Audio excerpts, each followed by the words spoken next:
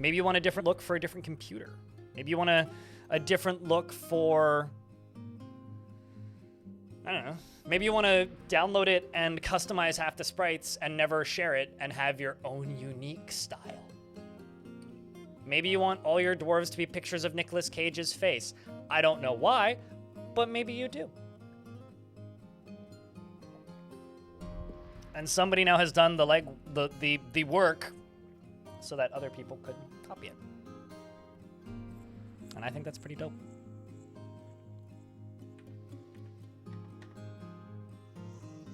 Anyways, who's ready to go fishing?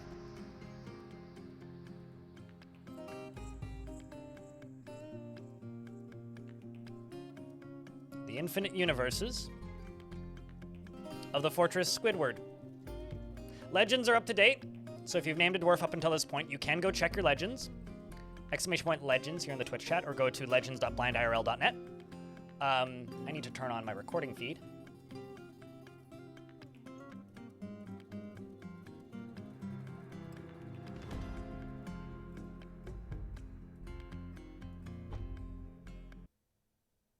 What did you learn today that you wish you'd learned years ago, Rylais? It's good to see you, by the way.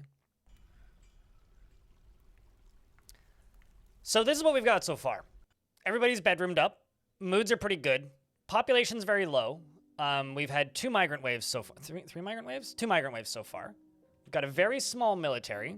The named dwarves in the fortress are Kenton, David Hasselhoff, Michael Bay, Diabetic...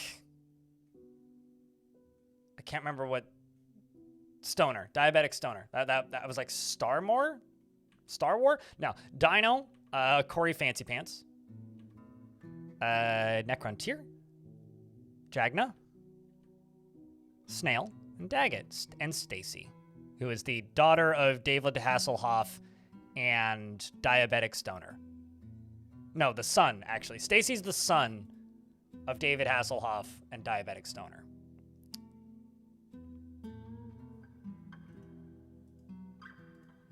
So it's a pretty low population at the minute. But c'est la vie.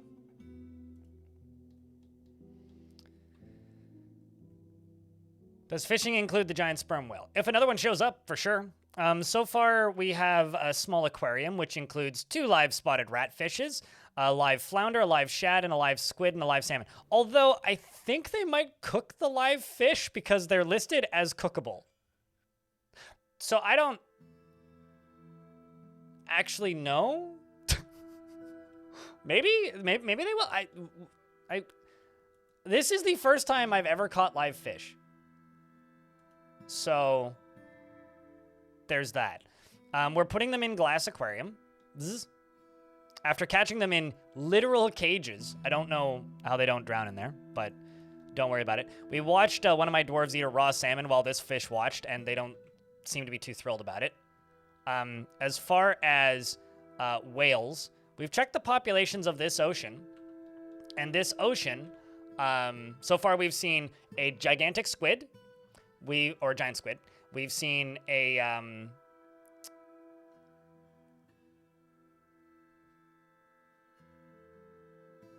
there's a giant squid, an octopus, and something else. That was large. It was a giant something. So we've seen a few fish that are big and catchable. There are birds on the surface. So as the birds periodically come and go, the fish periodically come and go.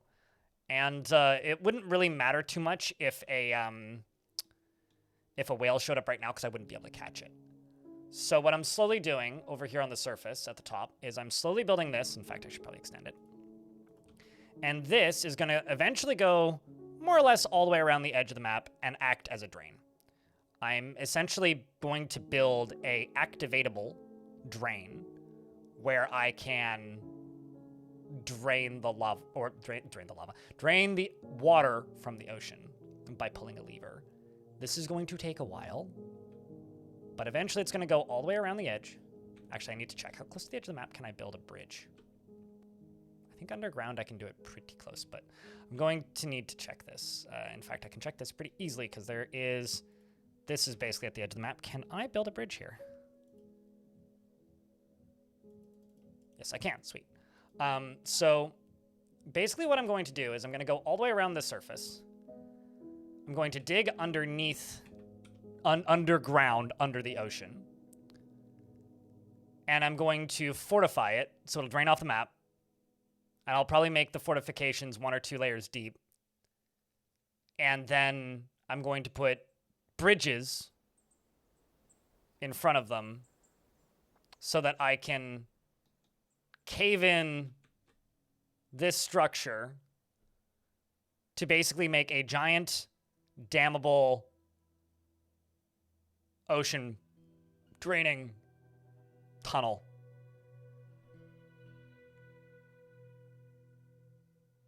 How deep do I need to go to get under the ocean? It depends on the layer. I mean, here I don't actually know, because I don't know where the ocean stops. And I tried throwing a chicken in there, and it didn't discover anything. So the chicken wasn't very good at reporting its findings. Chickens, not great scientists, but like 30, 40 layers, I think, is the deepest area. It's like layer 41 over there, and then over here it's 42, 44, basically layer 44. Wasn't very impressed with the chicken's scientific discoveries. Docks a ship in a bar would be awesome. I mean, I'm kind of thinking about doing that, yeah.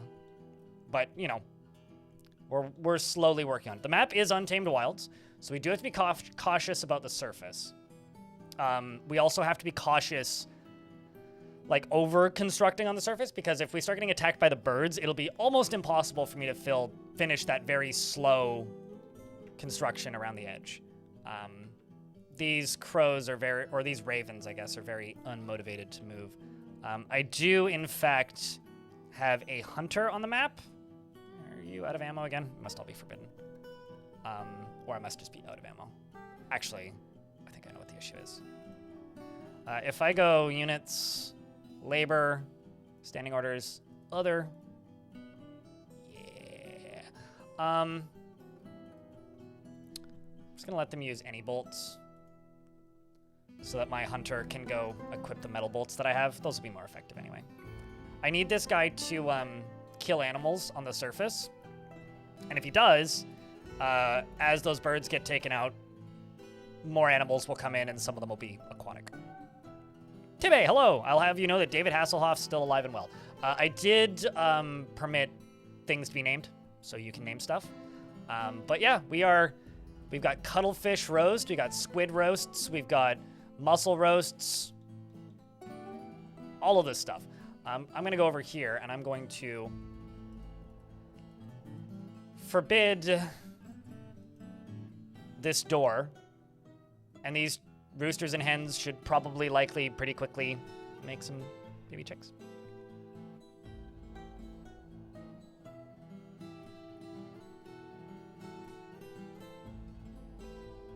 You can in your world, but this is my world, and I do what I want to. YouTube chat.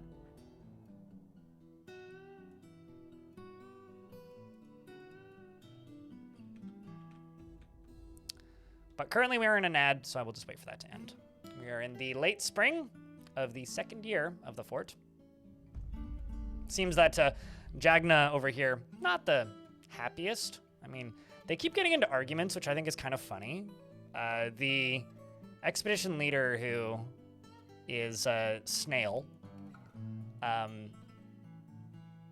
keeps getting into arguments with people. I think was like the first one who did, which I think is really kind of funny. Like, every now and again, you'll get like a faction that has like a couple personality quirks that just makes them like very argumentative. And it's like playing Dwarf Fortress in hard mode. It's funny when people talk about like, oh, playing this game without a wiki is hard mode. It's like, no, sometimes the game just gives you hard mode. And if like you happen to have a faction that has like a culture where like they have pretty differing opinions on stuff, they just scream at each other all the time.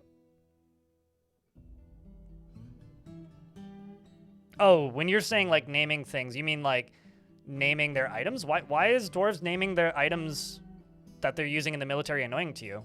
It literally makes them better. When an item is named, like if a dwarf decides to name an item,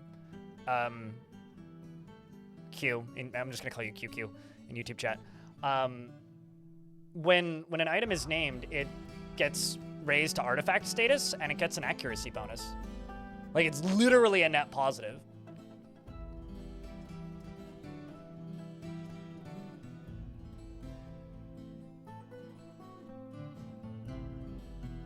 What, like, underneath the map? To cross it in adventure mode or in fort mode?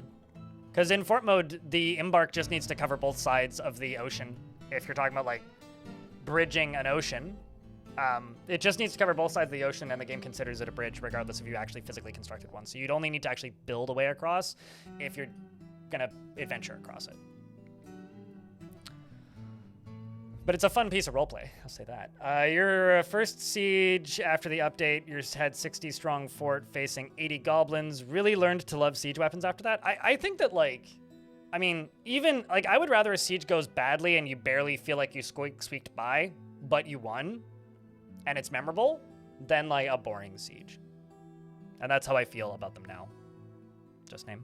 You get annoyed when they get attached to a copper weapon. They don't actually care, though. Like, restrict the material type and they'll leave it. Like, there's, like, this, like, general sentiment of, like, oh, they get attached to it. No, they just get upset if you destroy it. Like, if you go into their uniform and you just tell them to use a different material, they will go use a different material. You just have to assign that. They'll usually put that weapon in their bedroom, or it'll just go into a bin. And if it goes into a bin, then that's fine. They might get an unhappy thought if you sell it, but, like, you just need to edit a uniform.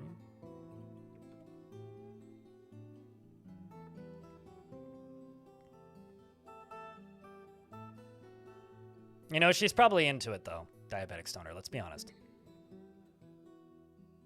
She's probably into it, though.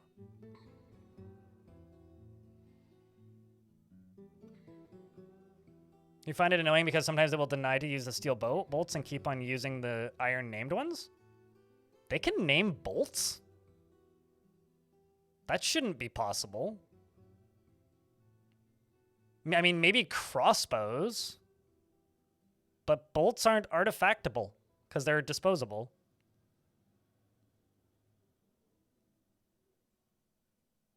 Oh, you said tools. Wait, hold on a second. You find it annoying sometimes because they will deny to use the steel tools and will keep using the iron named ones. So modify the uniform and assign it to them.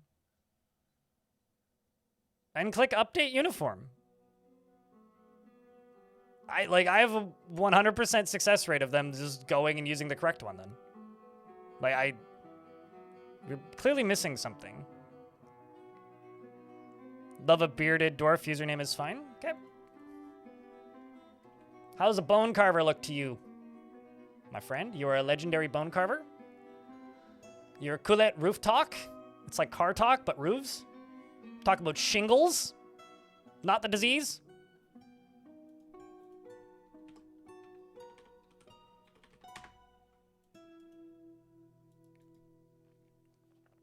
He is generally quite confident Let me try this again. He is generally quite confident of his abilities when undertaking specific ventures. He tends to be a little tight with resources when working on projects. It could be considered rude, and he tends to assume that the worst of two outcomes will be the one that comes to pass. He tends to be a bit stubborn in changing his mind about things, and has a sense of duty. He lives a fast-paced life, and is somewhat fearful in the face of imminent danger.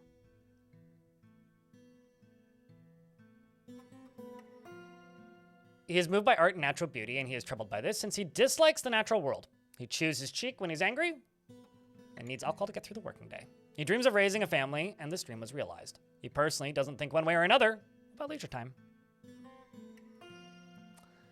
He likes obsidian, nickel, and pink garnet, and pigtail fabric, the color yellow, and backpacks. Spiked balls, trolls for their terrifying features, quinoas for their beer, and the words of the fatal death. The sound, I think like somebody wrote one poem about that god once in this faction, and that regardless of the god they worship, they like that poem because it's the only one of note that's been written in the faction. I'm convinced of this. He prefers to consume Bushmaster and raspberry wine, and absolutely hates oysters. He's married to Dino. Yeah, Dino's right. That is your husband. They've got a pet dog. The two of them do. You are a member of the Faith of Diamond. And you don't actually worship the god of death. See, point made. But you like the fatal death. Huh. So far of note, you haven't made any artifacts or anything. We don't have enough dwarves to get artifacts. You do feel satisfied after improving stone cutting. And you're satisfied after caging a creature. And adoration after becoming a parent. Because of baby English. You have a good day at work? Rand King? But that's mean to the dwarfies? Not really. Like, I think that a dwarf should feel proud of their named notable item being placed on a pedestal in a place of honor behind bars, gem windows, and a locked door and key, with a dog standing next to it for defense. I think that that is a honorable state for dwarves to be in. I think that they should respect each other and themselves for their art being memorialized in such a glorious fashion. Anyways, this is going to become storage. And I think I'm going to bring this little walkway here over to there.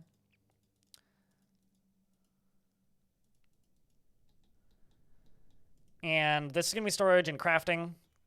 This is going to be the tavern. I'm going to put a library over here. Or maybe a library down here. No, it's a little bit too squished. Let's do, or potentially a library over here. Maybe we'll do library over, maybe library here, possibly. I do need a library, is what I'm trying to say. Because I've been stealing books. If I actually go to objects and I go to written, these are all books that we've yoinked. We've been grabbing these from abandoned fortresses. It's actually kind of interesting to see all of the different artifacts that are associated with the different families. The two real notable families are Burr and then Diabetic Stoners families. Once again, you can read about these characters in Legends if you so desire. I need to just like automate a drink order. Brew a drink from fruit. Brew a drink from plant. And we'll do fruit if the amount of fermentable plants is above that, and drinks is below 50. So if that's above 50 and below 50, they will brew those. And then brew, drink from plant. 50, 50, 50. Same rules if amount of brewable plants is above that, and we are below 50.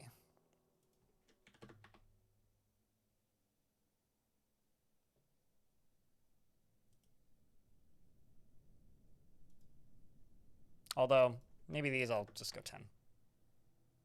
Yeah, actually, for this one, I'll just, like, remove the number of brewable plants. Because that one I just need to be running. All right. Well, that's the fort. There ain't too much to say at the moment. Aside from that, the fortress is named Squidward, and we're going fishing.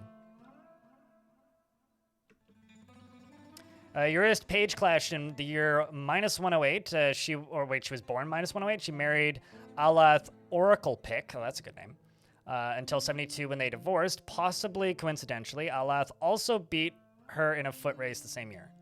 So Alath got married to Eurist.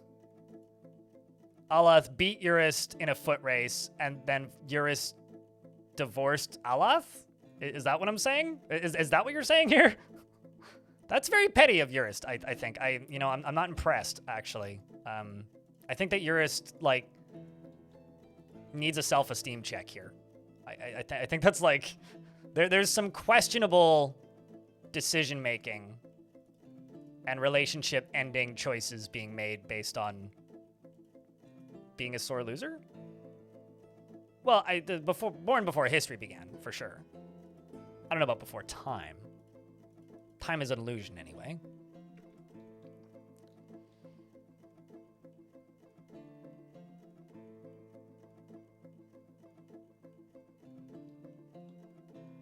They do. Diabetic Stoner. Most recent update added the ability for dwarves to feel triumph upon defeating a siege or being in a fortress that defeats a siege. So even like dwarves that didn't take part in the actual fighting get a happy thought. But aside from that, that's up to the player. You need to make sure that your dwarves value martial prowess. You need to make sure that they don't feel fear in the face of imminent danger. And you need to make sure that they aren't easily stressed. If you have those 3 traits, they train a lot, and they survive a siege or 2, they will get to the point where they don't feel anything in combat. So if they are terrified and getting PTSD, they can get over it in some instances. However, if they're not getting over it, that usually means that you've just made extremely poor choices in selecting... There we go. Hen eggs. Excellent. You've just made some extremely poor choices when it comes to how you've set up your military.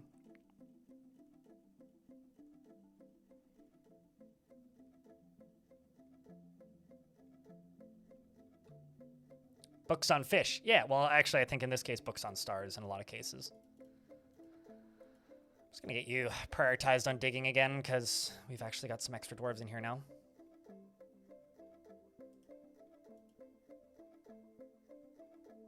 I think this should go out without saying, but we're making a lot of shellcrafts. So I'm maybe going to need to make a gift shop over here somewhere.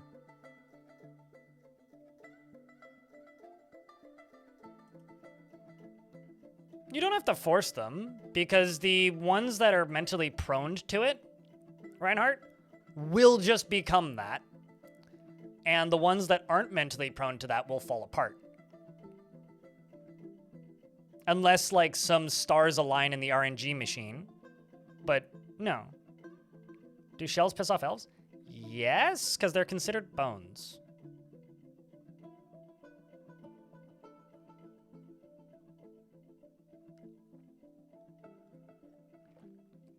Something that I think is really funny is, like, metal pisses off the elves. But I think metal made with charcoal that came from grown wood doesn't, unless they're weapons. So, like, I haven't tested this, but it makes me wonder about if... It makes me wonder if weapon, or rather not weapons, that's the wrong word. It makes me wonder if, like, metal crafts made on a magma forge would piss them off. Makes me wonder. But my favorite way to... They're not hypocrites, but I've explained this, I think, to you directly many times, so I will... They just have a simple set of rules, and they want you to abide by them. I mean, it's their land. I mean, they're the rightful landowners. They were here before any silly dwarf was, and we're just here burning down their friends. Like, I don't know. I think they're more than justified in their stance, personally. Although willful ignorance is half the fun, right?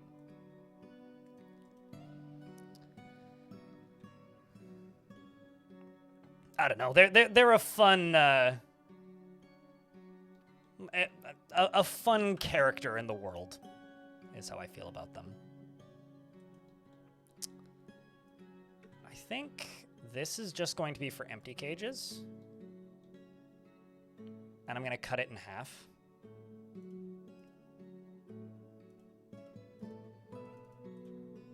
And then right next to it is going to be one for not empty cages.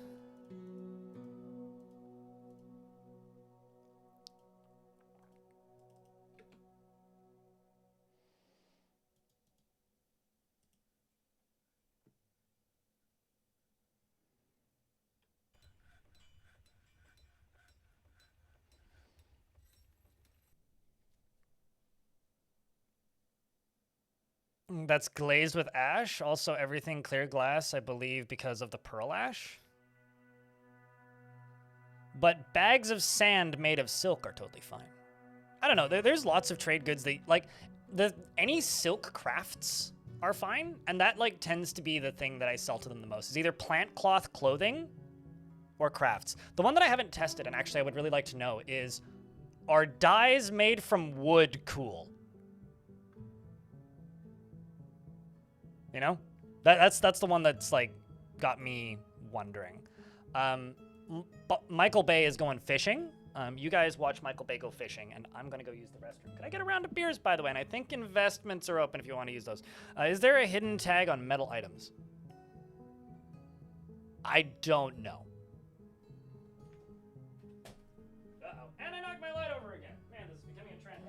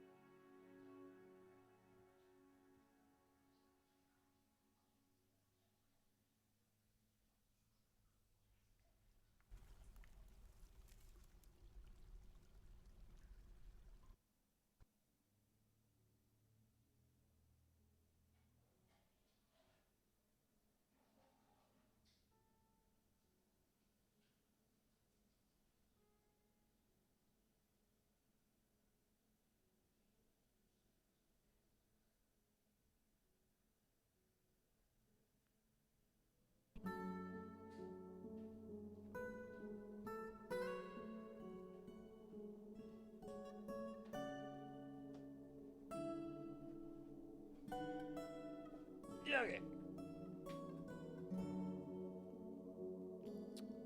You can't make skins into clothes from people, so you'd be modding your games, so jury's out on that. But do you know why elves are cannibals? And the one instance in which they are cannibals? Because if you do, then you can actually ask me that question, but if you don't, then you're very clearly outside of the realm of knowledge of elven culture, and that's on you. But anyways, the statement is probably not, because the way elves, the only time in World Gen where elves will consume dead sentience is after battles. So it's like a ritualistic thing. So based on that as a baseline assumption for the requirement to consume an entity of that sort, it wouldn't make much sense for them to be accepting of skins of something that they didn't kill, because they only eat things that they killed. In fact, actually, goblins don't care at all, and will just do that. Same with humans, if they can get away with it.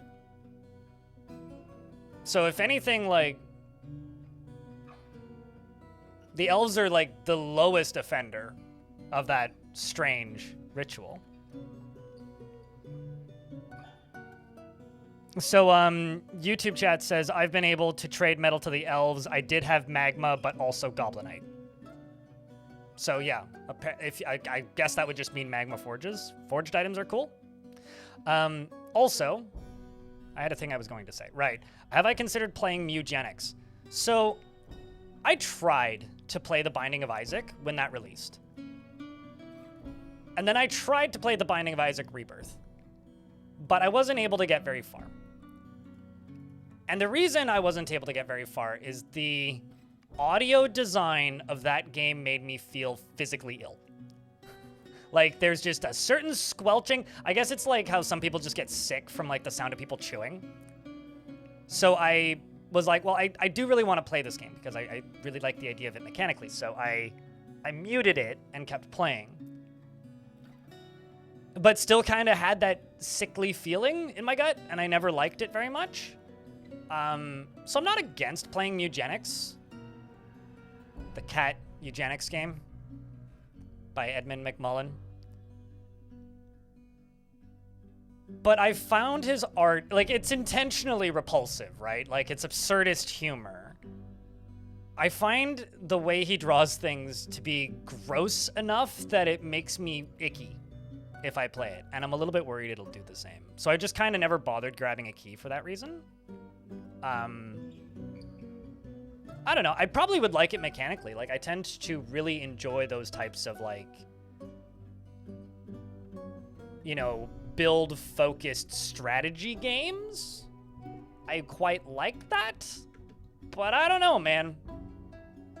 I believe it, yeah. I mean, I was watching somebody stream some of it last night? No, the night before.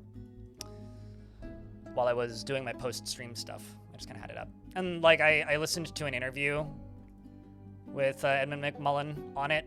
I remember when that was announced at PAX in, like, 2013. Like, long-ass time ago. Like, they announced that and then went and made Super Meat Boy.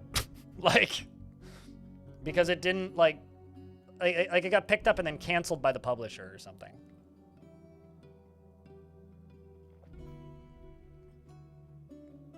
Building a skylight into the kitchen, actually. This is the kitchen down here. I'm slowly moving the foodstuffs over here. So the next thing I should do would be seed stockpile, which is going to go over here. This is just going to be for underground seeds, though. So this is just going to be for pigtails. This is going to be for cave wheat, sweet pods, dimple cups. I'm gonna say screw it to the rock nuts and plump helmets. I am going to keep barrels in this stockpile because I've been experimenting with this. I'll actually just set you to give items. Give items to that.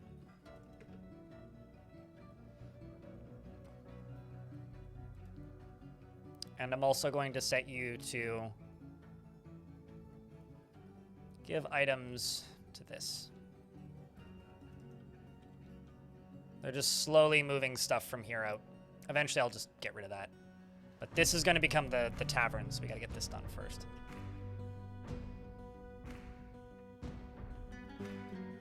It defaults to filling the whole thing up. How are we faring today? I don't think we're unfaring. I'm here. I'm present. I'm alive. I got jump scared by an email from Canada Revenue Agency this morning. Which is like, you know, how I pay my taxes. But it was just you have to pay your quarterly taxes next month. I was like, I know that. Why'd you send me an urgent, like, installment reminder a month and a half ahead of time? Freaked me out. Why would I make a quantum stockpile when I only have 19 dwarves, when largely all quantum stockpiles do is inflate the number of tasks? I don't need large quantities of stuff everywhere, like in very specific places right now. Like, there's still boulders like that close. It just adds a shit ton of hauling jobs early. Like, I almost always use quantum stockpiles in almost every fort I've built in the last 5 years. But, like, you don't need them this early. So, sorry in advance. You probably talked about it. Why would I talk about it? I'm going to build them probably after the next migrant wave when I have extra jobs or need extra jobs. Why would you say sorry for the question? And do you ever run into problems with your dwarves not making friends or getting married because they're overworked? Try to minimize your jobs. You don't need quantum stockpiles the second the fort starts. No, we didn't. Sorry, I was ranting. What kind of dwarf would you like, Cashless? But yes, you may have your dwarf. You use the command. Do you have any beard preference, or is it just any? Any money. Literally any? Okay. I will click on this, close my eyes, let's just hold down this button for a little bit. Oh, it does just go all the way to the bottom. Never mind, that doesn't work. Okay, so I'll go up, I'll go down, I'll go up, I'll go down, I'll go up. And then the nearest one is kick roast. You're now kick roast. Sore foot roast is cashless. No. Mad. You know, considering you're nomad, you must be a very happy individual. Never get mad. Greatly moved by art and natural beauty, and she rarely looks on others with lust. She rarely She is not inherently proud of her talents and accomplishments. She is somewhat quarrelsome, and she is bothered by this since she values friendship. She is quite ambitious, and she has a sense of duty. She doesn't often experience strong cravings or urges, and which is why she's cashless, probably. And she tends to not avoid crowds. She lives a fast-paced life, and she's rarely happy or enthusiastic. She's conflicted by this because she's nomad, because she values parties and merrymaking in the abstract. And she tends to hold on to grievances and doesn't often feel envious of others. She has a calm demeanor and can handle stress. This would actually be a pretty decent military dwarf. She needs alcohol to get through the working day and does not mind being outdoors, at least for a time. She dreams of creating a great work of art and personally sees guile and cunning as indirect and somewhat worthless, and doesn't care about nature one way or another. She likes shale and steel and chrysoprase, as well as giant beaver bone, which supposedly live here. Anyway, and the giant beaver bone, gems, battle axes, animal traps, and sheep for their wool, artichokes for their yummy hearts, and the words of the fatal death. The sound of the inky tummies and the sight of the sable blossom, and when possible, prefers to consume nautilus, perry, and two-humped camel's milk, and absolutely hates spark scorpions. But how are you today, Salvi?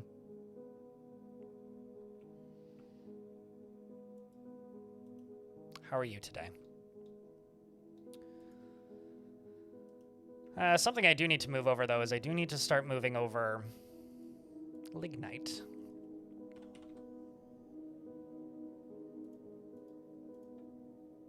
And bituminous coal. That will get a wheelbarrow in it eventually, but...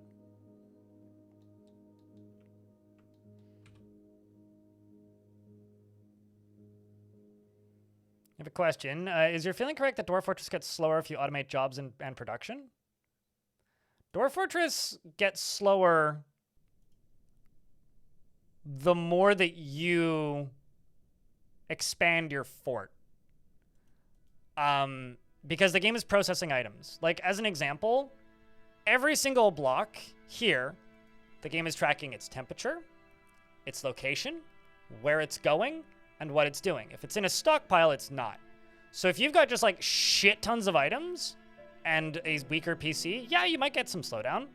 But is there like a hard and fast rule that if you automate your fort, will the game slow down? No. Like, do I experience that? Absolutely not. Like, it doesn't really make a difference. It's about the same either way. But like, if you have a weaker PC, I would assume that just having tons of items that you don't need in excess would probably slow down the game, I bet. That would make some sense.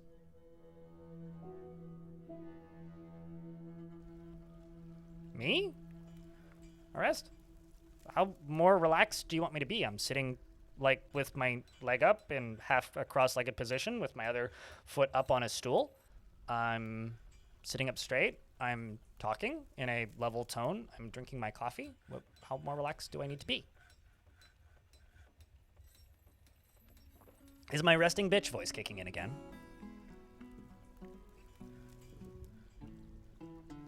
Maybe you need to relax. I recommend a back massage. Don't know how you're gonna get one, but...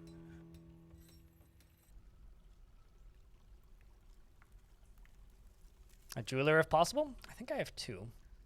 One of them's named, the other one's not. Legendary gem cutter.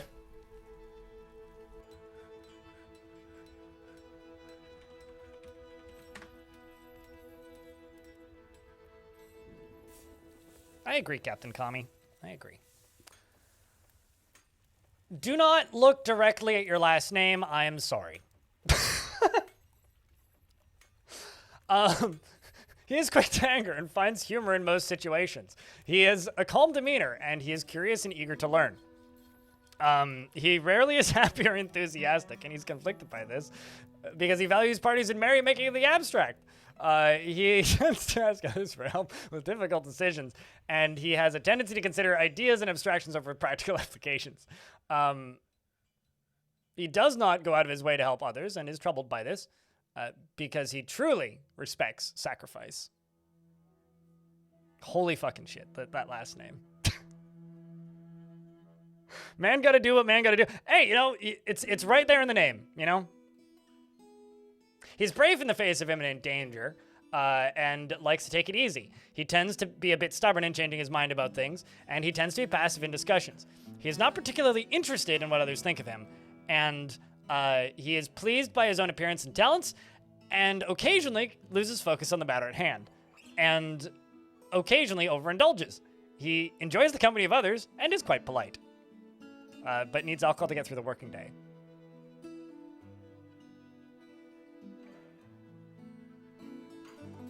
Maybe he comes from a long line of, like, dwarf performers who swallow bags as part of their show. You know, maybe it's like, you know, like sword swallowers, those people who just, like, put a sword down their throat, like those people. But, like, with bags. I'm not making this any better, am I? He personally sees competition as reasonably important, values sacrifice, and values cunning, and dreams of creating a great work of art. And likes percolates and aluminum and purple spinel and mountain goat hoof, cotton paper, and low boots. And the sight of the loots of poets and animal traps, and when possible prefers to consume little penguins, sailfin mollies, and pig cheese, and Perry, and hates snails. He's a member of the Turquoise Fellowship, worships Datan Doran, the god of... you worship the god of death, the god of fortresses, the god of mountains, and I don't know what that other one is. Chameleon! Thanks to the Prime. Or chameleon? That seems like a plan, chameleon. Little penguins. Yeah, little penguins. They're like the short, stout penguins. It is actually... I've looked up little penguins before because I was like, what the fuck is a little penguin? It's a specific type of penguin.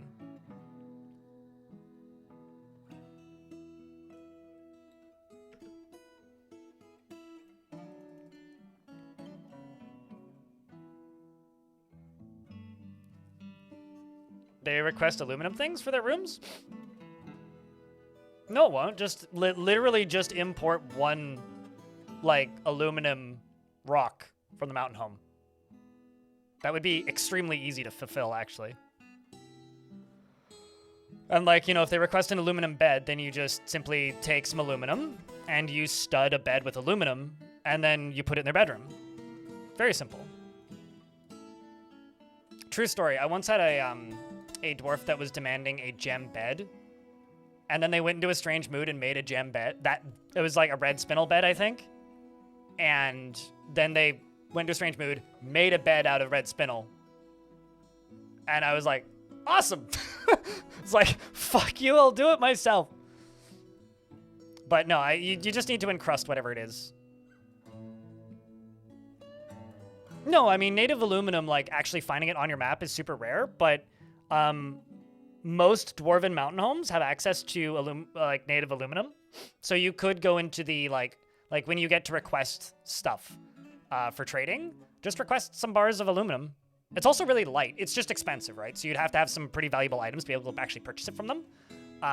But, like, it's not that hard to import.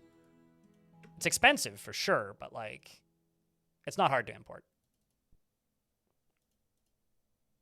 I think, like, the biggest fault of, like, that system is that it's just poorly explained. Like, the fact that, you know, you don't actually have to make the item out of that material, even though it's worded like you do. You just have to... You just have to... what's the word?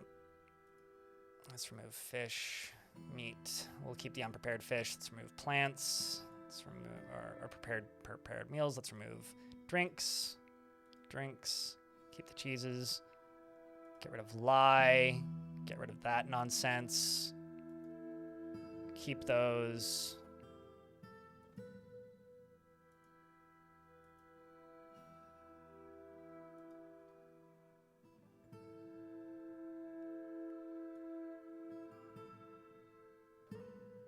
Actually, just curious, what could I... Is there any... Zebra Fiend extract, eh? Mostly just looking for fish. Cuttlefish ink? Huh.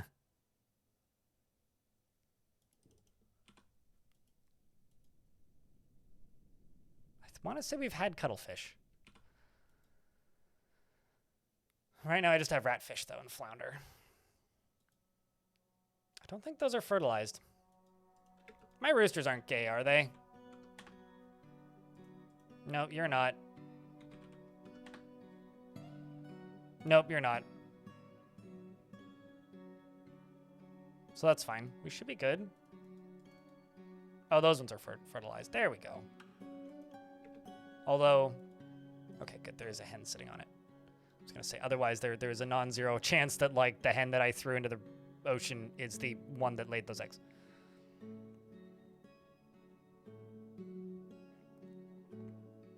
The mod I'm playing with allows you to extract aluminum from bauxite. Cheater! I mean, hey.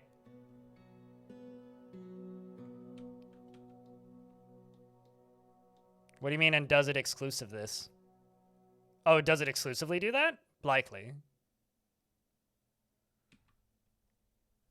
Why you gotta be so mean to the poor gay roosters? If the rooster likes other roosters, just let that rooster like other roosters. It's okay. Love is love, man. Except for when I need those roosters to fertilize eggs so that I can make more chickens. Then it's a little annoying.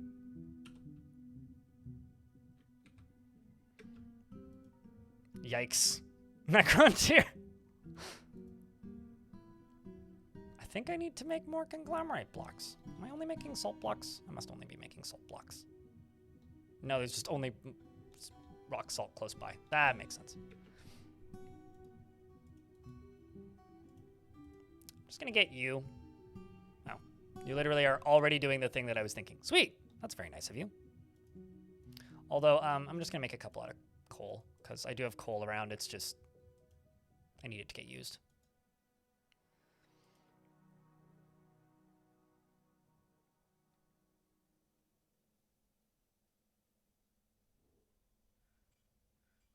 And there's nothing wrong with that, Zalvi. Also, wouldn't that be plural?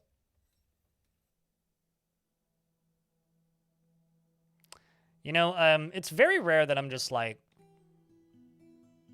I get that you think this is funny. And I'm happy that you think it's funny.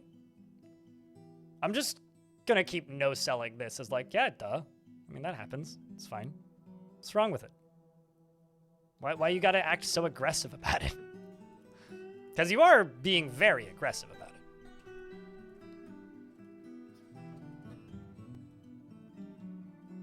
Anyways, how are we doing on bedrooms? Just the babies don't have bedrooms? Oh, no. Oh, well. It'll be fine. This really needs to be turned into a tavern.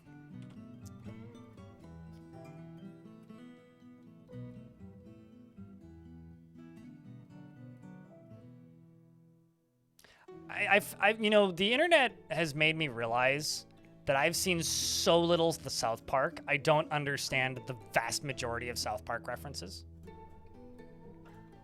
Like, genuinely. Like, it is kind of amazing to me, actually, how little I get when it comes to South Park references.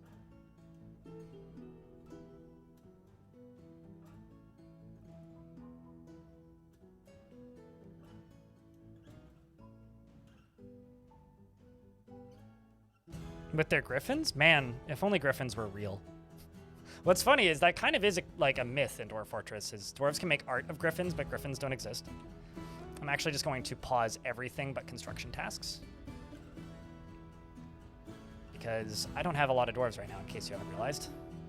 Actually, that's not true. I'm going to keep the brew drinks going.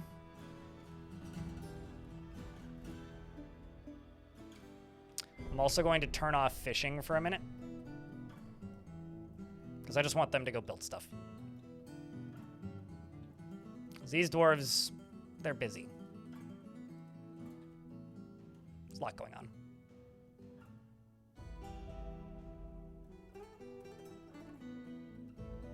I'm more of a walking gag person myself, Q and green tea.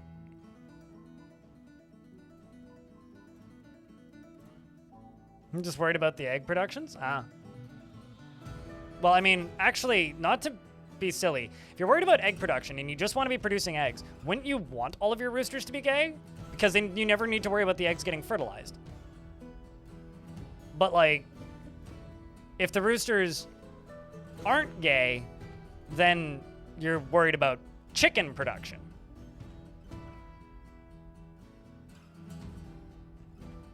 Anything special about the location? There you go, Necrontier. The special thing about this location is it's extremely deep.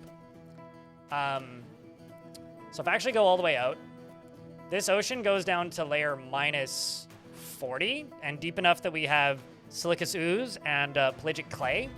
That means that it's deep enough that deep sea creatures can wander into the map, which there aren't any on the map right now because we're getting clogged up with a bunch of ravens, and I'm like kind of hoping that my hunter's gonna go actually do hunting instead of whatever the heck they're doing right now. In fact, maybe I'll just like specify you only hunt.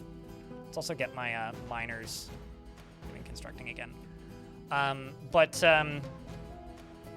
The idea is I want to catch deep sea creatures. What if you run out of hens? Well, then I guess you won't be... those hens won't be running all solo, so you can't say you're hen solo. I don't know, then skill issue, I guess. That's literally all I got, man. You had tamed a pair of bears, and after a year or so, I said, "Oh look, I should look if the bears are gay." And then they laughed, and they were, and sure they were. He laughed pretty hard, and he was like, "No, I asked you if you're playing the gay bears game." I mean, that is pretty funny. I mean, yesterday it was gay dragons. Today it's gay roosters. What's tomorrow? If not gay bears.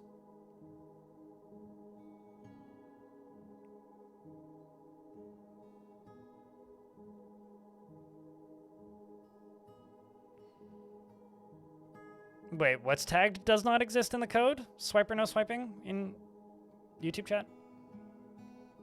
Where can you see day one? On Twitch in my VODs and on YouTube once I get through my backlog because I upload things in order. Oh, yes, on Griffins, right. Can fish be gay?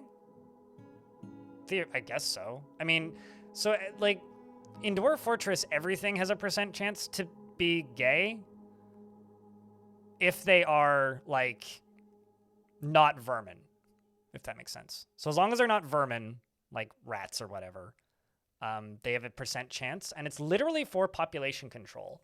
So it's like if their population is too dense, that percentage ticks up so that they don't out reproduce other species. Because it used to be that dwarves would always win in World Gen. Now, like, generally the necromancers win, but dwarves would always win because they can just multiply faster than elves can and faster than anything else can. But that has since been changed, or that has since shifted because now necromancers just win because they don't care. Generally, anyway. Not as much as they used to, but generally. What was I going to do? I needed to make a rock pot.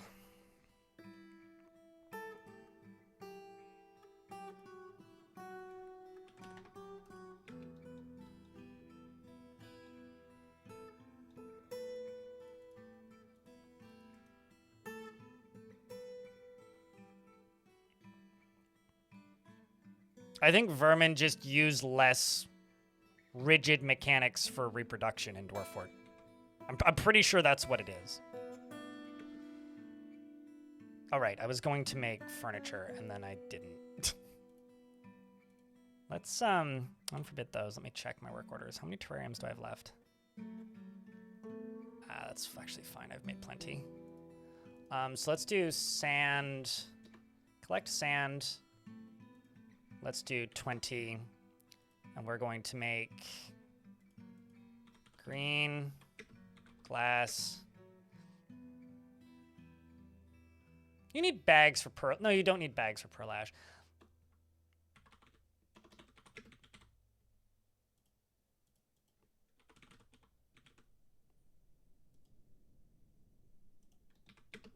Let me just pause for a second. I'm going to make a wood furnace, and I'm going to plunk that down right there. And then I need a kiln, which I'm going to plunk down over here.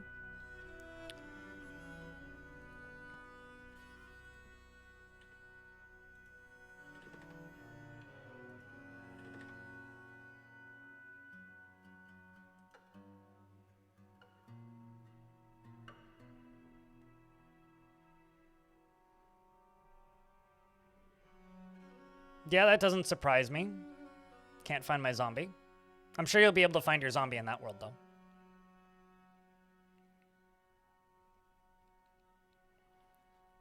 In Dwarf Fortress, can't find my zombie. There are mermaids in in good aligned oceans. They're like unicorns on land. They're pretty rare.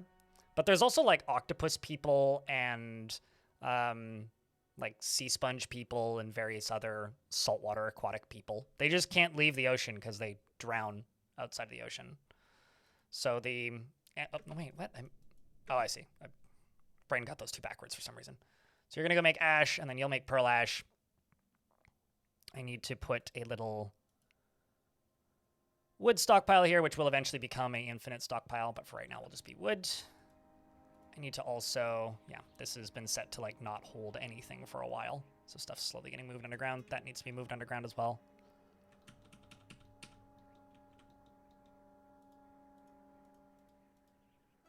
What? Oh, that's the bottom of the map. I did not realize I'd made it all the way to the bottom of the map. Okay.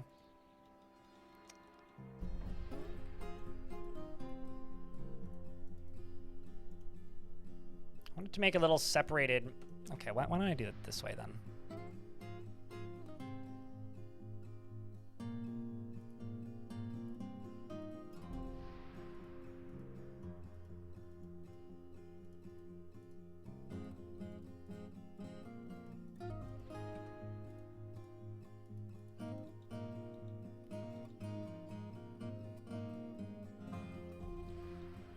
Centaurs do not exist, but there are drawings and myths of centaurs.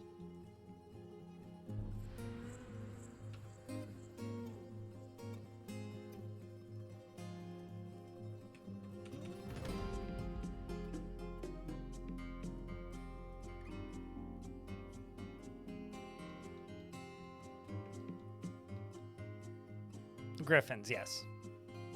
Same with Ents. And currently wizards, but I guess wizards will leave that world at some point. Although allegedly in the original prototype for Dwarf Fortress, there was a variant of the game that included Ents and wizards. Actually, I think the old 2D versions of the game also included wizards, but...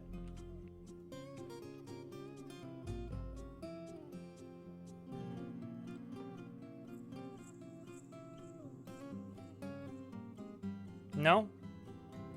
Ents have never existed in Dwarf Fort. Ants exist, but no Ents. What are you smoking to make you think that Ents exist? Those clearly don't exist. Those are a myth. You should stop listening to your great Grammy.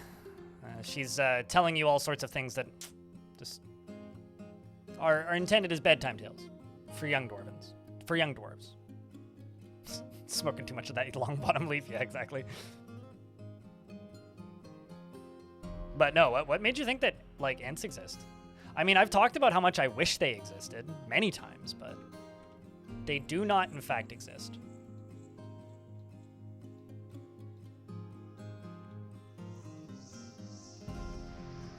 Firemen, on the other hand, are very real and live among us, and in most puddles of lava.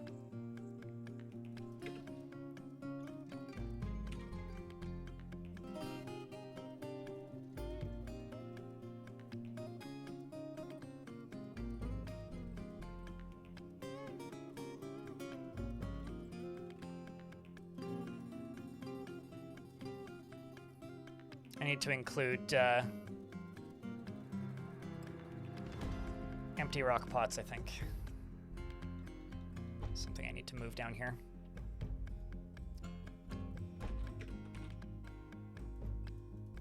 Actually, why don't I just say pot? Because I can never remember actually where they are. I'll say they're under tools, but... Large pots, there we go.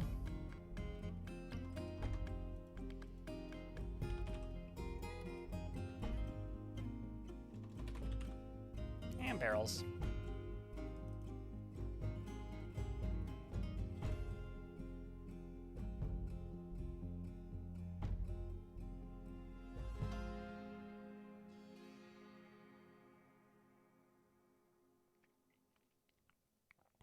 Oh no, ants and termites all exist, but ents, E-N-T, are not an A-N-T. Those are two very different words. Wood furnace, that.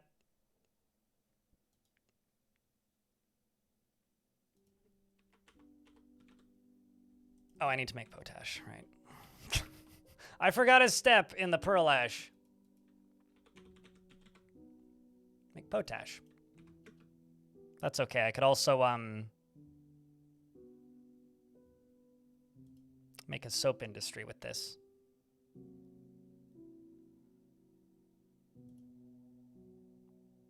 I need an empty barrel. Okay, well, let's do the... make 2 carpenter shops again. Which actually I'm going to put over here.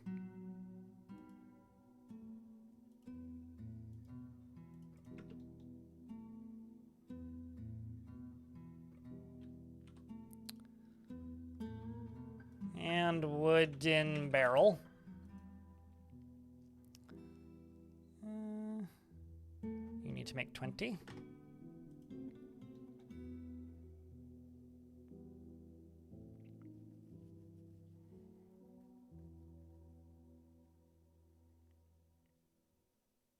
Once again, there is no such thing as Ents in Dwarf Fortress.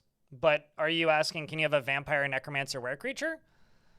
If a necromancer is already a necromancer, they can't become a vampire. But if a vampire becomes a necromancer, so if they're a vampire and they read the secrets of life and death, they become a necromancer, but they have to be a vampire already. And if they get bit by a were creature, yes, they'll turn into a were creature, but they can't be cursed once they're a necromancer. Aside from getting bit. But I guess I just have to repeat myself ad nauseum forever because chat has a singular brain cell, and you don't understand the concept or statement of that does not exist in this game's universe. So no, you cannot have an Ent anything, because for the final time today, they do not exist in Dwarf Fortress at the moment. Where you had a weregecko? Yeah. Weregeckos are great. I like, my favorites are the were-kangaroos or the were-pandas, just because they look really silly. Really just looks like these dwarves are bored. Or, if not bored, then arguing a lot, which is like the biggest issue. Brugan, thank you very much for the 7th month. Welcome back, man. There ain't any ants. Exactly, Crumpet sounds. How you doing, Crumpet? Forbid. Pause. Unforbid. Just so I can speed up this process a wee bit. Ashery.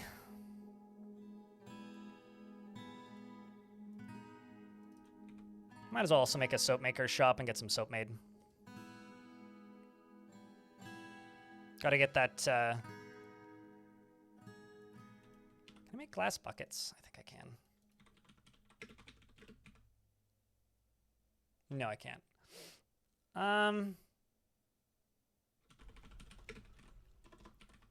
Wooden bucket. Just make 10. It's fine. What do I think the most dangerous were creature would be? On paper, isn't it the were mammoth? Because they're the biggest one. Have burr. I have one unnamed burr, and that's this burr. Burr the boyer. But, is that the burr that you wanted? Okay, I will just make my life less annoying, so I don't have to say no, no, no, no, no forever. Chat, there's this beautiful resource about Dwarf Fortress called the Wiki. Now, on the Wiki, there is a complete list of every single were creature that exists. I will link this in the chats for you to peruse at your leisure. And then stop asking. Because I don't know all of them off the top of my head. But I do know the ones that are decidedly not. So have at her. Best of luck, Arinos. And shout outs to the were-rabbit, the were-lemur, and I can't remember the last time I saw a were-zebra. Were-chinchillas are pretty good, though. I think were-chinchillas sprites might actually be one of my favorites. I mean, look at these fucking guys. Just look at these fucking guys. He Angie. He will bite your ankles. And also, I just want to say that I think that this short is giving me a middle finger.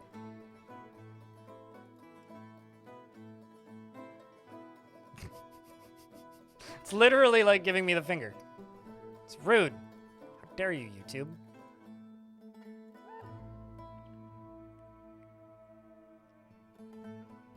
For the elks and the foxes. Panda tends to be the one that I reference as my favorite.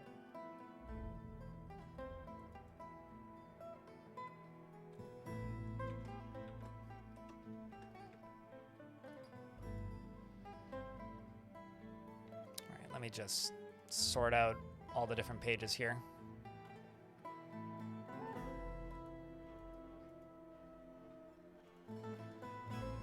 All right, there we go. Catching back up here.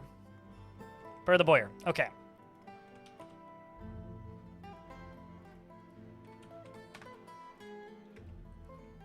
Ceph, the cephalopod, is not driven and rarely feels the need to pursue even a modest success. She seeks out exciting and adventurous situations, and she does not go out of her way to help others. She is quick to anger, and she rarely feels discouraged. She does not easily hate or develop develop positive feelings. She's often cheerful, and she's often cheerful, though she remains put off by deliberate merrymaking. She tends to be a little tight with resources when working on projects, and she tends to form only tenuous emotional bonds with others. She tries to keep her things orderly, and she is trusting. She has a greedy streak, and she doesn't handle stress well. She doesn't tend to hold on to grievances, and she exhales sharply when she becomes exasperated, and she shakes her finger up and down when she's excited. She becomes very rigid when she's angry.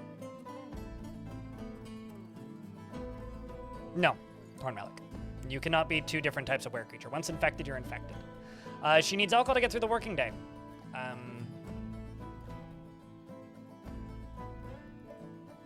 She personally disregards tradition, sees merrymaking as a waste, and does not care about family. Because when they're in were-creature form, they regenerate that form every time. So if a dwarf is already a were-creature, they turn into a were-creature every full moon. If they fight with another were-creature and that were-creature bites them, they go back to their normal form and they lose like the injuries that they gained while they were in were-creature form. So it's like moot at that point. Personally disregards tradition, sees merrymaking as a waste, and does not care about family one way or another.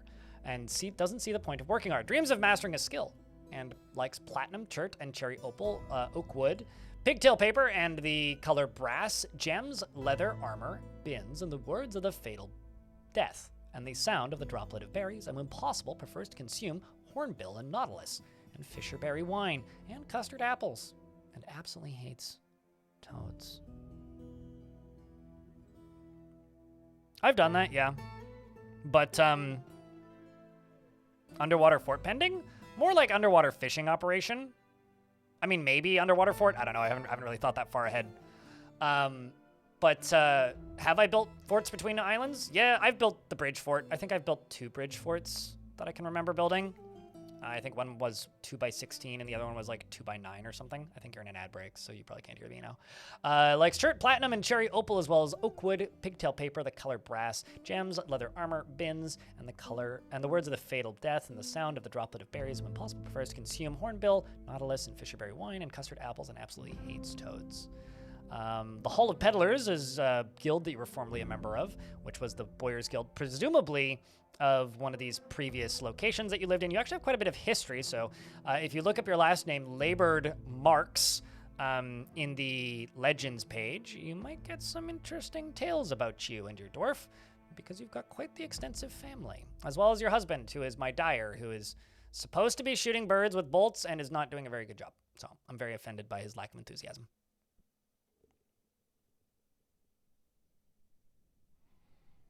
What does that mean? Champion? That means, well, if she was a champion previously, champion is like a rank that is appointed, similar to like Captain of the Guard or something.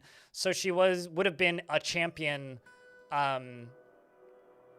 yeah, see, former champion of the roughness of influencing. So she previously lived in the roughness of influencing, and king or queen of the faction appointed her as military champion. That's like a dwarf that goes, because she's a trained hammer dwarf. So she, like, the champion is the dwarf that goes around and basically like speeds up the training of your military.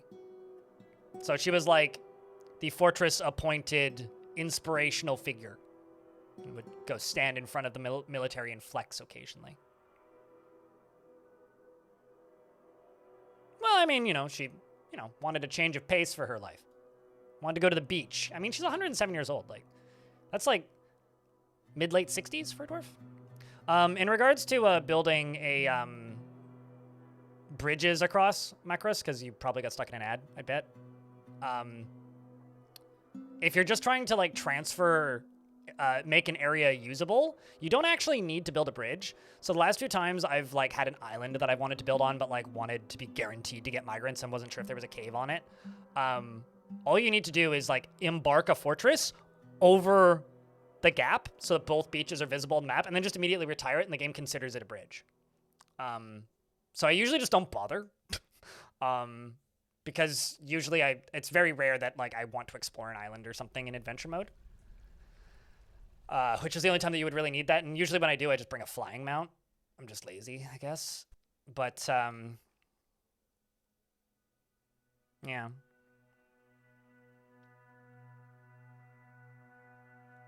Yeah, I remember spotting that being the sacred tomb of the Fellowship of Phantoms. Cool ass name for a religion and awesome name for a leader of that religion.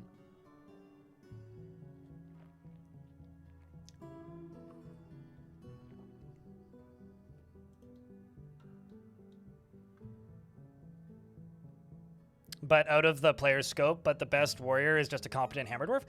That's like there's like 3 different tiers that soldiers train to in World Gen, right? One of those tiers is like, I can unforbid all of the paused stuff. One of the first tier of that is like the novice tier, which is like kind of the normal, like competent at the weapon and novice and all the other combat abilities that are relevant. And then there's the ones that are competent in all the abilities and skilled in the high one. And then there's like the one where they're just like the more neutral one, which is usually what like the monster hunters or the adventurers have, which is like it depends on what they happen to be holding when they show up, and they'll just be skilled in that weapon but won't have as much backing skill usually.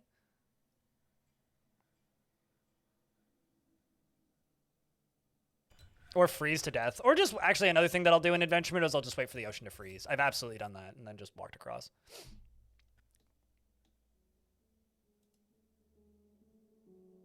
Oh no, my server on Discord is about to lose perks anyways.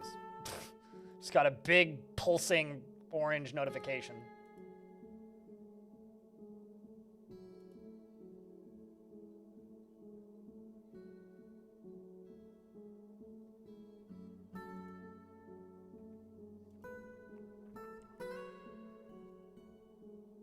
Is a legendary tracker? That's the most common legendary skill in Dwarf Fortress, because if you just walk around a bunch out in the open, you will inevitably become a legendary tracker. Okay, so now that I've got the Pearl Ash running, I'm going to do clear glass table. I need to make more bags, is actually the bottleneck I'm hitting here.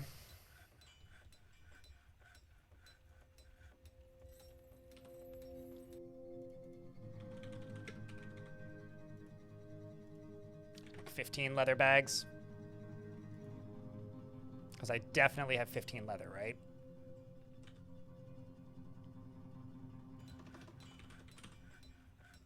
Nope, I have 7. All right, let's see. What can I butcher? Literally nothing. Well,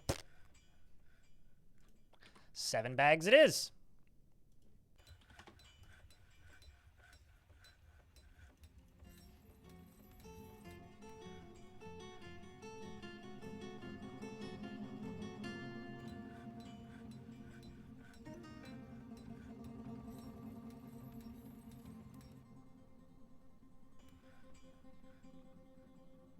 No, it's probably actually Dino.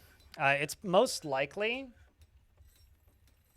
the reason my server is losing a rank is probably because of people canceling Nitro.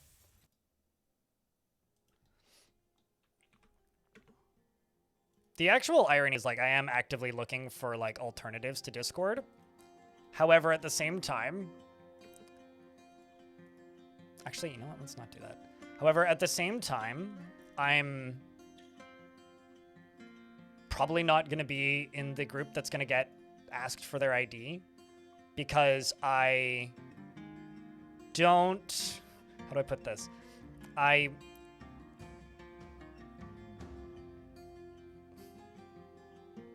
had a Discord account long enough, and I've subscribed to Nitro long enough, which I've canceled now, but I still have it for like another 8 months or something. And they've had my credit card long enough that it is very unlikely that they would ask me for it. Not putting it above them, but I don't actually see that happening. Get to it, Romanoid. Start encrusting some furniture. Which means, yep, you're gonna go grab them tables. Look at that. Got some fancy tables up in here. Currently I'm brewing pigtail for some alcohol variety, but that's... it's either that or hemp. I mean, I don't need that many bags. I just need more than 2 is the real issue here, because, like... As long as we're getting it done, it doesn't matter so much. I don't actually need that many bags right now.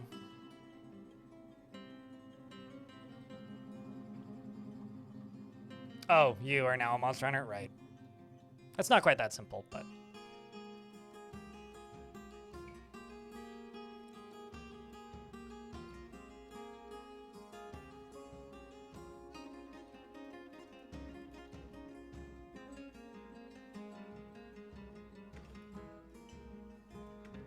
I find that actually kind of surprising that I don't have any tallow, but...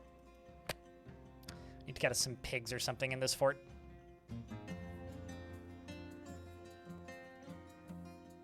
Got 2 fancy-ass tables. Look at this. Menaces with Spikes of Masterfully Worked Morian by Romanoid, and Masterfully Worked Great Chalistoni by Romanoid.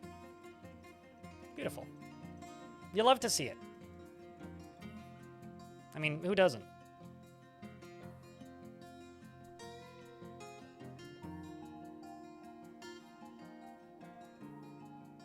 I know tallow gets auto-cooked, but I'm just amazed that they auto-cooked the tallow, because I've got a lot of stuff that can be cooked into food. Because, like, as you can see, I have a lot of different ingredients, and the fact that they managed to pull the tallow is, like, actually quite unlikely. Kind of impressive in a way.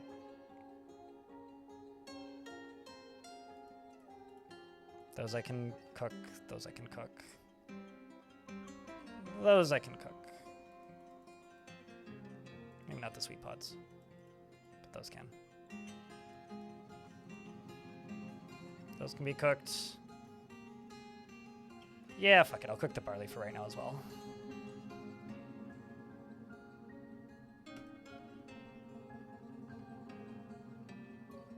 Got any surface rope breed? We have hemp on this map. I didn't see any rope breed when I was looking around. But no, we can absolutely make cloth. I'm just trying to use stuff that I already have. That's already available, you know? That's all I'm really trying to do at the moment. So I don't need to, like, produce extra things.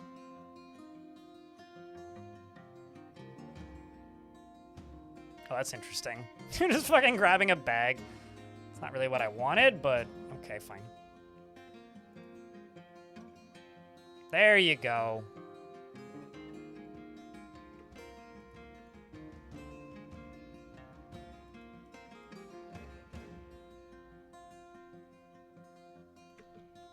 Let's just go over here and get those tables placed.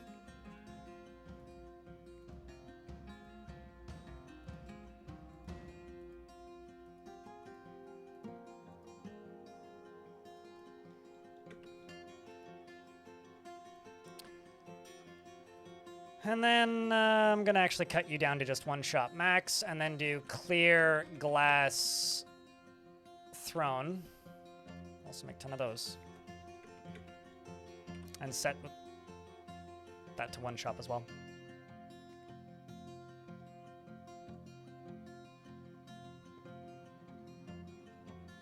Rice and chopsticks? I would need rice wine for that then. And then, like, I don't think there's any edible seaweed in Dwarf Fort.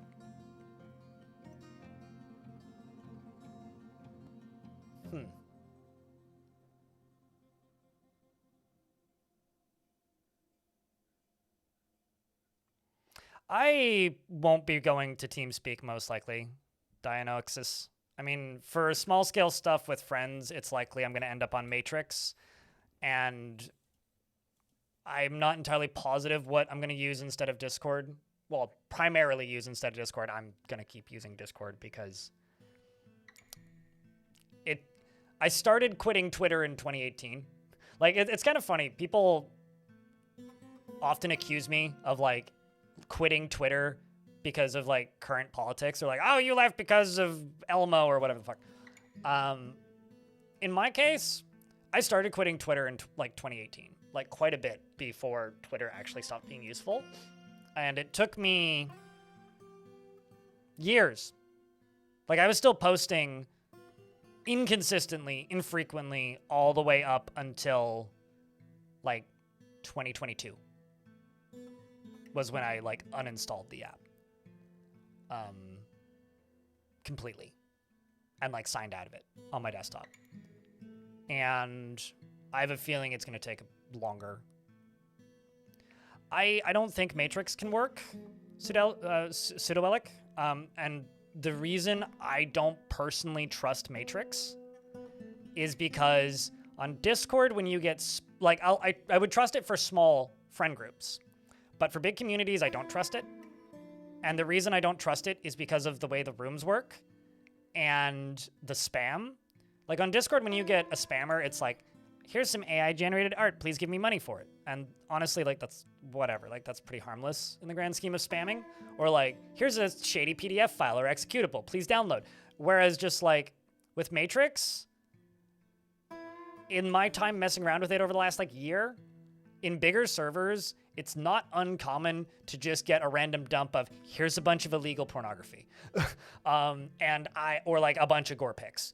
And I don't, because of, like, the encrypted nature of it, I don't feel comfortable trying to manage a public community on that platform. I think if you have a group of 4 friends and you're not in a lot of spaces, which is what they call rooms in that platform, and it's, like, locked down and passworded and all that, I think that's a good use for it, and it makes a lot of sense in that case. And I think it's great for that, especially because it's peer-to-peer, so you don't need to pay for hosting, and, like, you can just, as long as it's a group of people that you trust and you only let in people you know, that's, I think, a really good use case for it. Similar to TeamSpeak, except, like, because, like, TeamSpeak, it's, like, pretty, like, hardware intensive to host. So, like, you kind of don't want to fill it up with anybody. You want it to be, like, people that you know directly that you want to talk to. Whereas, like, for a bigger kind of community thing, it doesn't, I don't trust it. I don't feel comfortable using it on that platform, using that platform for that service, which is why, like, I will be, which is why I will probably be on Discord for a long time. I'm never going to give them my ID, but, like, they have my credit card number, so, like, like, who cares in a way. But at the same time, I do want to deprioritize it because this is absolutely the final straw for me when it comes to, like, what I trust and what I'm willing to do on that platform. Set you down to 2. Set you down to 2. You get rid of the table, and you get rid of the throne. Wait. No. That'll sort itself out, probably. And 1 and 1.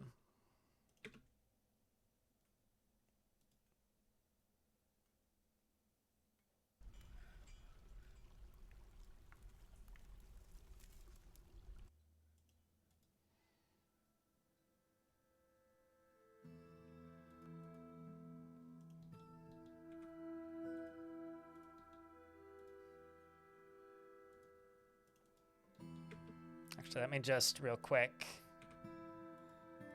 check this. There you go, just that one. And I see a thing in chat. Queuing green tea. Sure, pick one.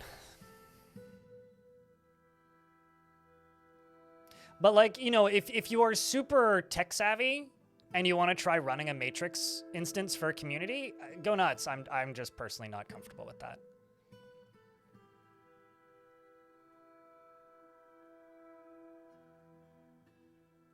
This is definitely not flawless class. Thorn Relic.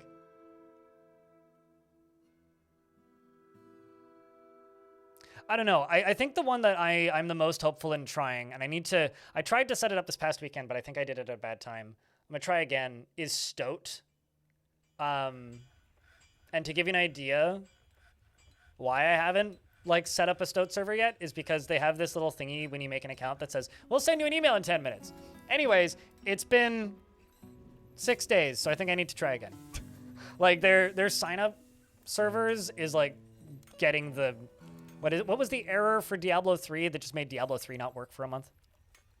It's like getting that effect. It's getting the hug of death. You know, honestly, at this point, Sloppy Spleen Splatter, I'm more concerned with the Ring camera that is in my apartment building right now that somebody is illegally leaving on their front door, because it's illegal to have a Ring camera indoors in an apartment building in British Columbia, than that, because I just won't give my ID over. It's just not going to happen. But no, I think that there's absolutely a value to moving to open source options, or options that give you the option. Options that give you the options. Platforms that give you the option to self-host it if you wish, that will let you pay them to host it for you. Like, I think like that is probably just a wise direction to be going in anyway. Yeah, I saw it. Sorry, Queuing Green Tea. I'm just bit distracted at the second. And for some reason, today is the day that everybody, you want lowercase QN? That one? That good? Thumbs up. Today is the day that everybody's deciding to utilize their Dwarf privileges at the higher tiers. Normally I get very few of those, so I've been naming multiple things like every 15 minutes or so. So I'm a little bit flustered. Well, not flustered, but you know, out of it. Also, it's my Friday, so it's like it's been a week. Time for some spray paint on those? That would also be a crime? That would be vandalism of private property? And I would be filmed in the process? And they live directly below me? And know who I am and what I look like? That doesn't seem like a good idea. No, I mean, we're, like, the building is in the process of just sending them a warning. Not to sound like hoity-toity stocked bar, I volunteer to assist with building management, and it's something that's literally in the works. So, like, yes, it is something that is happening, stocked bar. Within a couple of minutes, looks like worst of the Exodius is done. Okay, maybe I'll try again. I feel like mine just didn't go through. I also did it with a email alias on Fastmail the day I signed up for Fastmail, because I moved to Fastmail. Yeah, I'm just tired of getting ads in my Gmail. No, though you keep going to claim and someone else does. That's fair. They want to hold up on the stream? Nah, it's all good. I'm holding up my own stream, Queuing Green Tea. She never deliberates before acting to the point of being considered thoughtless. She is impolite and inconsiderate of property. She's very ambitious and always looking for a way to better her situation. She's very quick to anger and greatly moved by art and natural beauty. And she is troubled by this since she dislikes the natural world.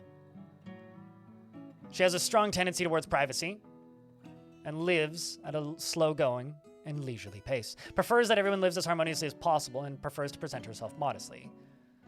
She is not particularly interested in what others think of her. She's assertive and she tends to be pleased by her own appearance and talents. She's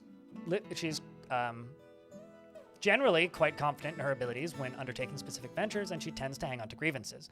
She tends to assume that the worst of two outcomes will be the one that comes to pass, and she has a greedy streak. She occasionally overindulges, and she tends to be a little wasteful when working on projects. She cracks her knuckles when she's bored, she holds her breath when she's nervous and needs alcohol to get through the working day, and likes working outdoors but grumbles mildly at bad weather. She dreams of creating a great work of art and personally values hard work and finds leisure time wasteful and doesn't particularly value loyalty. She likes malachite and electrum and brown zircon and eagle tooth, short swords, and goblets and the sound of the droplet of berries and the sight of the fabulous satin, and when possible prefers to consume elk, mango wine, peppers, and hates rats. You worship the god of death, Nur.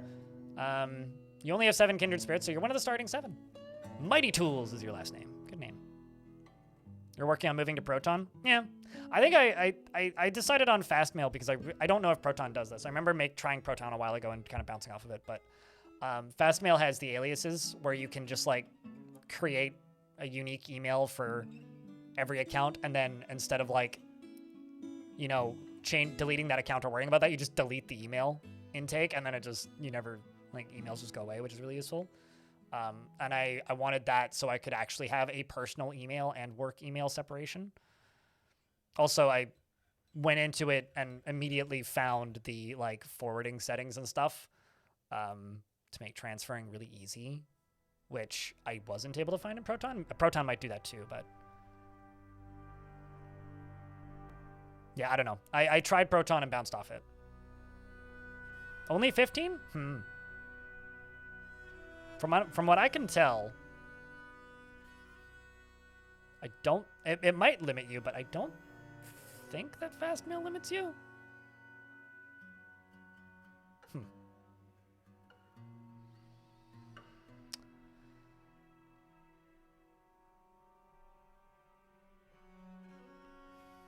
But I don't know. I'm gonna, I think, give Fastmail a year because I've paid for a year of it. I quite like the user interface and everything. Speaking of how do you do, fellow kids, you know what I watched last night? I watched Fargo, the movie. I haven't watched that movie in a long time. That movie is great. That movie is a lot of fun. What a fun film. That's what I did last night.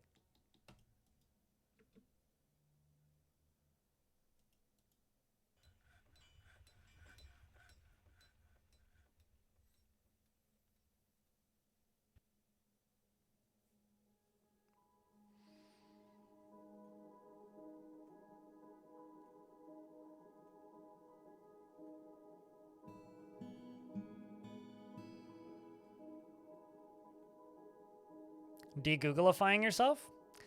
It's not possible for me to fully de-Google myself, but what I can do is I can remove Google from my day-to-day. Like, I literally need an AdSense account to make money on YouTube, so it's not possible for me to disconnect entirely, but I can minimize.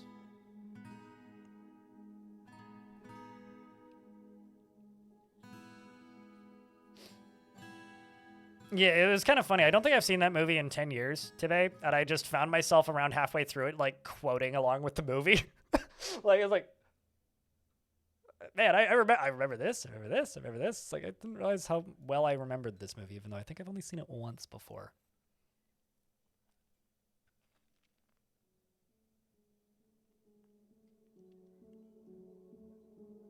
Gotcha. Yeah, I don't know. I'm very happy with Fastmail thus far, so... I will give Fastmail a year's shot.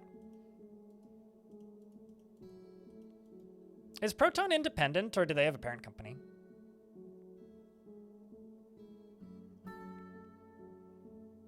In Spider Cage? I don't know what that is. Diamond? I'll say Diamond. I hope you're doing well. Confused? You weren't subscribed yet, bad you. It happens. Alright, dwarves have arrived to trade once again. Trading stuff is still up above ground, so... Don't have any damaged clothing. Large gems, we have one.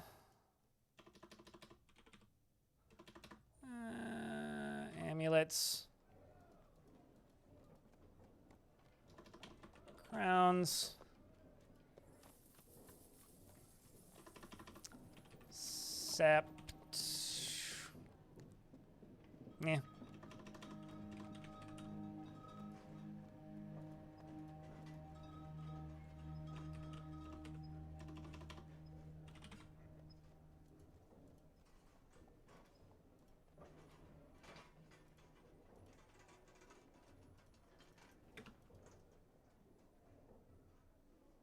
Should be fine.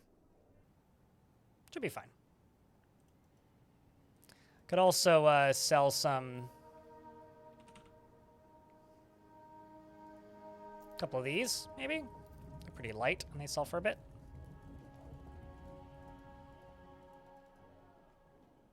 Not all of them, just a few of them.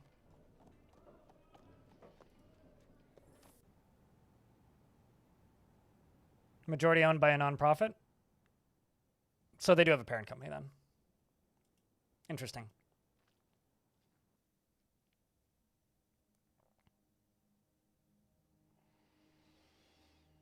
That sucks. Dimas Castle.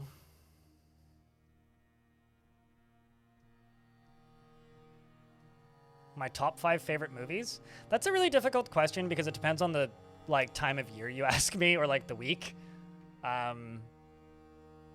Whenever people ask me what my favorite movie is, it's my favorite movie I've seen recently. Let's see, in the last year I watched Invasion of the Body Snatchers, and that's up there. My default, I'm not thinking about it or haven't watched a movie in a minute, response to that question usually is The Shawshank Redemption.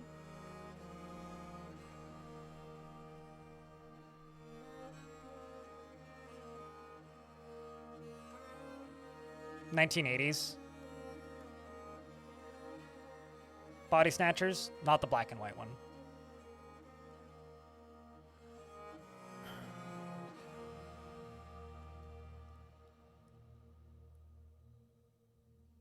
My favorite movie I've watched in the last 2 weeks is probably The Conversation. Godfather's probably up there. I like quite a few of Coppola's movies, aside from the bad ones, which is actually most of them. Actually, okay, you know what? I'm thinking about it now. I don't know if I could give you a top 5, but my favorite movie of all time is Heat. Michael Mann. Heat. It's either Heat or... This is how you know it's... I watch too many movies. It's either Heat or The Thing or The Shawshank Redemption, and it depends on which one I've watched most recently.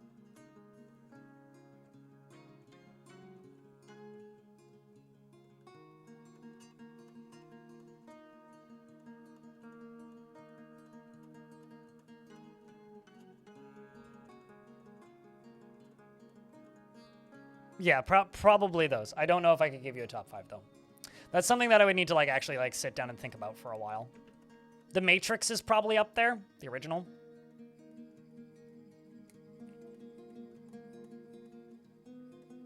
If I could think of one more. Probably Halloween. No particular order. Matrix, the original Halloween, John Carpenter. The Thing, John Carpenter, not the remake or the other one. Shawshank Redemption, Heat.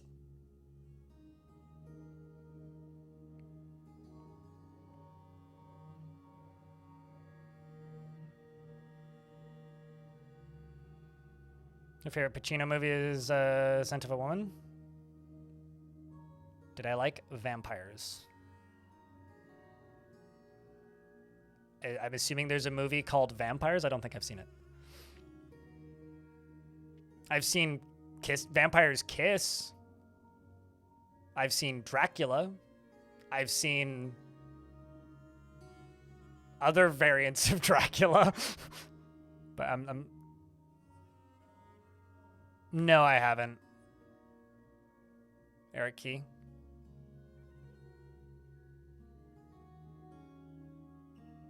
Yeah, I've seen Interview with a Vampire.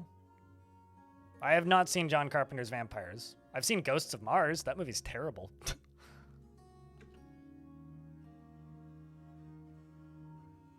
I really like John Carpenter's They Live. I like Dark Star, even though it's not the best sci-fi movie, but as a very early John Carpenter movie, I liked it.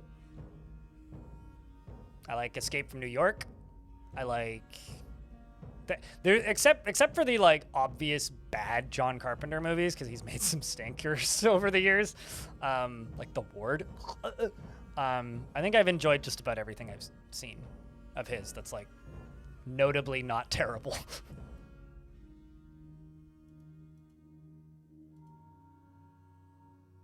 The Quiet Man?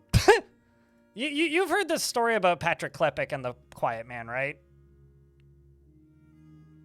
Assuming you're talking about the video game The Quiet Man, because Patrick Klepek went to PAX, found a copy of The Quiet Man sitting at a booth, sat down, and just started playing. And nobody really came and talked to him while he was just sitting there and playing. And so he managed to beat the whole game on the floor of PAX without anybody at the publisher noticing. And nobody stopped them. And I find that very funny.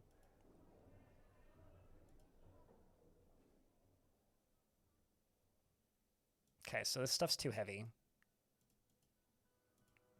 By about 400. I wonder, I could grab cages. Butcher the guinea hen, and then just use the cages.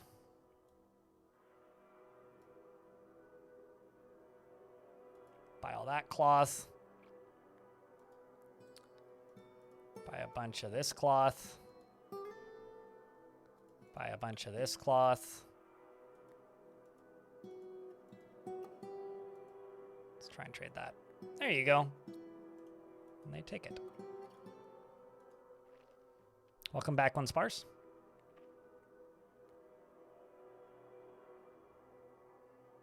You know, I'm the sort of person who tends to watch things when they're plopped in front of me.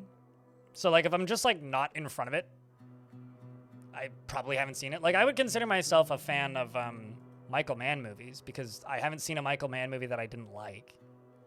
But there's a lot of Michael Mann movies I haven't seen.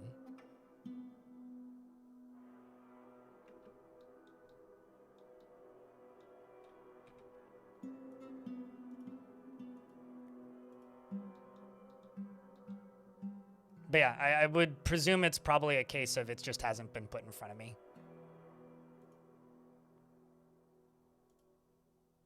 1, 2, 3, 4, 5, 6, 7, 8, 9, 10. Let's check chairs and see how many of these thrones have been encrusted. 2 of them have. Cool. We're making progress.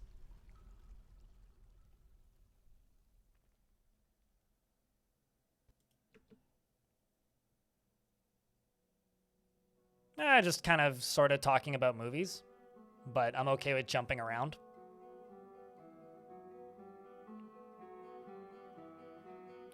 Dwarves eat plants from the farm faster than I can disable them in the menu. Sounds like you should pause the game. So you made a stockpile just for farms.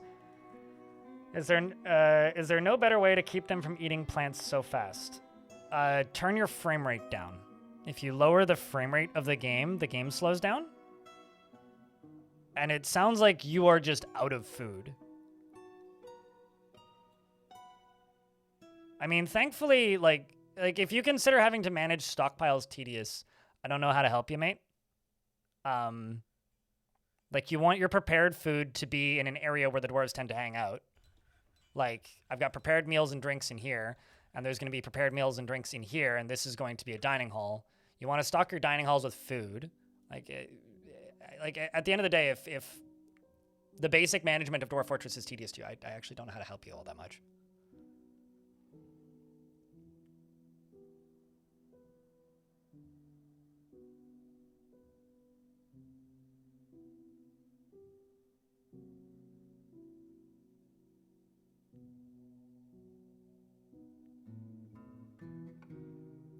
You know, I like books and I like reading, and I've managed to get to like train myself with reading recently to the point where I can read fiction again and keep interested.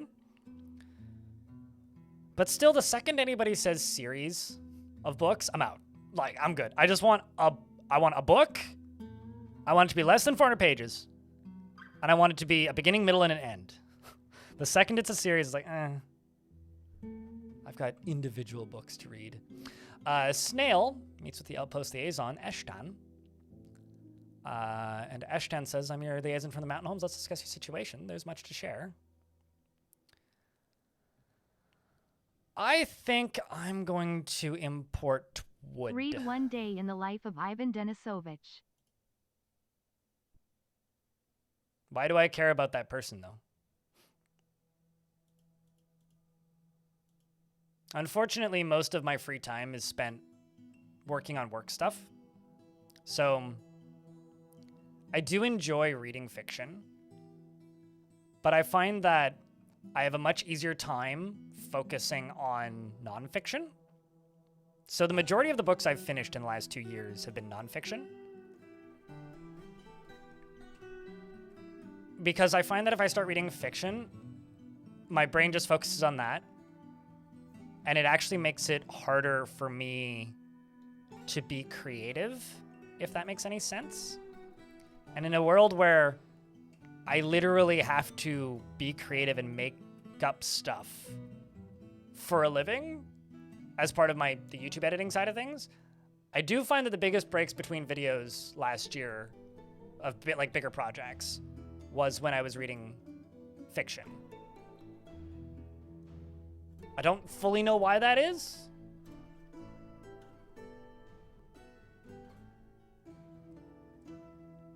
Chat, can I get a round of beers, though, for Zero Effort Gaming for the 7 months? Cheers for the wreck, though. That you're trying to get through? Yeah.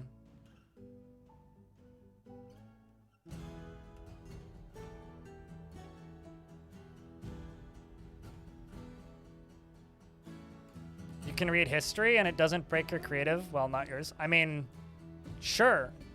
I could read history, or I could just put on History Time on YouTube and just press go and listen to it.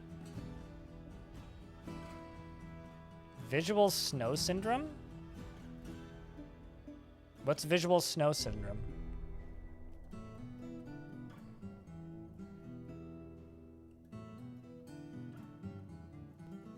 You like comic books? Eh, not for me. Fall of Civilizations is also a good one, yeah.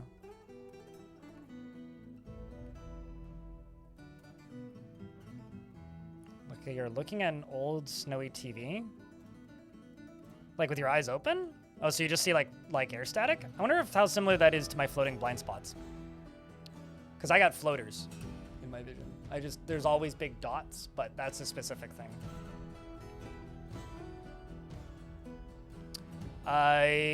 You have a need for large, they have a need for large gems. Interesting. Okay. Well, I almost always sell large gems, so that's easy.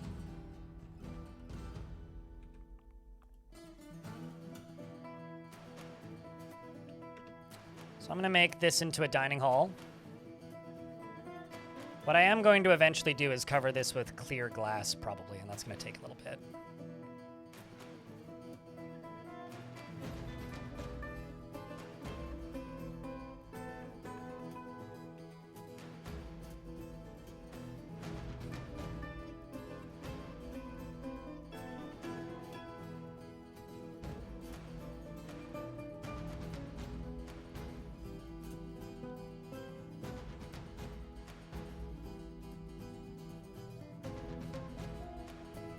This can be an inn/tavern, and I'm going to set it to citizens and long-term residents only.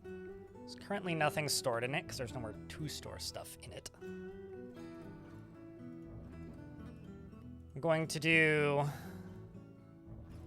drinks up there. Probably expand those shortly. Need to make an infinite stockpile over here pretty soon, but I'm waiting on a migrant wave, really.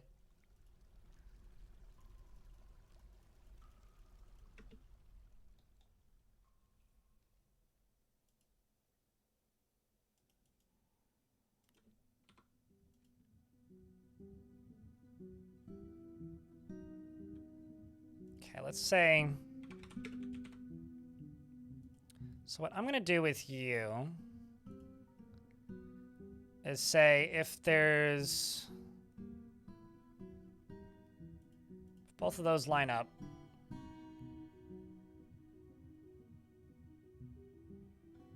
do that. For you, make ash. If the amount of available ash is less than 10, 20.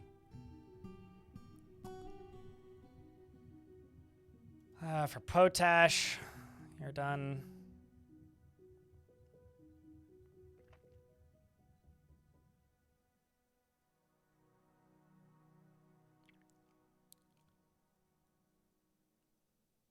Just gonna say restarts if completed monthly, make 20.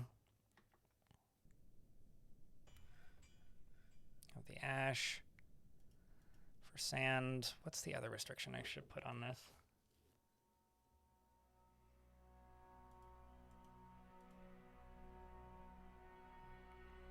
If amount of potash is greater than 10, pearl ash is less than 10.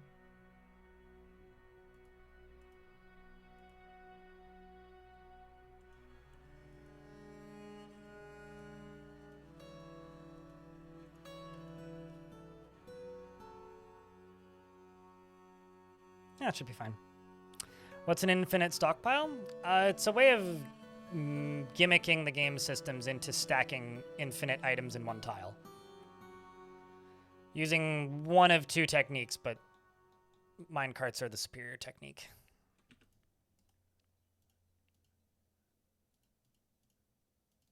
It's old school Dwarf strat to very efficiently store a lot of stuff in a small space.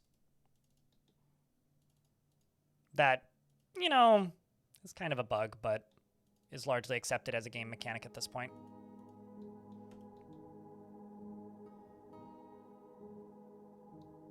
Except for when there's a volcano, then they're pretty hot. Andy Van.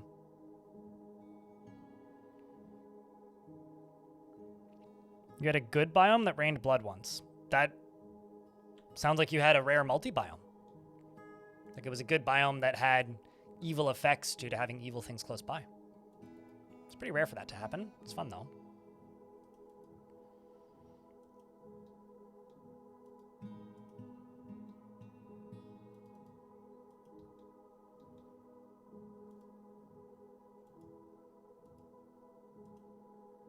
And then here, let's just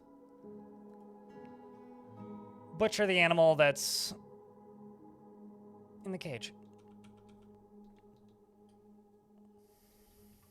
And I should move the butcher shop and whatnot down here.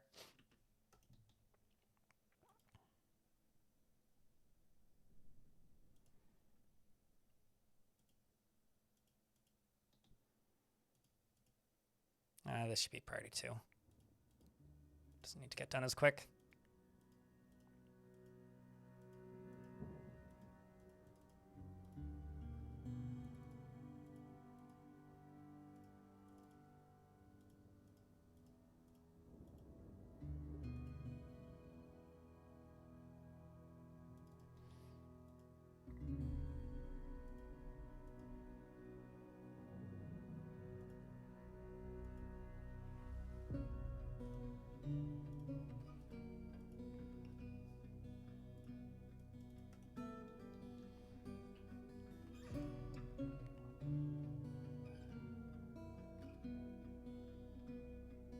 It's funny because, like, I don't think my fortresses are even remotely organized. I think you had that when the area got invaded by zombies on year 2. Yeah, you're probably just really close to a necromancer tower. Would be my guess. That would be my guess. You were just really close to something that's very, you know, unpleasant. Did I put seeds in here? Yes, I screwed up. Okay. Dimple Cup spawn.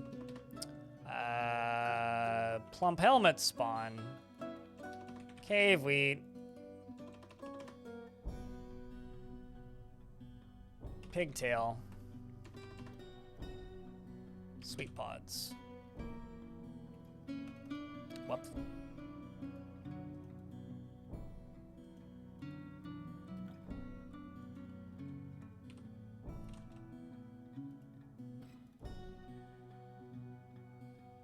I love the fact that you're still considered the Sacred Tomb.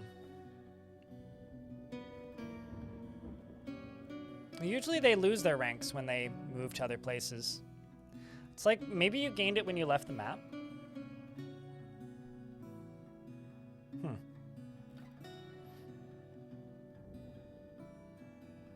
I wonder if any of them is spicy. Generally the titles are a bit of a giveaway.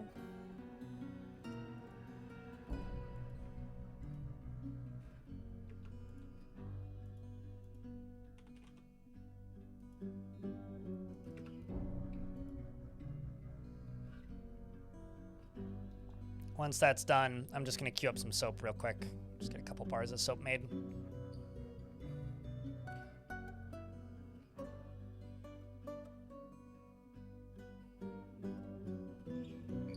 Man, Dwarf takes forever on that. Oh, we need lye. Of course we need lye. All right, I'm just going to set that to not be cooked real quick. Labor, kitchen.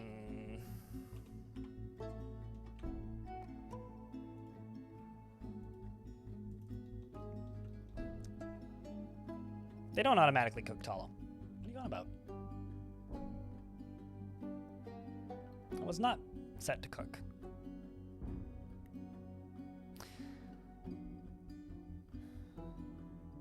Do you set things like milking and shearing animals to just be constant? Nope. No, because you'll run out of animals and then you'll get job cancellations. Sometimes what I'll do, because usually they can be sheared once per season, is I'll either set it to the number of shearable animals and set it quarterly, or I will set it to 1/3 of the number of shearable animals and set it to quarterly, and set it to monthly. Alternatively, what you can do is just never shear them and just consistently butcher them, because when you butcher them, their wool or hair or whatever is separated and then can be spun into thread. So usually what I do is I just wait until it can be spun into thread and then spin into thread. Is usually what I do. I don't usually set up like scheduled shearing, etc.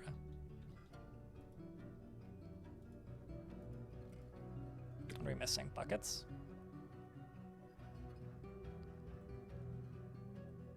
Needs lye. Did I not make lye? Did I click the wrong button? Must have fucking just clicked the wrong button. Yeah, I clicked the wrong button. Good on me.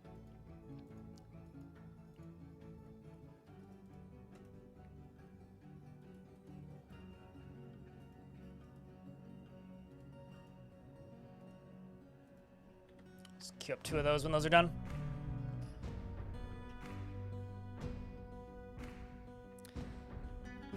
I'm just gonna finish my coffee and I think go rinse my coffee mug.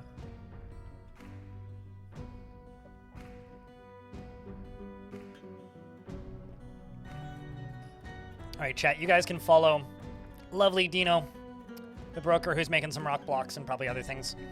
I'm gonna go use the restroom. I will be right back and rinse up my coffee mug. So I'm just gonna run an ad right now because I will be away for a minute and 30 seconds. Maybe grab a drink, but regardless, gotta get around to beers. Thanks for lurking today. Thanks for hanging out. Appreciate everybody for tuning in. And on the YouTube side, don't forget to like the stream. Sweet pods. Sweet pods are an underground crop similar to plump helmets. I will be right back.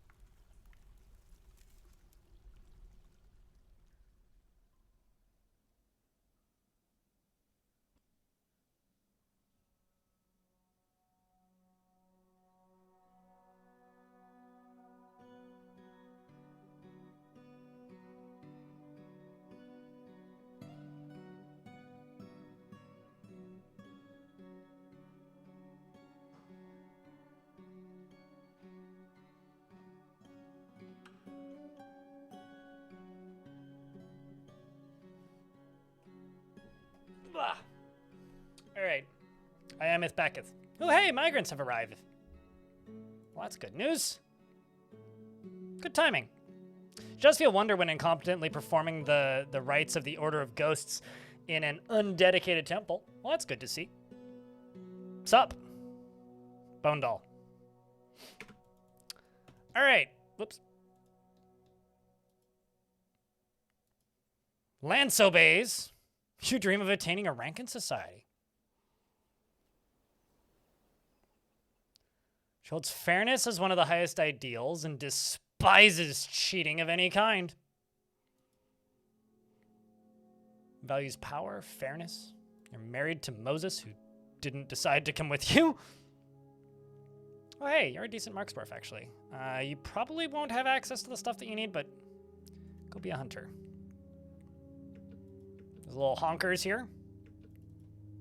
Some buns.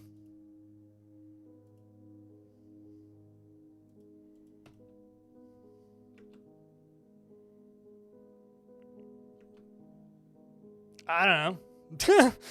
It's just this world, Burr. That varies wildly from world to world.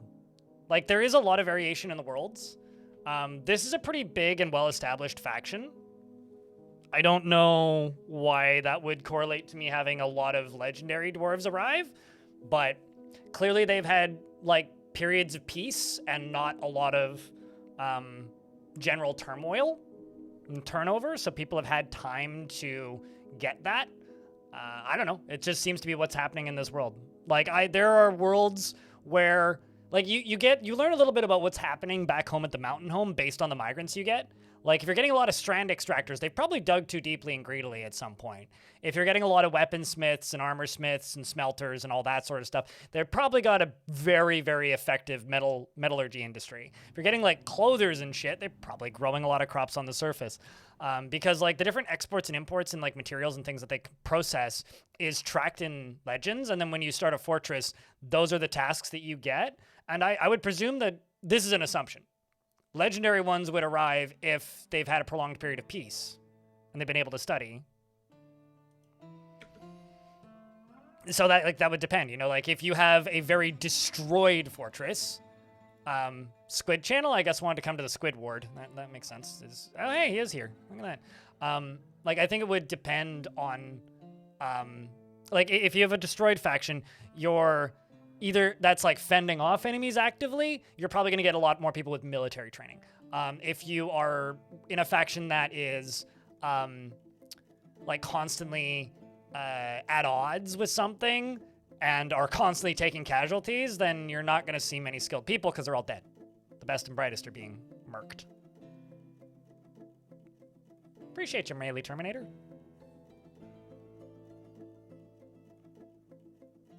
Just realized children don't carry their family name. Nope, never have. Everybody has a unique name.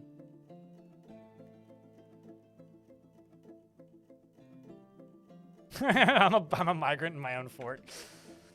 Maybe just returning after an expedition. Disregards tradition. Are you brave? I need to throw 1 or 2 more dwarves into the military. Fearful in the face of imminent danger. Bit foolhardily.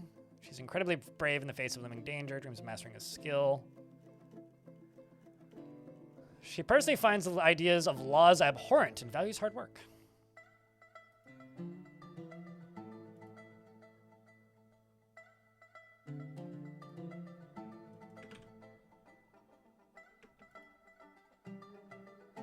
Clumsy, bad with words. You are a farmer, though. Dreams of mastering a skill. He's brave in the face of imminent danger. Respects martial prowess. Okay. Yeah, we can get that.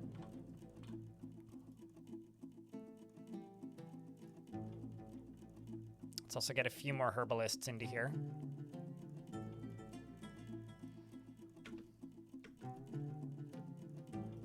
Also, Swordfly is a pretty good name. Hey, look! Another hunter. That's nifty. Coast Guard, the North Guild. Where have you been previously? This dwarf's got some history. Got 40 silver bolts. Rakist is your husband. A shit ton of cousins. Locked ring, if anybody wants to look them up in Legends. Adventure mode is a very, very useful way to, like, learn about the combat system in Dwarf Fortress. Like, it'll make a lot of things make sense if you learn the combat, because it's the exact same combat in Fortress mode versus Adventure mode, except, like, instead of it just being, like, a real-time, almost an auto-battler sort of thing with some light control from the player, it's, like, VATS in Fallout, where, like, you're selecting different body parts to aim at with chances to hit and shit. Like, the combat in Adventure mode is really compelling, but it is the most compelling part of it. It's also, I think, probably the most developed part of it, which does kind of end sometimes with, like, it being a difficult thing to engage with, because if you get tired of just doing the combat, then, like, you're just kind of perpetually disappointed by other parts of it being kind of underwhelming. Which is honestly how I feel when I'm playing Adventure mode, so I'm always looking forward to Adventure mode patches, because the adding of more options and things that you could do in Adventure mode I think is very cool. Can you find non-artifact items made in other forts you create? Okay, so I don't think so. However, as I understand it, if you produce a shit ton and export a shit ton of an item, they just disappear. But the game will be like, there's a lot of bone crafts in this faction, and if you visit a fortress, there will be more bone crafts. Will the actual ones that you produce with, like, your dwarves' names on them be there? I don't think so. I'm mostly certain those just vaporize, but the quantity of bone crafts around will rise, if that makes sense. But if you visit your fortress, you can find items that your dwarves made. And, like, if I play Adventure mode and I visit this fortress and I grab a fishbone crown, right? And then I go over to this volcano and I drop it on the edge of this volcano. And then I take that adventurer, I don't know, to this dwarven fortress here and retire that adventurer. And then I start a fortress and place it on the top of this volcano. That item will be there. So, like, yes, but no. Like, there's a lot of really neat things you can do with Adventure mode, but there are instances of it feeling like it needs more. Which is why, you know, it's actually quite exciting that in the next year, supposedly, we'll be getting some sort of rework / rebuild / part version 2, I guess, of the building system for Adventure mode, which is a good thing that they didn't put it into the initial release in Adventure mode as the way it used to be, because it used to just be you could ask people to be their guards, and if they said yes, you could make them hang out there. You could take party members and make them hang out there, but they wouldn't do anything. And you could rest there. And I think you could reclaim it in fort mode to, like, start a fort off of it. But, like, the actual options of, like, the stuff that you could do there was, like, minimal. Like, you could make a woodworker's shop and, like, make some furniture, but that's, like, it. So it's like building a hut for the sake of building a hut and no actual purpose or other gameplay outside of it. Aside from that, you can rest there. So I'm really curious to see what Tarn ends up doing there, because I think it's interesting. Like, there's kind of two big eras of Dwarf Fortress, right? There's, like, before it was on Steam and then after.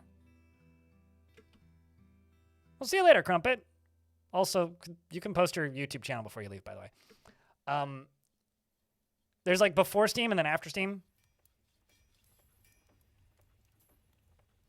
And I think the two communities have a much different generational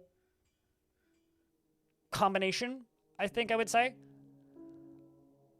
And the thing about, since it's come to Steam, is you see a lot of, like, requests and demands or feature requests or ideas focused around, like, yo, what if we could farm? But if you go to, like, the old school feature requests before the game was on Steam, most of the adventure mode related stuff is like, we want better dungeons. And I think it took like a year for Zach and Tarn to actually notice that there's now like two different pools of people. There's now like the people that want life simmy stuff, or like, I guess, cozy game stuff, if you want to call it that. And there's also the people who want like murder hobo sim. And I think that like the appeal of just like the raw dungeon crawler is I think a generational gap, because like you look at this type of game in the context of like what video games often are now versus what they were when adventure mode began development. When adventure mode began development, it was like, you're going to make a dungeon crawler. Like, you're going to make a traditional roguelike. But I do actually think that there's more interest in like a pseudo turn-based Stardew Valley playstyle now. Stardew Valley is maybe a bad example, but more of a just like a survival sandbox instead of a dungeon crawler. Because I think that Zach and Tarn are on the side of just combat game. Punch thing, get loot, level up, be famous warrior. But I think that the community of people who play the game now have made it clear that like actually they want more different, which I think is really cool. I don't know. See, like that's you, right? And that's what it does better right now at Anos. I mean, it's not incredible, but like it is better at that right now, right? Whereas like I think for me, I'm somewhere in the middle. I think that if there was more of either, I would stream it more. But I have this feeling, and honestly, nobody could really like state definitively whether or not this feeling is accurate. The only person who could probably is Tarn. I feel like the development of intricate dungeons in Dwarf Fortress, like levels to play, outside of just like downloading a world that someone has built specifically with that intended, I feel like that is harder behind the scenes in the development of this game. Putnam could probably answer this question. Versus making the adventure mode crafting system more interesting and adding less violent playstyle options. Like, you'd probably get more gameplay out of making farming make sense, making the survival of adventure mode make more sense, making gear acquisition matter more, and making crafting more interesting. Like, because I feel like there's already more systems that could be directly converted to adventure mode that already exist in the game that already do that.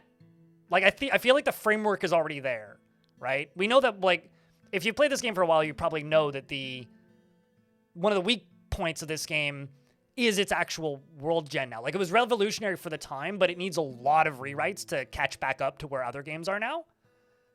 And while it's cool for what it does, and it does a lot of things that are very unique, and it has an attention to detail for what it is that blows most other games out of the water, I think the actual, like, zones that it generates when you're on foot in that world could be better and leave a lot to be desired. And I'd be willing to bet like $3.50 or so, maybe $3.50 in like a Reese's Pieces, that, and a Coke, that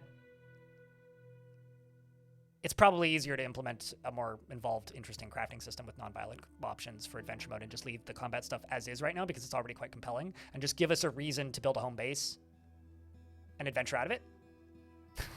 That's all. I mean, like, I don't need to say what I think. I can just go look at the to-do list for the year, right? Let me just scroll down. What's next after Sieges? I really wish they would just call these roadmaps, but they're very loose. So what are they working on next? Right now, Tarn is still in this,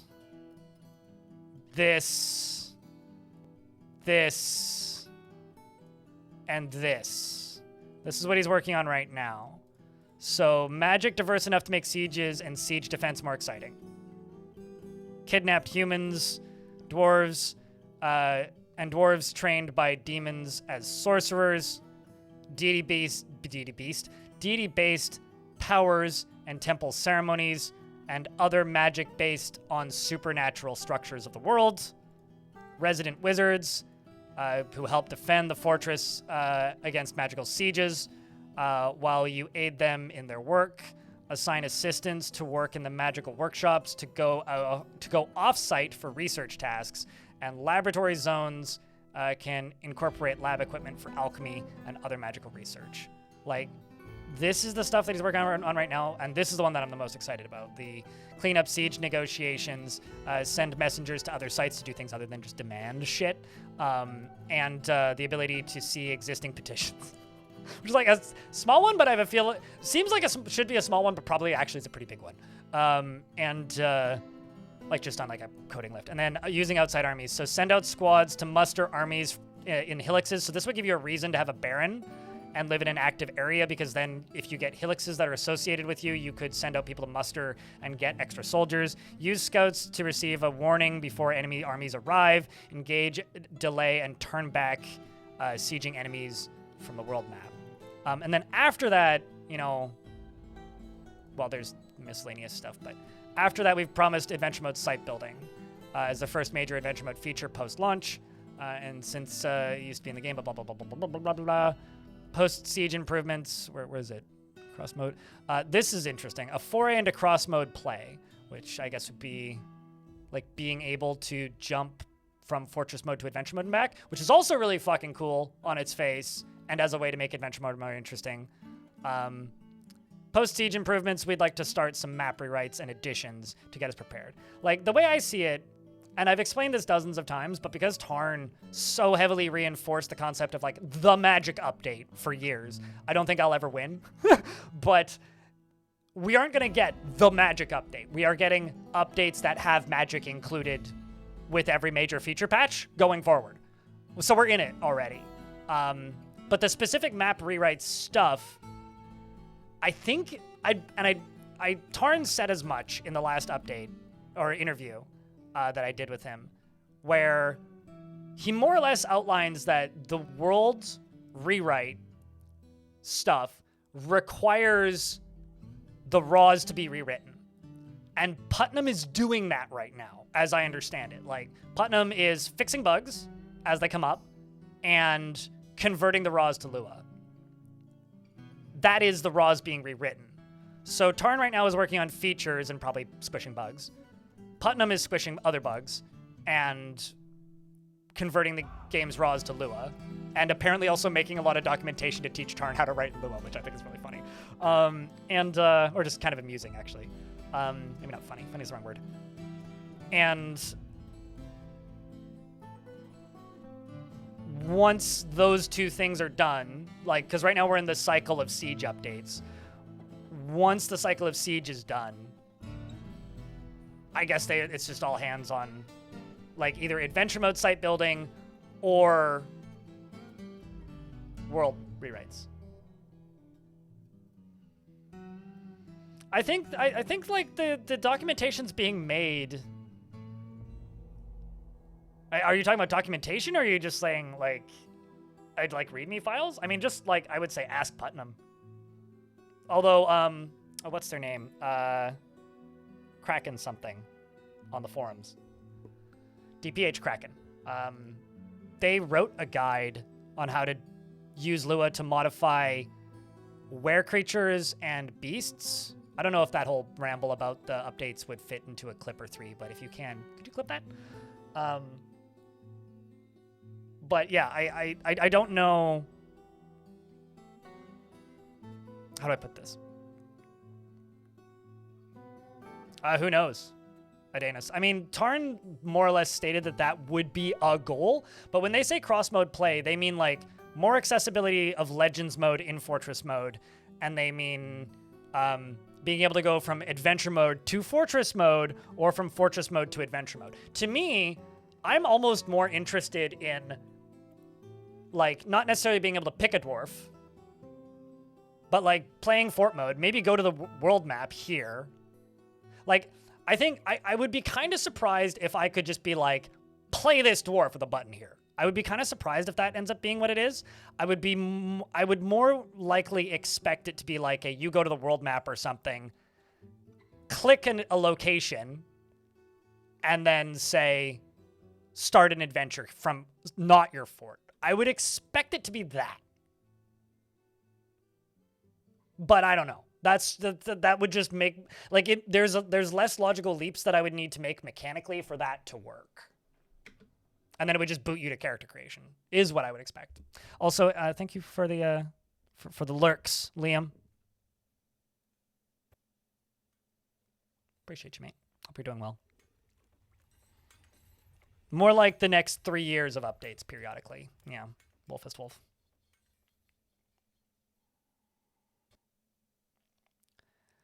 Play this dwarf as possible isn't. Currently, the way adventure mode works, I would see that being a much heavier mechanical lift versus just like farting a new adventurer into existence somewhere. Unless you already have an adventurer in your fort. Because the way adventurers work is quite, like, as an example, you can get adventurers in your fort right now. They're called monster hunters, poets, mercenaries. Those characters that show up, they have different relationship formats, and they function quite a bit differently in Legends than the normal dwarves in your fort. So maybe they could do that. I'm not just coming out here and being like, this won't happen. I don't know. It might. Who knows?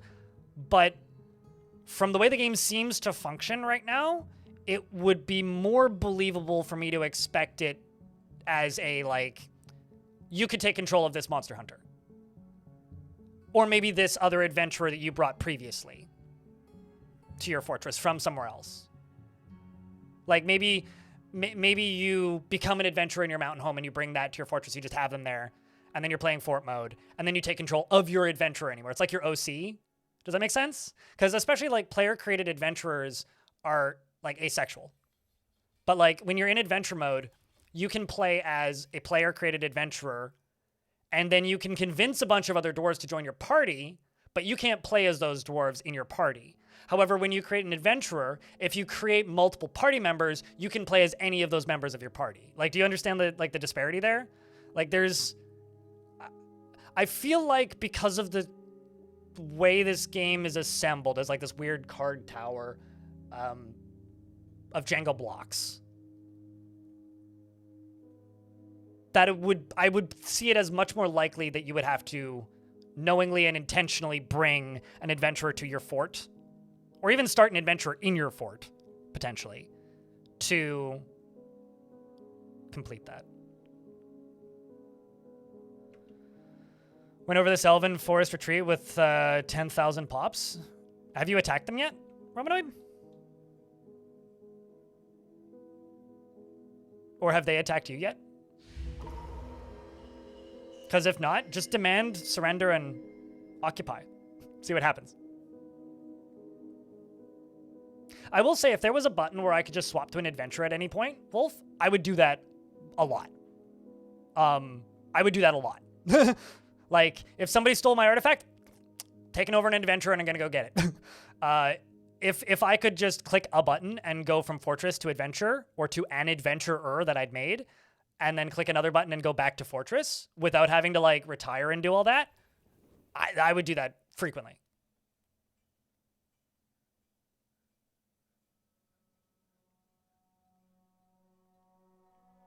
Sure. Like, the limit isn't self-imposed, is it?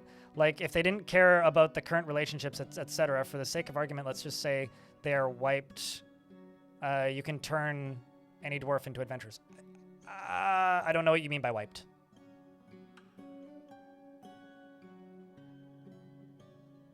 Is Zach involved in coding? Zach's role, as I understand it, is designing systems, testing, and, like, gameplay testing. So, like, running forts, looking for bugs. So QA. And he did all of the writing. Can you put artifacts on pedestals behind glass and still get viewing bonus? I don't know about glass. I know you can with bars.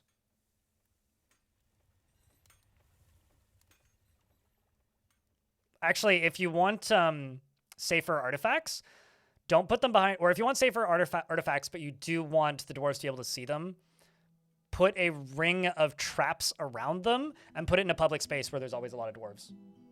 And the person who steals it will immediately end up in a trap. Or at least that's how it happened the few times I've done it.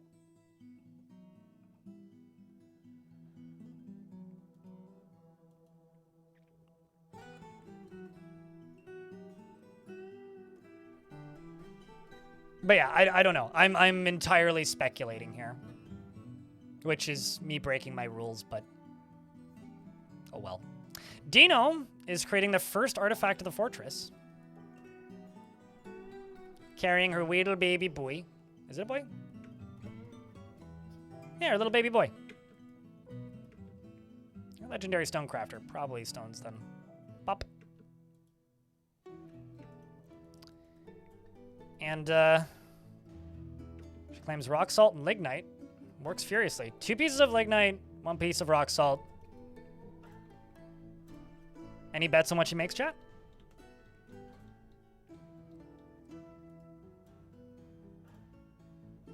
Followed since March 13th, 2013, Liam.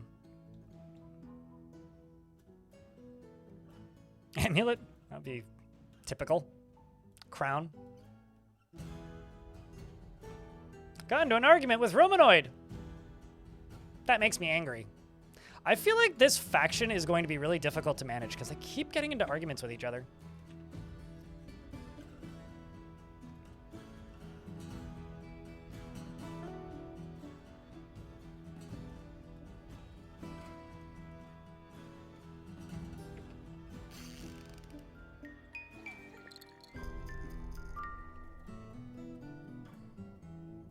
Goblet could be an answer, yeah.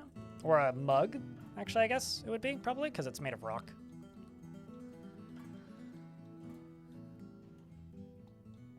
I've totally lost track of what I was working on, chat.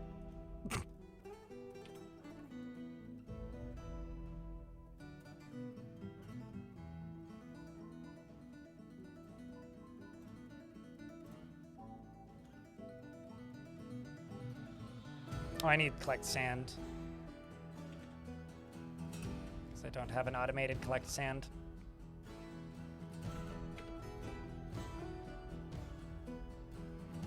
Yeah, that's likely a Civ-specific trait. I'm not gonna lie, Liam, I have no idea what you're talking about. Is it possible to get your notification settings file being shared? It's pinned, isn't it?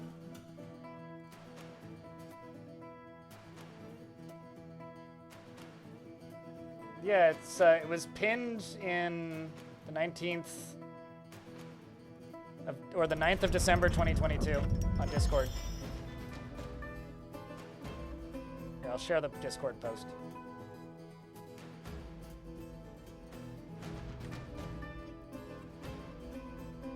They're very easy to set though. Just go to your announcement settings and scroll down and set everything that you want to be a pop-up. The broker has created a rock salt figurine of Teme Teethden, and she claims it as an heirloom in the name of the family ancestor, Stinthad Beachpick. Beachpick!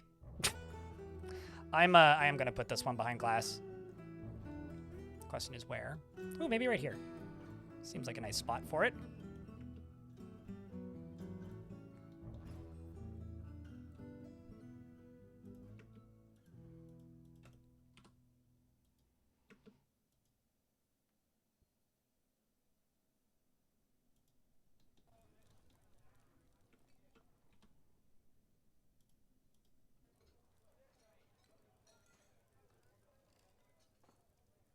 I don't receive whispers, Liam.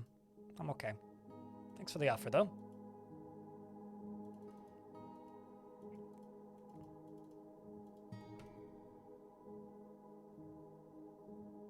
Do I have any plans for mist generators? I do not even remotely need them. Are fisher dwarves going to be trained in swimming? Maybe. I hadn't really thought about it. the oceans are deep enough, and dwarves can't, like, they have no buoyancy, right? So fishing is only, like, helpful, or swimming is only helpful if the water is 7 deep. If it's more than 1 sea level deep, they'll still drown. So I don't know. It's not actually that useful. I gave some of my dwarves fishing, like, kind of as a joke, I guess I would say. Or not fishing, a swimming skill, kind of as a joke, but like no real intent of them actually needing it. So maybe, I mean, I could, but swimming is nowhere near as like useful as people seem to think it is.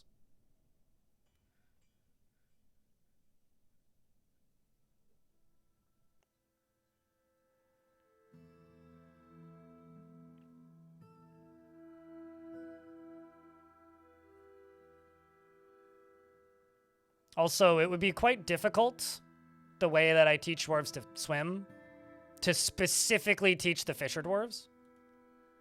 So no, I'll probably just build them a fishing hut, where they are much less likely to end up in water. That is probably what I will do.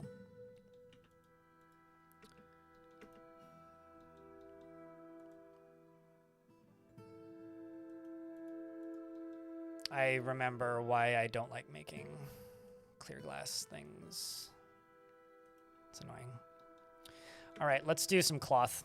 Actually, what do I have for leather at the minute? I need more bags. 1 tanned hide. Okay, what do I have for cloth? 21 pigtail. Let's do just... That's not what I wanted. Cloth bag. Let's do 20. Get rid of the adamantine ballista arrow. And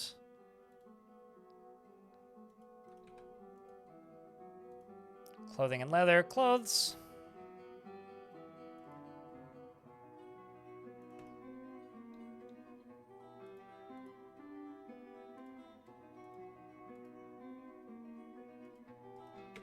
Make a cloth stockpile right there. Get all that moved in. Hi, Napalm. How are you? Always get really unhappy? Give them a fishing spot. Like, let them fish under cover. They just need a roof. It's like, it's easier to keep fisher dwarves happy than hunter dwarves. Just stop them. Make sure they don't get rained on. And make sure that they're not cave adapted. Those are like kind of the 2 things. And if you do those 2 things, then you're probably fine.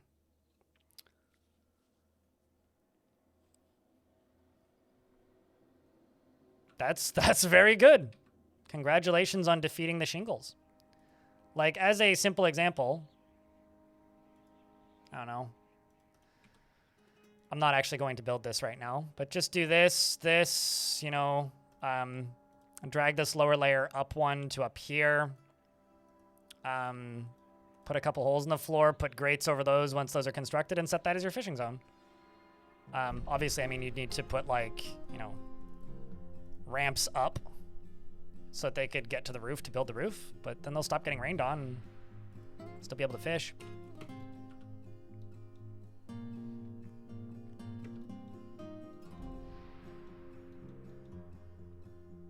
But right now, I'm just trying to super duper duper overcompensate for any negative thoughts by just giving them good thoughts, primarily.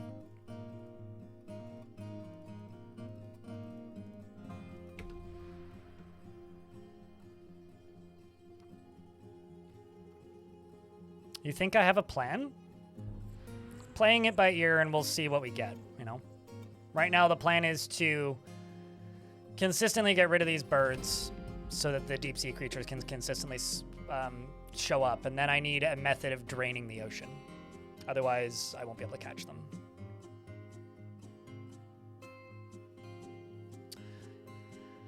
Man, I really, really hate the hippo grifting culture. It's so toxic in the good year of 201.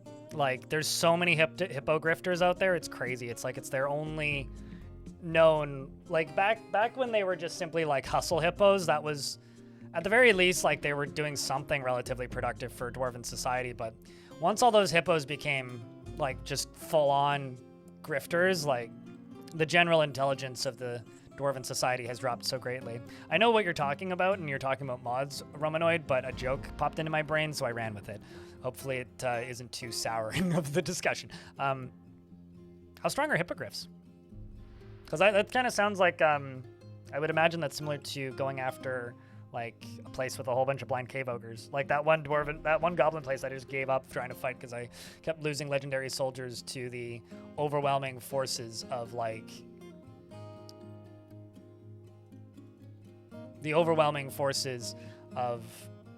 goblins. Like, I just gave up eventually. Okay, so let's see how this is. This is our first artifact. It's a rock salt figurine of Teme Teeth Den. All craftsmanship, of course, is of the highest quality. The item is a masterfully designed image of Teme Teeth Den, the human, and Nish Attic crew, the dwarf, in rock salt. By Dino. Attic crew is striking down Teeth Den. The artwork relates to the killing of the human, Teeth Den, by the dwarf Nish in the Ocean of Lilacs in the spring of 200 during Nikalkozun, the Singed Sieges. The object menaces with spikes of rock salt and lignite. On the item is an image of an octahedra in lignite. To my teeth then? We're about to get hit by some ads, so I'll unpause the game when the ads are done. Wow, it's quite the family tree.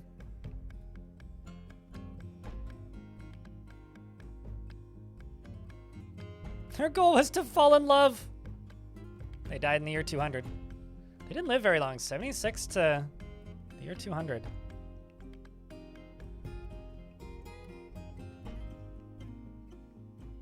In the late spring, Cog wheels twinkled, entirely outwitted the human, and the defenders had a strong positional advantage, so they led an attack against them. East Busts was the place that had happened. They were wounded by the dwarf.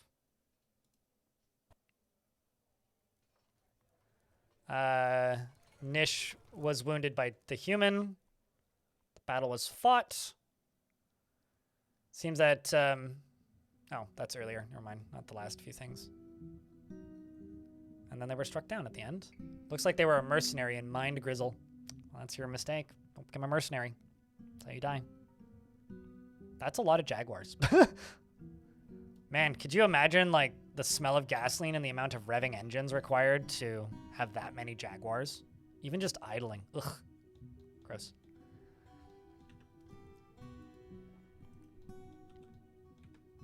Let's just queue up some more bedrooms.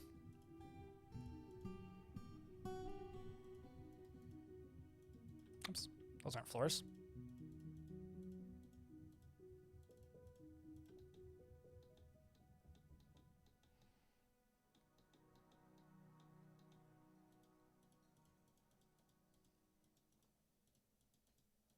There's so much lignite. So much.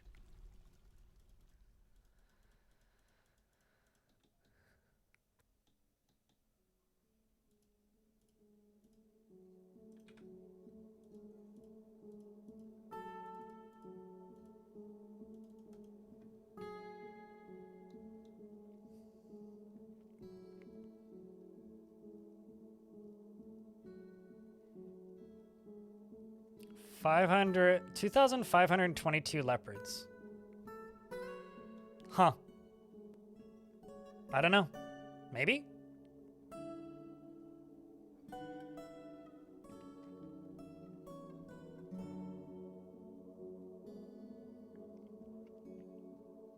You didn't know that bees could exist in freezing temps? I want to say they can in real life, too. They just kind of huddle. Just waiting for these ads to finish.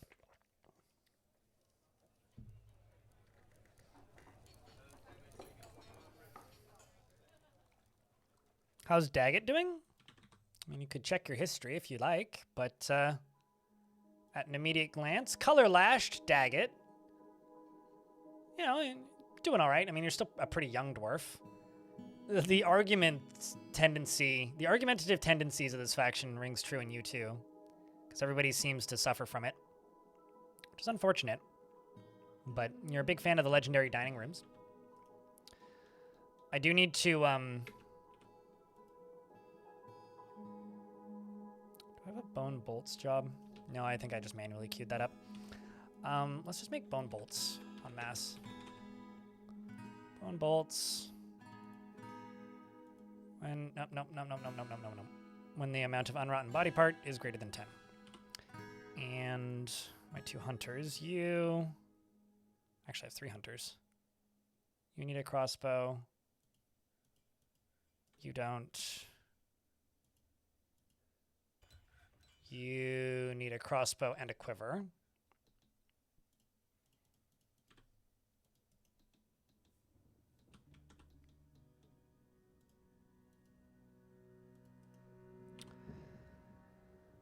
And let's just pop back over to here and turn fishing back on.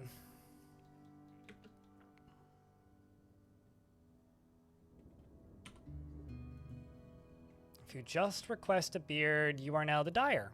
And you're married to Seth. Welcome to the fort, Wolf. Wolf cannot tolerate differences in culture, lifestyle, or appearance.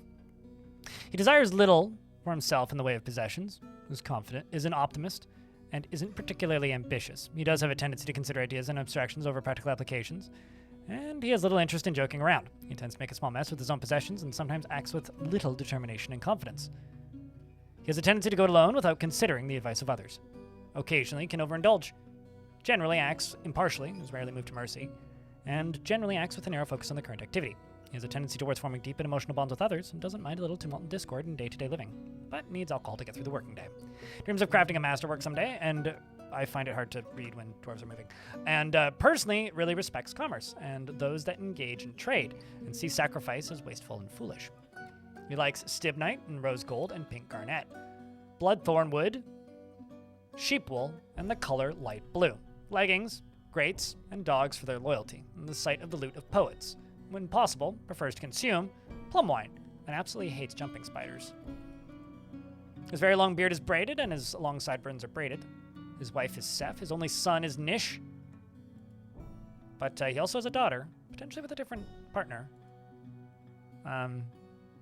He was uneasy because he hadn't prayed in a while, so he finally got to do that.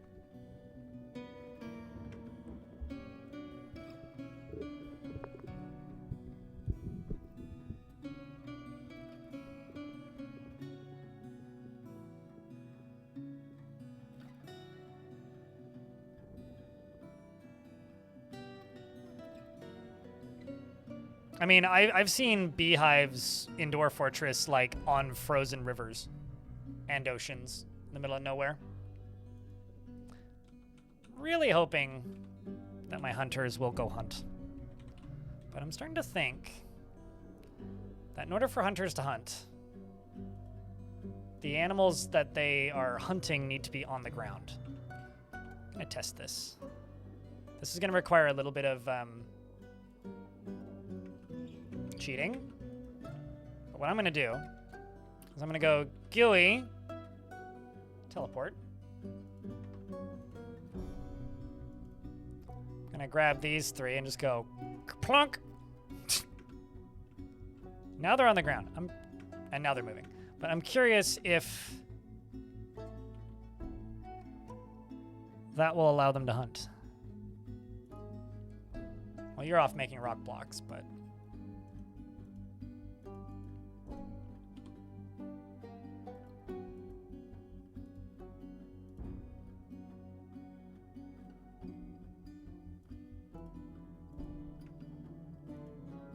Okay, you don't have a crossbow yet. I do wonder.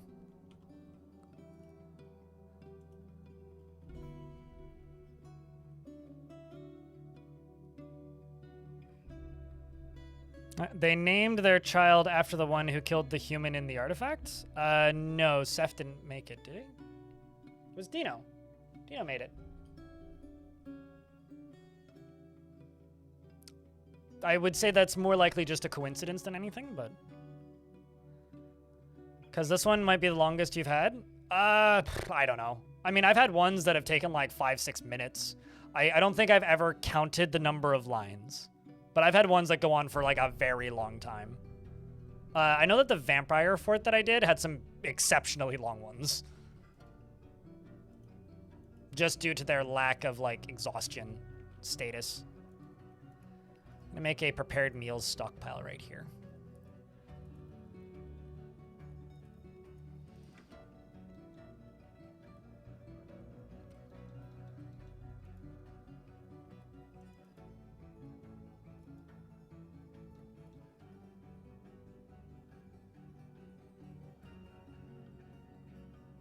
So many different items required. Okay. Clear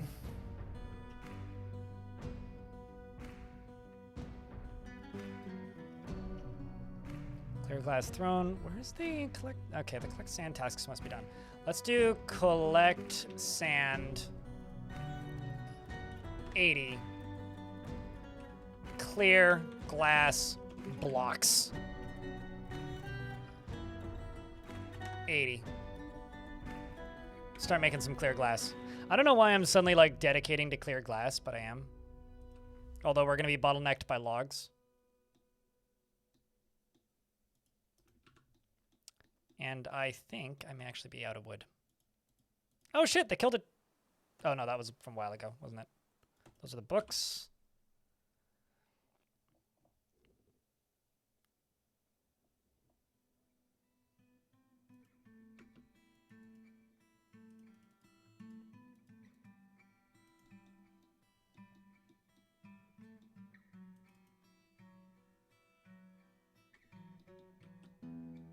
Also a question, is there a way for your dwarves to take off armor from another dwarf who can't move their arms? Nope.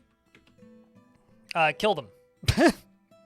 That's the only way that you can make them take off armor. The armor either needs to degrade down to nothing or you need to kill them.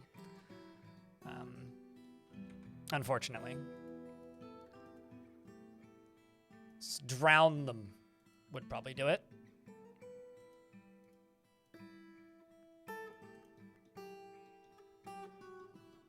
I realize that that is a grim thing to have to factor in, but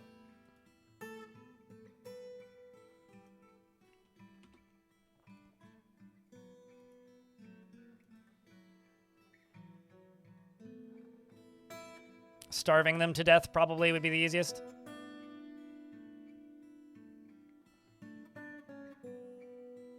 Yeah, Reinhardt, I know. Just kind of is what it is. I do have to say, though, thanks for hanging out today so far, chat. I hope you're, like, having a good Friday so far. Do you have any plans for the weekend? Mine is, I've got 2 little video projects I want to work on because I didn't upload enough in January. I think I uploaded 2 videos in January.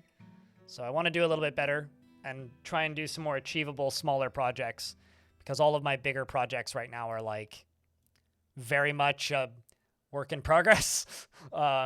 So I want to get the interview that I've started editing with Simon and Dabu, get that done and out. And then I want to get a video about tile sets done and out. And I want to get a... I've got an idea for another video, which I've mentioned before, but I think I don't need to mention it here personally. But what are you guys up to this weekend? I think the next few weeks for me are primarily going to be just a lot of real life work stuff. You know, and unfortunately, maybe not a lot of breaks because I feel like I'm very far behind at the minute, which is like kind of a constant feeling in industries like this, but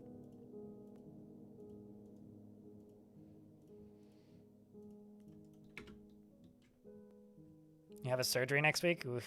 So prepping for that? Hang out, you just got here? Well, there's other people here, dude. It's not all about you, okay? Happy to have you.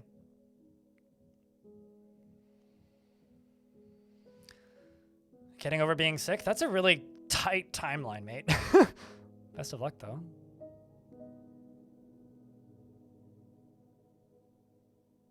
Oh, cool. I mean, I would say tell them I said hi, but they have no idea who I am. So, I don't know. Don't tell them I said hi. I hope you have a good time at the show, though. I haven't listened to Burnt Black in a while.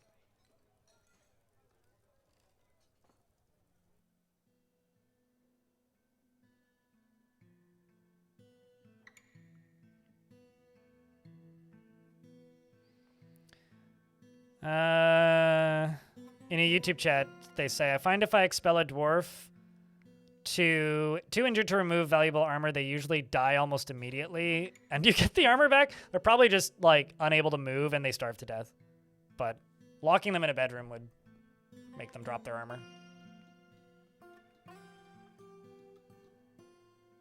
Certainly one of the grimmer ways for a dwarf to go.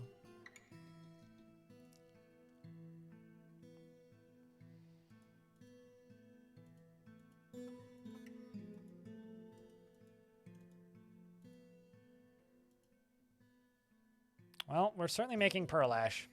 It does kind of seem like there's too many tasks for particular dwarves to end up doing this. So I'm going to set super specialized dwarves to also work on this.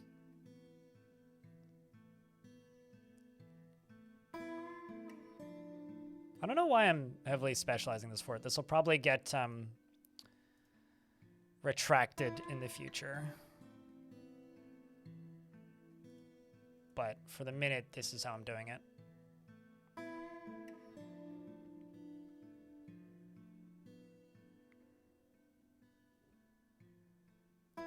And they have a new album since 27 years. I was allegedly the first person to pre-order that album on Bandcamp. Because I was literally looking at my email. I got an email coming in saying that they have a new album announced, and I'd listened to the singles. I clicked on it and looked at it, sent it to a friend of mine who also listens to them, and then pre-ordered the album. And my icon for my Bandcamp was the only icon there for about 3 to 5 minutes. So I think I might have been the first person to pre-order their new album. In regards to Holy Fuck's album.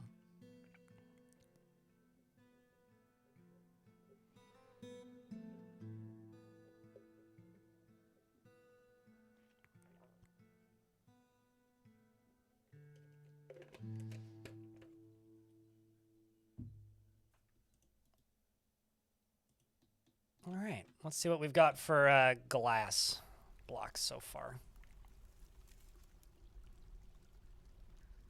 3 blocks. Great.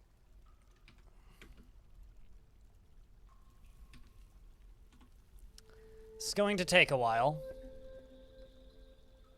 But they'll look good. Eventually.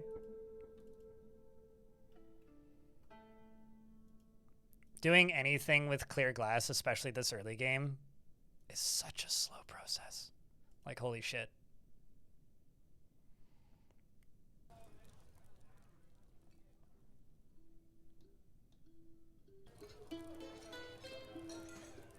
What types of music do I usually listen to? Oh, you know, I've got a really normal person's consistent taste in music. You know, I like pop punk, I like emo, I like metal, I like death metal, I like classic rock, I like jazz, all of various different forms and styles. I like classical music of various different forms and styles.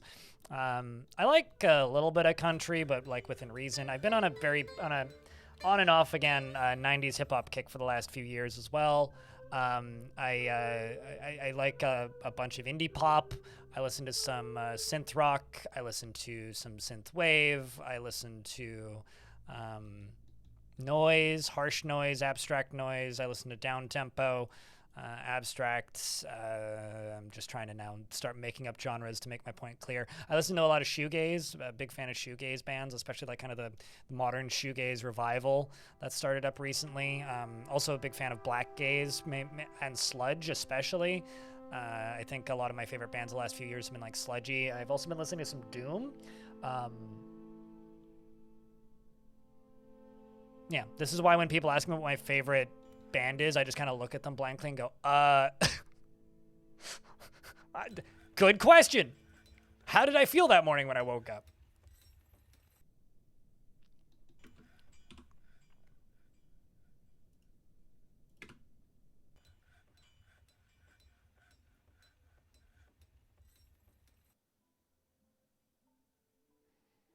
He listens to cassettes and records and CDs. Excuse me.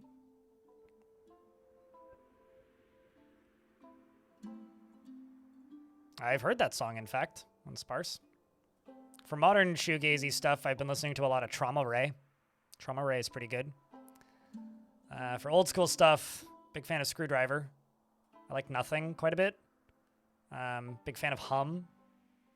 Quite like Slow Dive. A little bit more of a black gazy thing, but I like Deaf Heaven a whole lot. Also kind of black gazy, but sometimes kind of shoegazy. I like Holy Fawn. I don't know. Japanese Breakfast, but that's more just indie pop.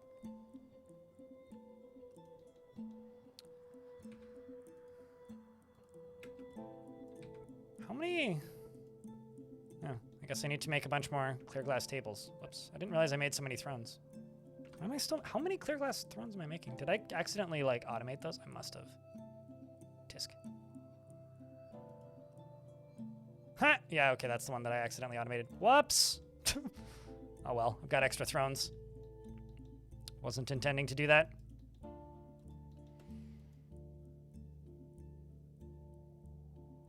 But now they can go back to just making blocks, so that's good.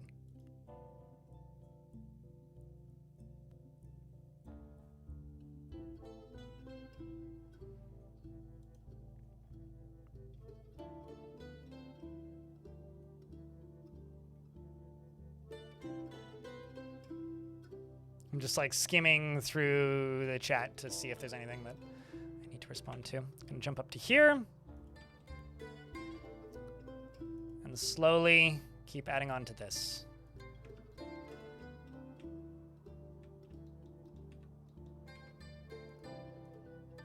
Let's also do a little bit of this. I'm gonna start building this out, but I'm gonna be kind of cautious about building this out. Also, this can go away. Don't need that.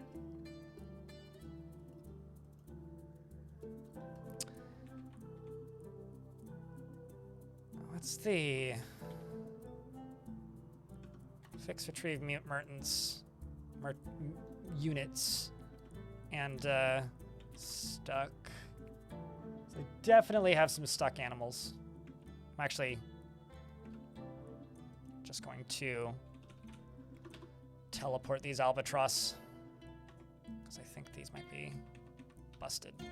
I don't know what it is with birds, but birds pathing in Dwarf Fortress is like just kind of fucked. It's like one of the biggest hopes I have for like I know so many people are just like constantly wishing that Dwarf Fortress's pathing was better. It's like for me it's like almost exclusively I wish birds like knew how to not get stuck because they just kind of do. It's weird and kind of annoying.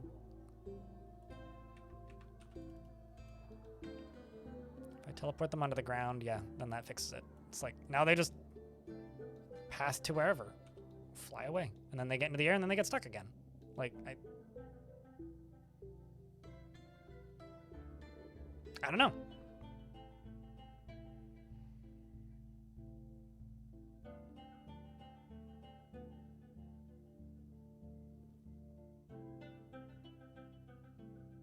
No, it has been. I mean, I can tell you it's been wonky since before the Steam version, but I wonder what happens if I do this. Hey, bird invasion. Maybe worst case scenario, it'll give me an opportunity to let my hunters do some hunting. Hunter go hunting, maybe. Although they're all kind of busy at the minute. I'm gonna go listen to poetry. That's not really what I need you to do. I need you to get rid of them birds. The damn birds! They're going to eat my fish? Oh no. Whatever will I do? Uh-oh. Did you win? Whose blood is that? Albatross blood? Well. Somebody won a fight against an albatross. Oh, the dog Vutok killed it. Well, that's good. The plan over here is... Can I butcher these? Oh, that's not the right thing. That's the thing. Nope. Doesn't look like it. Although this is just a normal albatross corpse. It looks like I should be able to butcher it. What if I go right here and make a...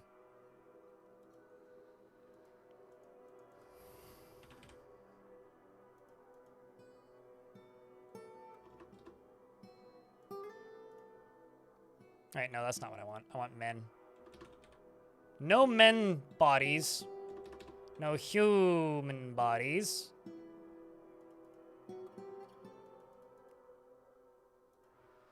No dwarf bodies. No elf bodies.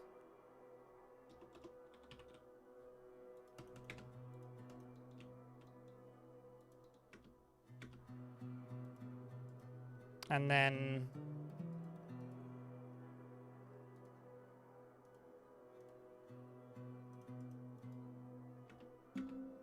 that should be hauled, I would think. Although, they're probably going to get canceled a bunch. This is kind of amusing, I'm not going to lie. Doggy's going to get another one, I bet.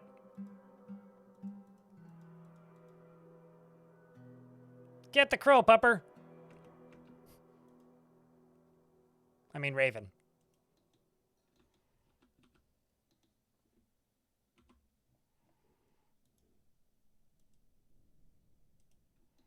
Should also make some wheelbarrows pretty soon.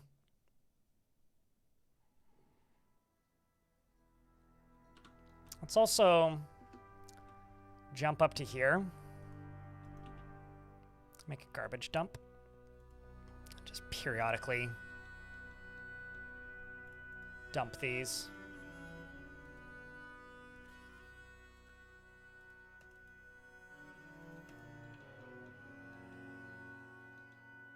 Damn it, did I not tell you to not forbid ammo? Forbid used ammunition during sieges, but why were those forbidden? The heck? Oh well, someone's actually doing their job and hunting. They're also all cleaning themselves. Which means I also need to just make a hospital. So I'm going to skip some steps here that I've been slowly pluckering away at. And down in here, I'm going to make us a hospital. We already have soap, and I brought a bunch of gypsum plaster, and I've already found more gypsum plaster, so...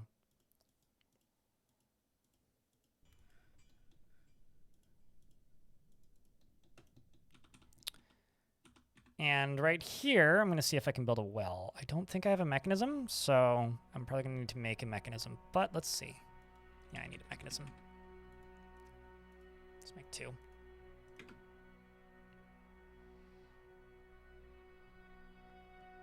Albatrosses aren't that scary in Dwarf Fort. Like, they're pretty small. I don't actually think they're butcherable. So that might actually be why the dwarves aren't hunting them. Is because they're quite small. It's because they're quite small. Like, I want to say from adventure mode, like... I've had a hard time finding food before. And often the reason I can't find food is all I'm finding is stuff like albatrosses.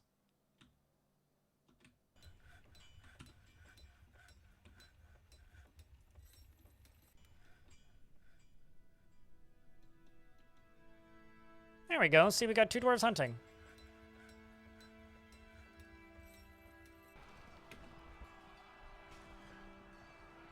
There's a raven fighting. And is dead.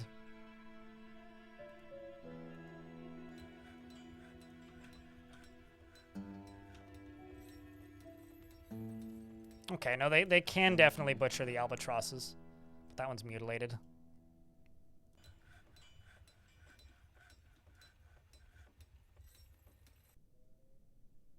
May still need to end up dumping them anyway. Because they got one. Yeah, now it's just ravens. Gotta keep an eye out for animals. Kage Jatai, thank you very much for the 14th month. Chat, can I get a round of beers for the 14 months from our friend?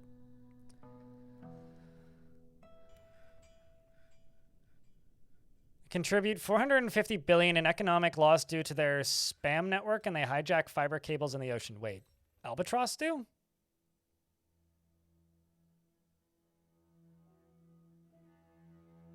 Okay, but like, jokes aside, can you explain what that actually means? Like, do they dive down and like damage cables or something?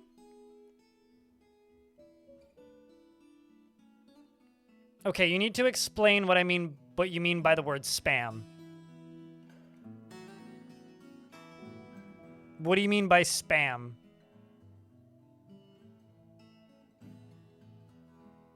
Oh, okay, thank you. Like, you need to, I get what you're saying now. For a second there, I was like, I know that they're like semi-aquatic. Like, are they like, is this like squirrels getting into internet boxes things? No, I didn't clue into the messing around. I get you. No, now that you've said crypto scams, no, I know what you're talking about.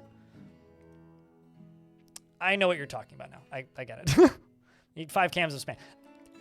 I don't know. I thought maybe that there was like a typo in there or something, and they were like trying to say that like they can carry a lot of physical weight.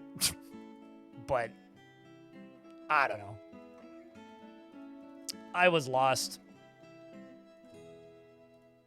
Never to be found.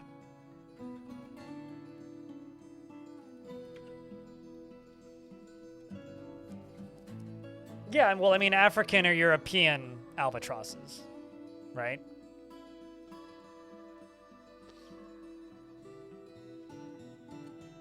It's not hard to do, Dio. They joined your fortress willingly. They probably knew what they were doing.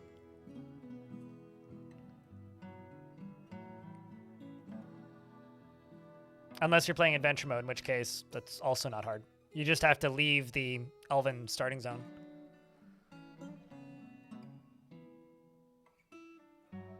I mean, I would personally rather just use a nicer cut of ham and then just salt it, brine it.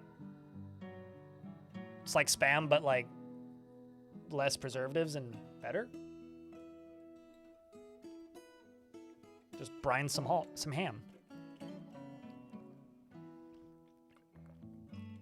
I don't eat ham very much. Like, especially now.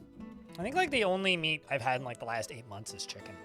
Except for that one burger I ate. I ate one burger last year.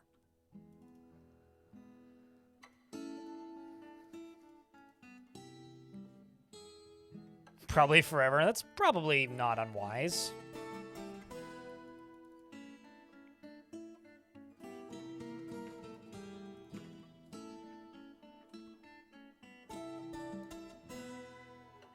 Can't bring yourself to kill ravens? I will kill any animals that are stopping the ocean critters from appearing.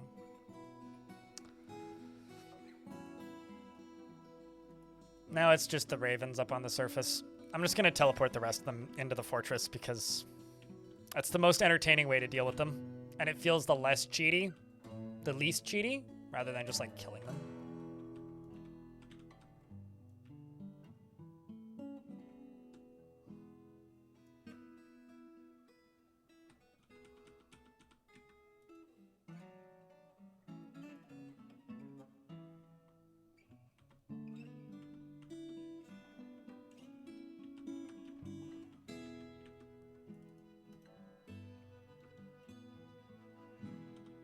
An aviary out of cages? They need to be pathing in the first place, which currently they're not. I'm also just going to pause all of these tasks for, well, except for the raw fish. These tasks for a second, just so we can catch up.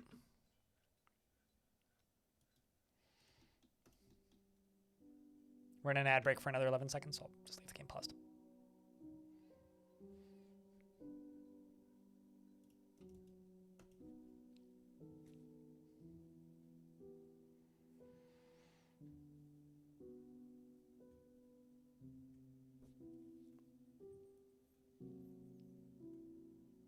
About felling trees for a bit? I have a question. How did you replace them? Did you, like, permit, like, random migrants? Or did you, like spawn them in with DF hack? Because if they were visitors that joined, then they would have left Elven society and wouldn't be bothered by it. But if you just like appeared them there, yeah, they'd probably be upset chopping down trees. That would make sense.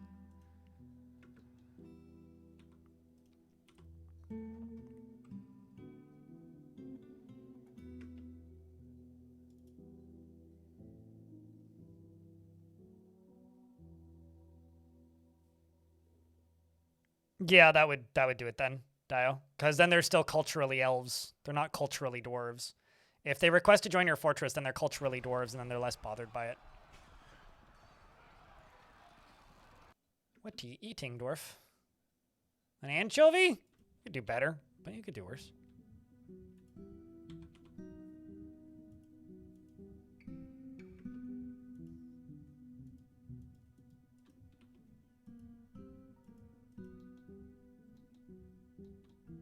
I'm just going to, I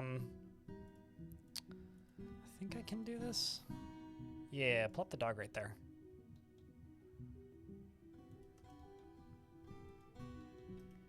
I'm also just going to throw a butcher shop down here,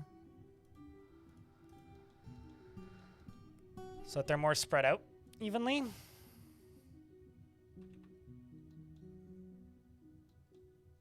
Hens are all getting put away.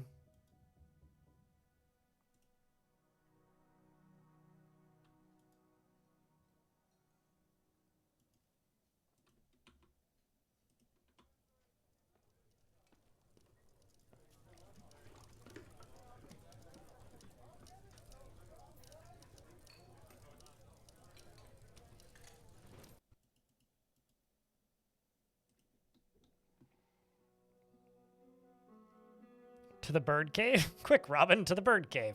I think, like, currently this is becoming a bird cave anyway, so there ain't too much I can do about it.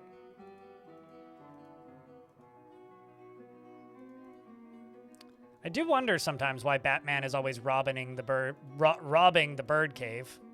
Bat cave? There we go. I got my words in the correct order, mostly.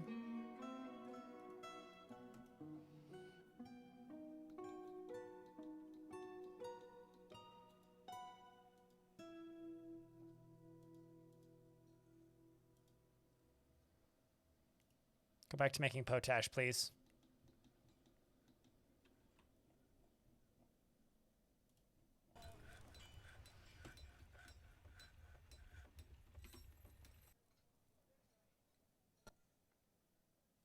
Theoretically, periodically, these dwarves should be like, nah, I'm gonna go hunt.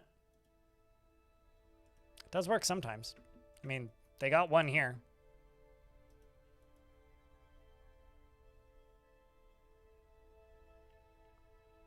Hope all is well, more or less.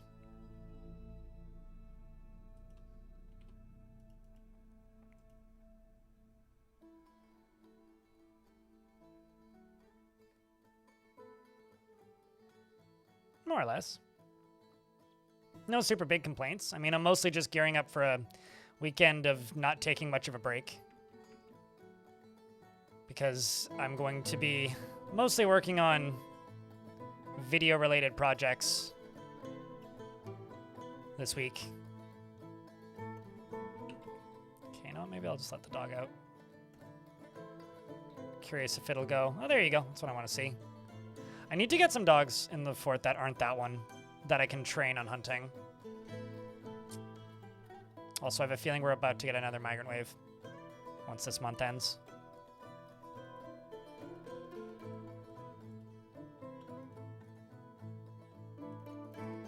I'm also going to make rock coffer, gesundheit, and let's do, oops, not that. Rock mechanisms and a rock table. Maybe just 2 rock tables. Up here, I'm just gonna go place a well, so I can get that built. Then I can set this as a water source, because right now it's, you know, not. I can make a better well later, Over here, I'm going to place a chest in here once they make one of those, which will be made over here.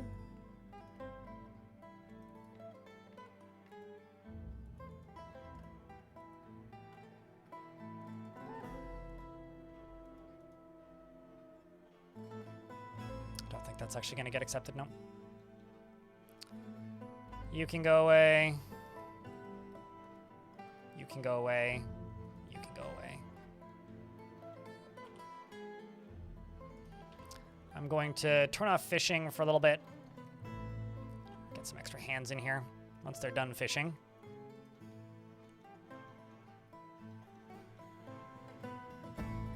Available dwarf. What kind of dwarf would you like? Any preference? Beard or no beard? I don't have a lot, but I do have some. What did I settle on in the end after an evening of World Gen? It's more like a whole afternoon. Very, very, very, very, very deep ocean with the goal of trying to catch deep sea animals. That's the goal. That's what I ended up settling on. If you want to see the world, if you type in ! Legends, you'll get all the info from the world.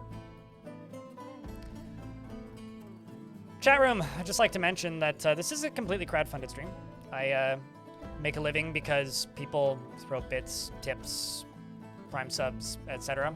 at the channel. So if you have a skull next to your name, I just want to say a real quick thanks for helping keep the channel funded. If you don't, and you happen to have a Prime subscription, do think about me.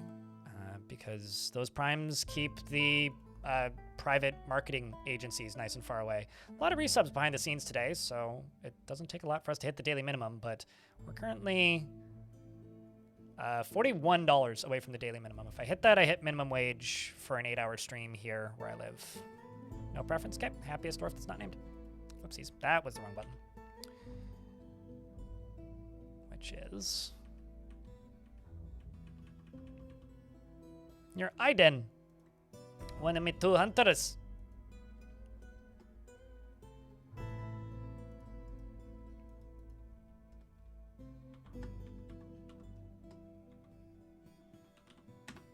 I want to say your name didn't used to be all caps.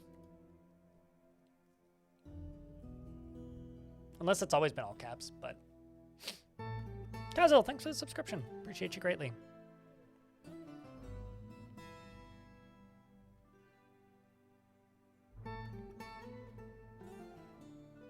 And Flurry, thank you very much for the... Holy shit.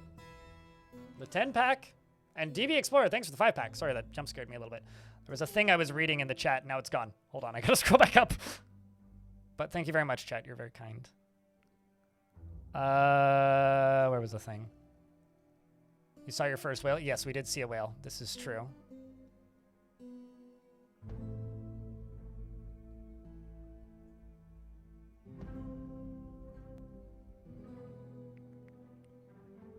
There we go, I'm all caught up. Okay, so this right here is Kameguru, who's prone to strong feelings of lust. He would never pass up a chance for a good fist fight, can handle stress, and can easily fall in love or develop positive feelings. Finds obligations confining, but although he values the concept of loyalty and is troubled by his natural tendencies. He is stubborn, needs alcohol to get through the working day, and is getting used to tragedy.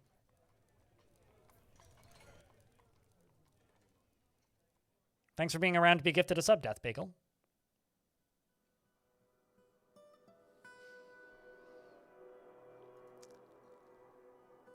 He dreams of creating a masterwork someday and finds the following of tradition foolish and limiting and sees life as unfair and doesn't mind it that way and feels strongly about the law and doesn't particularly respect commerce. He likes gypsum, gold, morganite, crystal glass, giant hamster leather, low boots, goblets, llamas for their long necks, Bambara groundnut plants for their edible nuts, and the sight of the sable blossom, and when possible, prefers to consume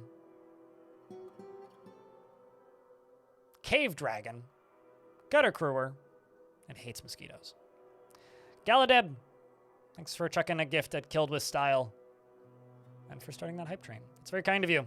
Needs 5 subscriptions to level up. Or, how many bits? I didn't read it. $23 in bits. Well, I mean, you get more than the normal hamster leather, right? Depends on how many hamsters you want to be harmed in the making of this film.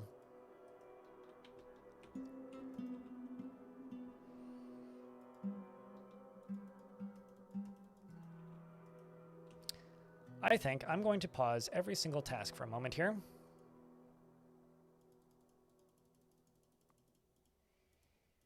Because I've got a bunch of shit that needs to be put away. And I really need like 2 or 3 more migrant waves because there's just too many jobs. These dwarves aren't able to get any breaks, any times off, any reasonable sense of existence here. Yeah, I can even pause brewing booze because don't really need it at the moment. It's my Fisher Dwarf skeleton. I'm actually just going to get rid of that for the minute.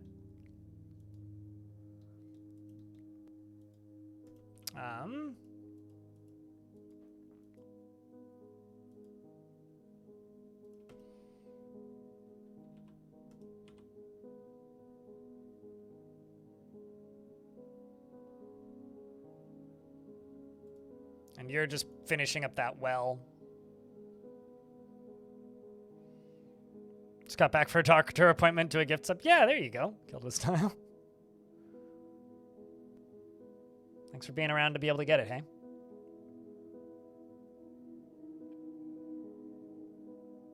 You don't want to see the seams, so giant is better. This anti-seam agenda. Oh no! Wait. Wait. It almost looks like... Oh, I see. You just went up there to grab a block. I thought you were dumping something. You are. Let's see if you go to the right place. I'm literally using the ocean as disposal for bodies.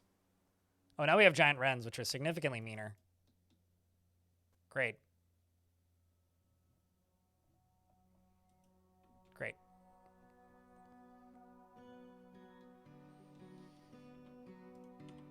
Just gonna wait until basically everybody is hanging out in non-mission critical spaces. Oh no, are you already cave adapted? Great. But never did?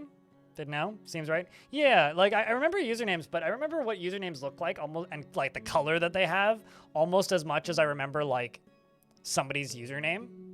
So like when I see a name that's like all caps suddenly and I'm like, huh.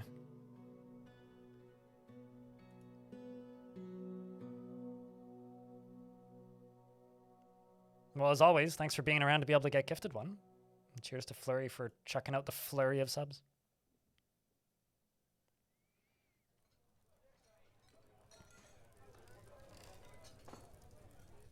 It's always good to have a nice big place to throw all of the garbage. I do wonder why that dog always hangs out in this room. So nothing particularly noteworthy going on.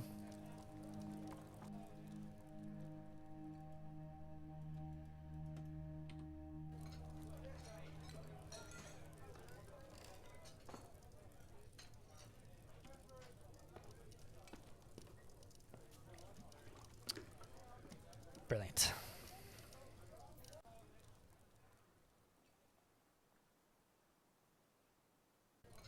Can we build farm plots or on stone, or did he make it wet? I made it wet.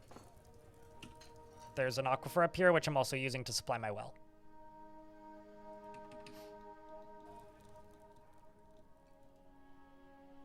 Oh shit, hold up.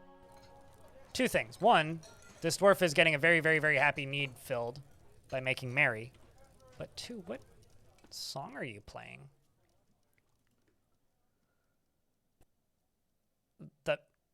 I'm sorry. The moist aquamarine is an example of the russet tresses. The work has no particular subject, but the composition is masterful. That's what they're playing. And I wonder if we'll get a song. Maybe not. Maybe there isn't enough people dancing.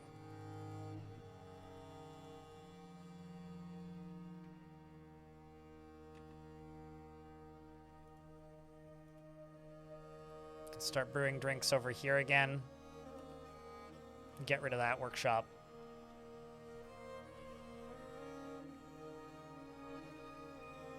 Do you take prepared meals? No, you don't.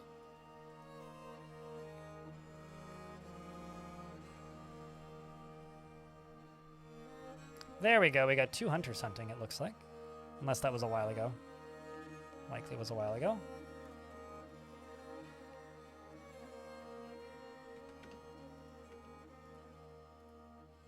Let's actually see how much clear glass I have. Just curious mostly. Literally none at the minute. Okay.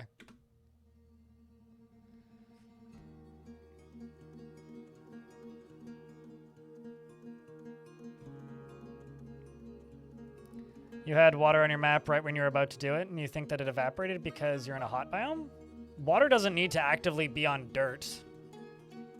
Oh, wait, you mean you had water on the surface? Because, like, yeah, water in, like, pools on the surface can absolutely evaporate. You should use, like, an aquifer or something. Or go down to the caverns. But, like, that's why you need an aquifer in your fort.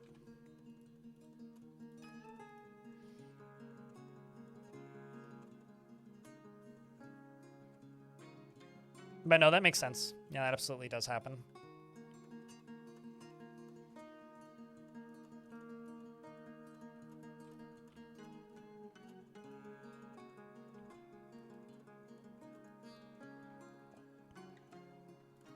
You're telling a story? What story are you telling? They're all listening to it, too. They're telling the story about how Snail became the expedition leader of the Coast Guard of the North Guild. Good for them. I think that this, the remainder of this winter is socializing season, chat. We need these dwarves to make some friends. Outside of that initial starting 7.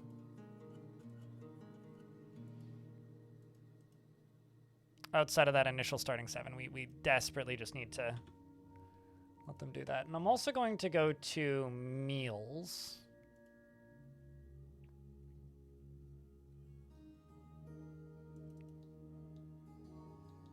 I think you are going to give some items to this one, because I'd like to get some of these meals over onto that side.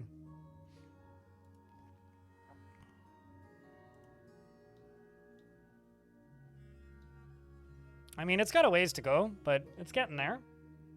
See groups? It is definitely getting there. Right now, these dwarves just need a bit of a brain break, you know? They're getting all these happy thoughts. So David Hasselhoff wants to help people. Leads me to think that we should probably make David Hasselhoff into our chief medical dwarf.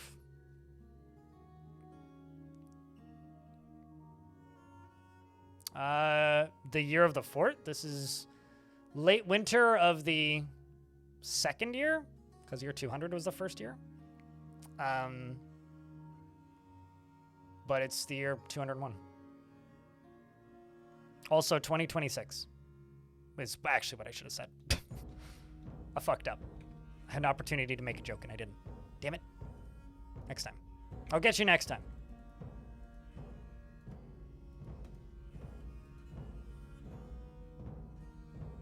So you need this. You need to get some happy thoughts so that they can have reoccurring happy thoughts. Because if all they have is neutral thoughts and negative thoughts, then they'll just have reoccurring negative thoughts. Are you a... Oh, damn it. Well, we can just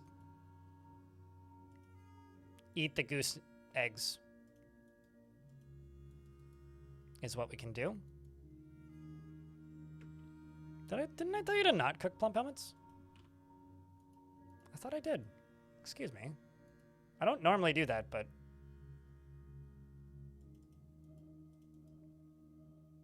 Well, I guess they just don't care then. Because they literally did cook the plump helmets. Oh, wait, never mind. That's not a kitchen. That's a brewery. Duh. I'm smart.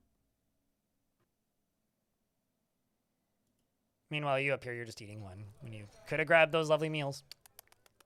Shame, dwarf. Smoothing is a lower value alternative to building brick floors. It's also just ugly, in my opinion. All right, so the next thing I'm going to do is I'm going to go in and I'm going to unforbid all of the construct a building job that I've got jobs that I have queued up.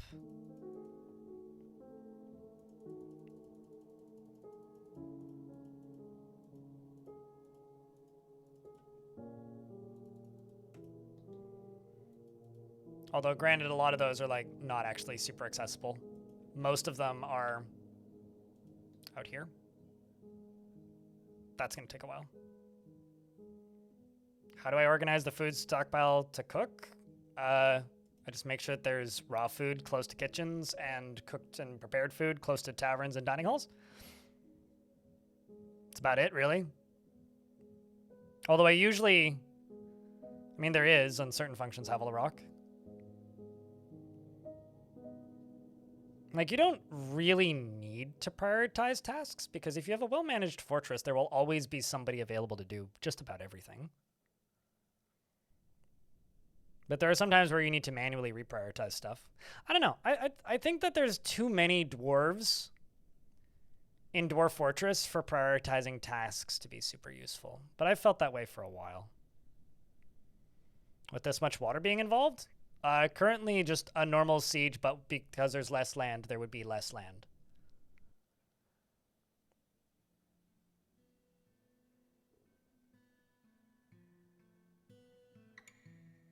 Yeah, I would say what Necrontyr just said. Like, if you have so few available tasks, like, you could go to one of these and click this, right? That prioritizes it, right? But generally, like, you have too many jobs active if you need to manually go in and be like, dwarves do this now. Or you've got dwarves that are, like, and, like, if you have dwarves that are praying or something and they're refusing to stop, usually that means that your dwarves are, like, starved of that social activity. So, like, if they're hanging out in the temple and refusing to stop doing a green task, they just desperately need it. So I guess, like, the response to that would just be like, well, it's about damn time. You should have been doing that a while ago. I'm going to make a real quick ammo supply right here. Granted, this is mostly going to be for hunters at the minute.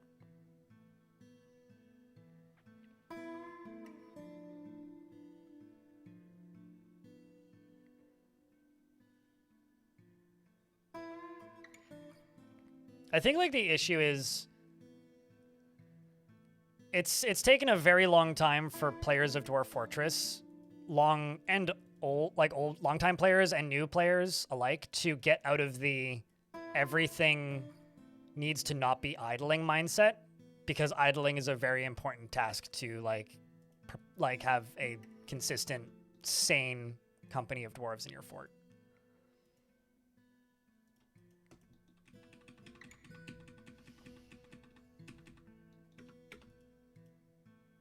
Whereas, like, every game that's heavily inspired by Dwarf Fortress actively punishes you for having, or, like, forces them to idle. Whereas in Dwarf Fortress, they aren't forced to idle. Like, in RimWorld, when a party happens, everybody just goes there.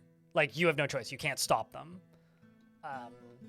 Whereas in Dwarf Fortress, it doesn't until it's too late. Like, the game doesn't hold your hand in that way. But it's also kind of the game's fault, because it had the idlers icon way after that feature was depreciated.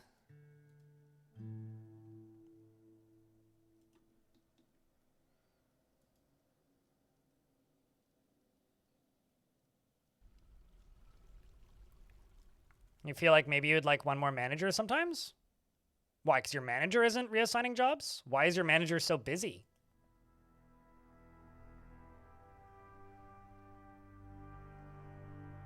Make a craftsdwarf guild. Because learning crafting is a much more efficient way to clear that need than telling them each to craft something. Like, or like smooth a whole floor is maybe another way to do it. Because if a dwarf attends a crafting demonstration, it clears that need.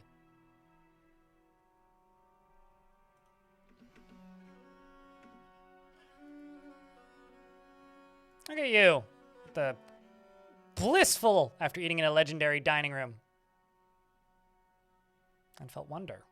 How are you not, like, happy about the meal specifically? Just the dining room? Satisfied after getting into an argument. Well, at least Corey Corey's going to survive a very long time in this fort because he's satisfied after getting into an argument. I usually give the manager, like, if I have a noble that needs to be running, like, organizational tasks, often what I will do is I will permit them to have, like, one instance of that task that they will complete. So, like, give them a shop, assign them specifically to that shop, go into the shop's description like this, set it so it can only have one work order allowed, excuse me, and then assign a like a quarterly task to do 2 or 3 work orders out of that location per year or something. That's usually how I will run that.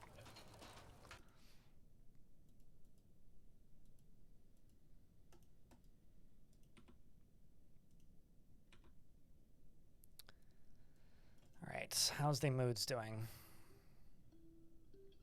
Let's just let them get these over with. Oh, also, something that's very important that I don't think a lot of people know is if, like, a thought is, or if the thing that they're doing is green, that means that it's something that's benefiting them, but it's not, like, something they need, like, capital letters need.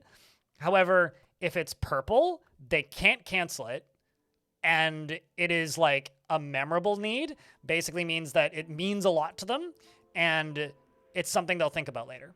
So if you see, like, a purple job and it's something positive, like, you know, praying to a god or studying or hanging out in a temple, they really like that thing, and it'll give them reoccurring happy thoughts or reoccurring thoughts.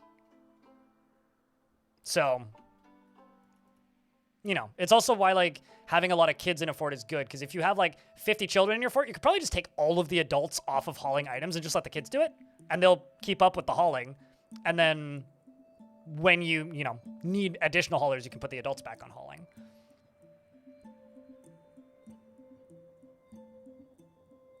No. If you pave a floor, it doesn't matter. I often don't smooth floors because I kind of like the way they look, but, like, if I smooth this will be higher value. But no, the reason I do it this way is, like, if I engrave these floors, engraved constructed floors are more valuable than engraved smoothed floors. So I do it that way because you end up with a higher net value in the end.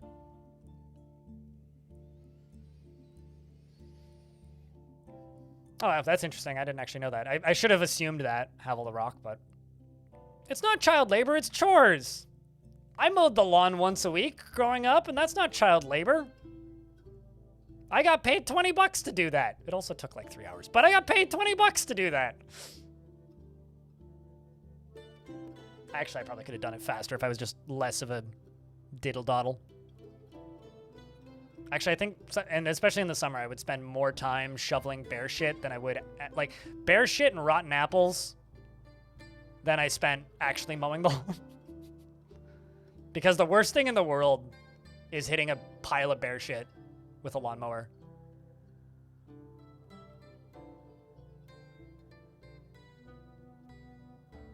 If your stalker shows up in the fort? You mean your ex?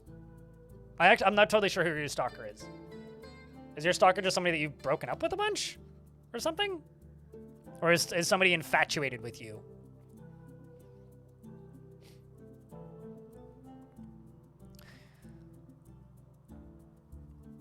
You like to smooth walls and floors because you like how they almost drop what they're doing and run off to smooth? It's like their favorite thing. It's an easy way to clear a lot of crafting needs, yeah.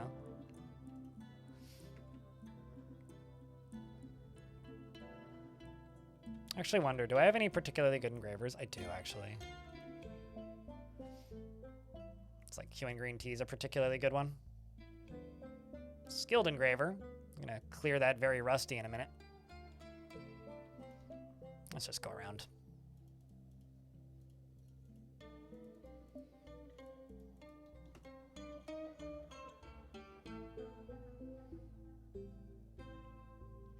My ex-wife is trying to become a necromancer like her grandfather. You guys are running your own soap opera over here. I love it. I fucking hate aquifers. It doesn't relate to anything. You just hate it with a passion. Oh, okay. Well, get good, nerd. You hate one of the most useful functions in the game. Sorry for your loss. That has a jealous obsession with you? Oh, that's funny. Do you know why? Is there like any logic behind it?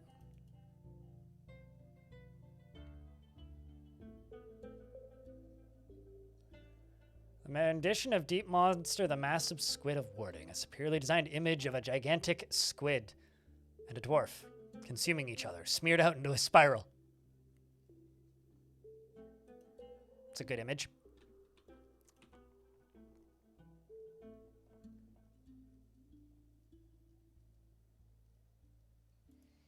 Get the ash going. And maybe soon the potash as well. Talk with an acquaintance, satisfied after... Some of these dwarves are satisfied after getting into an arguments, man. I'm starting to think these dwarves might just be Irish. They really, really like just having passionate discussions of subjects. Bearded crafty dwarf. What do we have for crafties? We've got a clother. We've got animal trainers. Don't have a lot of crafty bearded dwarves. I mean, I've just got the one clother. That aren't named anyway. So do you want the clother? Do I plan on making mog juice? I would have to find mog hoppers, and the caverns are extraordinarily far away. From my test embarks, I didn't test this one, but the caverns are at layer like minus 100, so I'm probably not going down there anytime soon.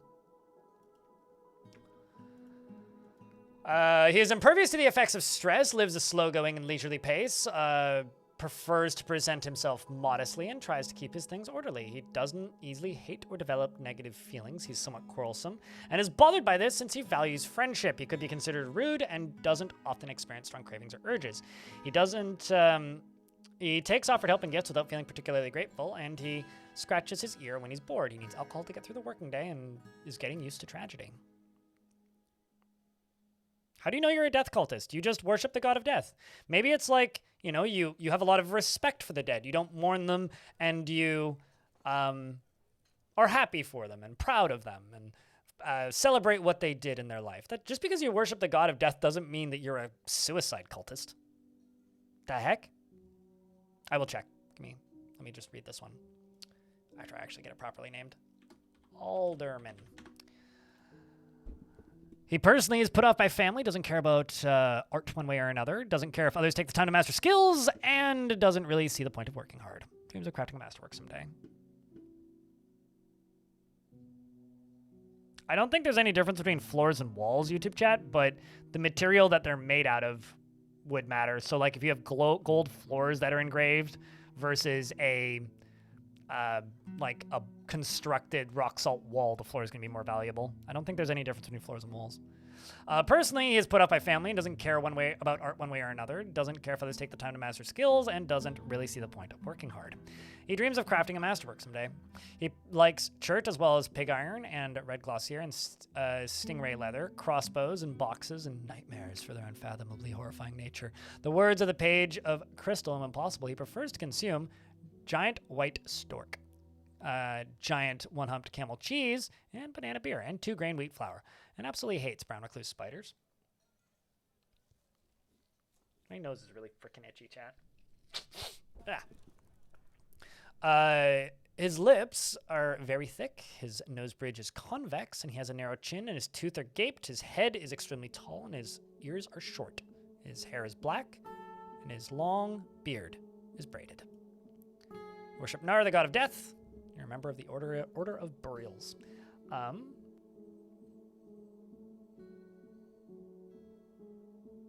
Do you have bears where you live? Do you have large animal where you live? Do you have large animal what poop a lot? If so, you probably had to shovel its shit if it's the sort of animal that frequents your backyard. So growing up, it was like black bear crap, which, where I grew up, we didn't worry so much about like actually catching the like grass. We just kind of like let it redistribute over when I mowed the lawn. We mostly did it so that we didn't have like coyotes hiding in it that could like ambush and kill the cat. Or like other wild animals that would be dangerous to us. Like as an example, baby bears, like if the grass got too long, like baby bears could get into it and then like we wouldn't know that they're there. even if we knew that mom was around. So like we'd keep the grass low, especially in like the backyard area, just so we could make sure that there was no animals out there. Cause I kind of grew up in not in the sticks, but like outside of the nearest town. And didn't matter what kind of shit, deer shit, bear shit, cow shit. If that was in the backyard or the area that I had to cut the grass of, you shoveled it because, you know, the mower that we had was an old cast iron one, and it would kind of shoot the shit kind of to the left. But like while you're walking, especially if you're on a hill, you're kind of like just south of it, usually like just downhill or like just to the left of it or just to the right of it. And if you happen to be at the wrong angle and you hit that, one, it's going to stink for the next rest of the time that you're mowing because it's going to get sprayed all over the inside of the container. Grass is going to get stuck to it, and then it's going to clog up the mower, so you're going to have to turn off the mower, power it down. It was a pain in the ass to start it too, so that you could unclog the crap. Never mind the fact that, like, if you hit it at the wrong angle, it would either spray out from underneath the bottom of the mower and just cover your shoes and your shins all the way up to your knees, or, like, if you were at the worst possible angle, you just get all over you. So, unless you want, like, a centimeter thick, evenly distributed covering of bear shit on your legs, you shovel it. Anyways, that was my childhood. Some kids had a paper route.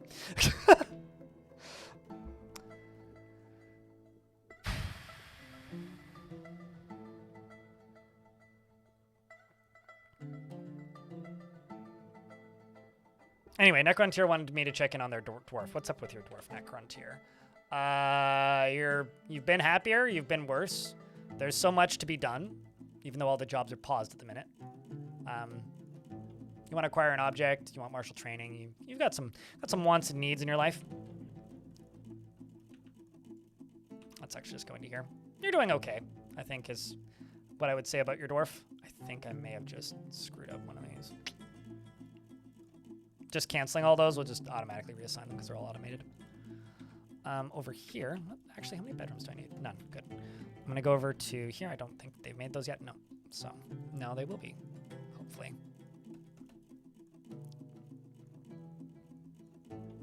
Apple and pear trees in their yard, which were popular with the local bears. I would hope so. They didn't shovel before mowing exactly once and never again. Oh, yeah. Also, if somebody wants to clip that, I don't know if you could fit it into a minute. I actually don't know how long that rant was, or that ramble sesh was, but if it fits, it should be clipped. Also, just going to nuke the specific dwarves from these. Just let anybody do it again.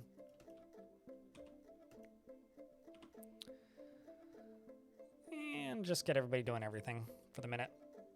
I don't know anything I need to specialize. We're back to just waiting for more migrants.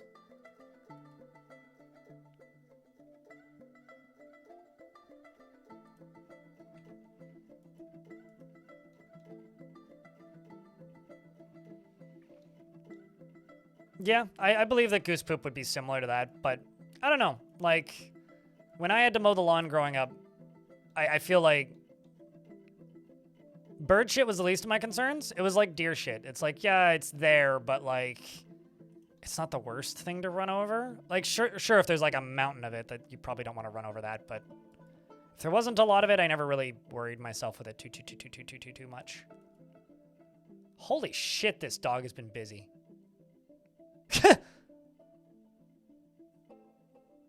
Wow.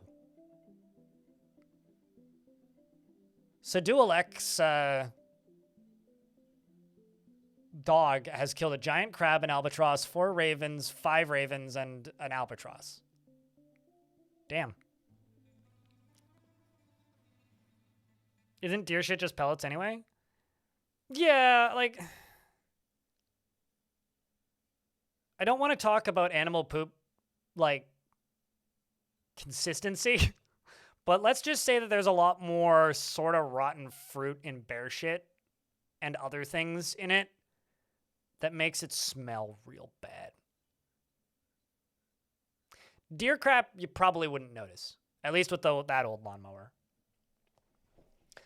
Okay, so this is a sentence I didn't think I would read today. Meanwhile, YouTube chat, Blackwind says, Puma scat is the same as bear scat, by the way, when deterring coyotes.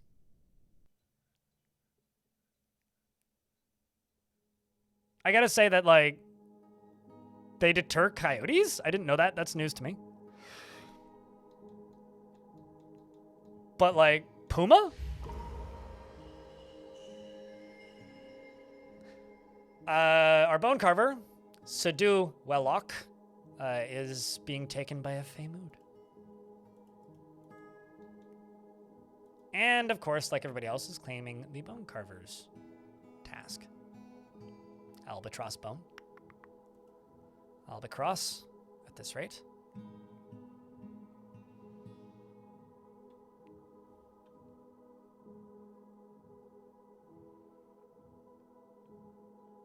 Most grass-eating animals don't want smelly shit to have attention from other animals. Like, I realize that's like an evolutionary thing, but I think it's really funny that you make it sound like it's just like a personal choice. Just the way you've worded that is really funny. Like, supremely funny.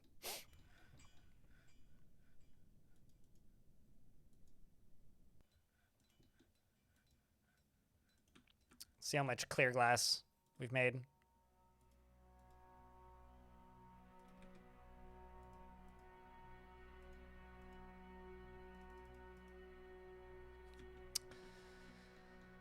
Okay, now I did say I was going to make a library, and I think I'm going to put it right here. Actually, let me just enable something so I don't need to guess.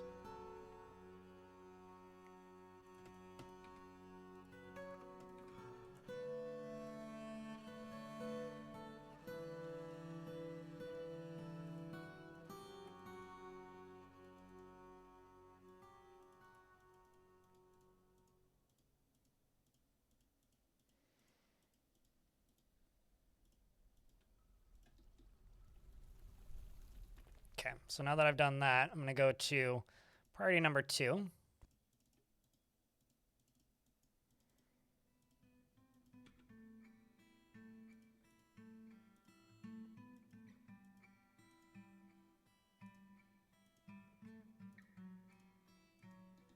And that'll be our library.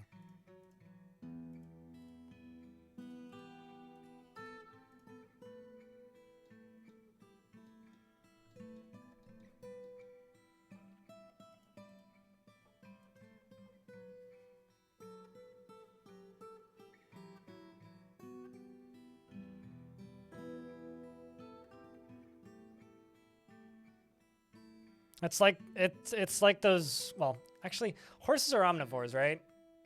It's like the one that I always like to reference when discussing weird topics like this are all those videos on the internet of like horses eating baby chickens.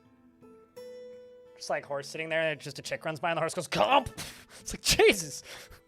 There's just something about it that's like just so fucking startling. It's like, whoa!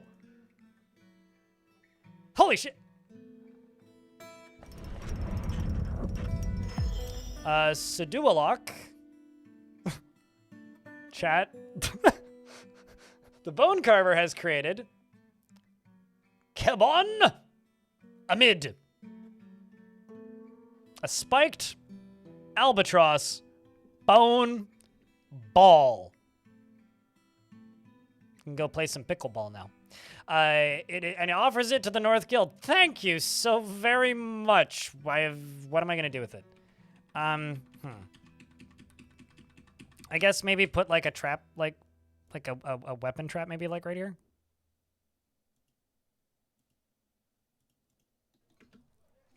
Not that it'll be super effective, but this is a spiked albatross bone ball. Our craft store ship is of the highest quality. It is encrusted with cushion cut white chalistones. On the item is an image of lore, fence sprinkled, the dwarf and dwarves and albatross bone. Lore is surrounded by the dwarves. The artwork relates the ascension of the dwarf lore to the position of Queen of the North Guild in the first year. Yeah, because it's made of bone.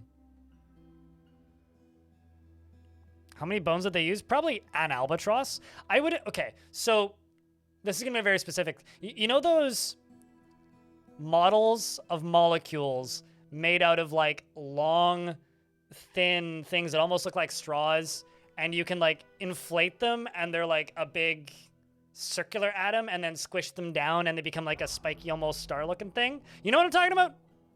That's what I'm thinking of. Like it's got to be like kind of like a hollow sphere made out of bones. Could probably make that out of a bird. Also, Elfie, you might be able to help me out with this. Is the shield next to your name new? I know that you're a mod in my chat, but did they update the mod chat in the YouTube chat? Or the mod looks? Kind of looks like it did. Probably not very effective as like a weapon of skull cracking, but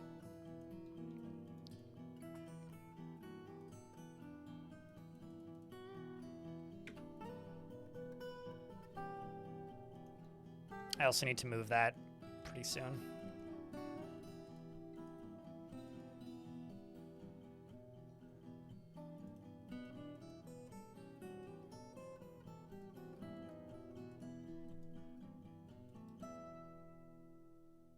I feel like I've probably made some soap.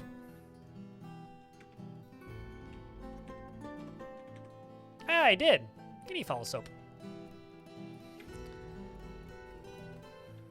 I wonder if I get tallow from chickens. I can't remember.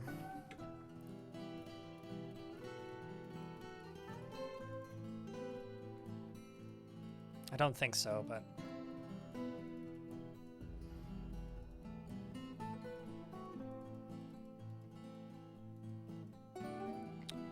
this will be my hospital. My chief medical dwarf is going to be my manager.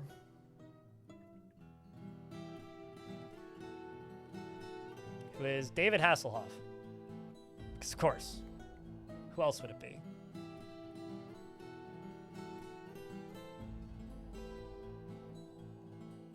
I saw it. There it is.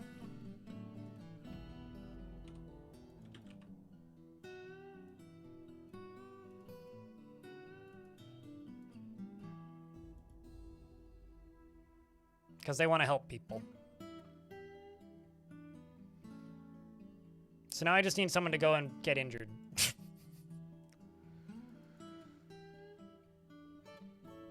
Nix won't stop harassing me for your sweet potato? I mean, I would too.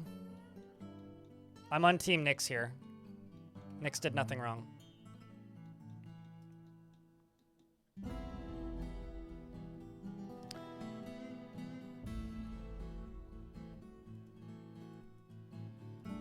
Oh shit, we got a white Chalstony crown. Look at that.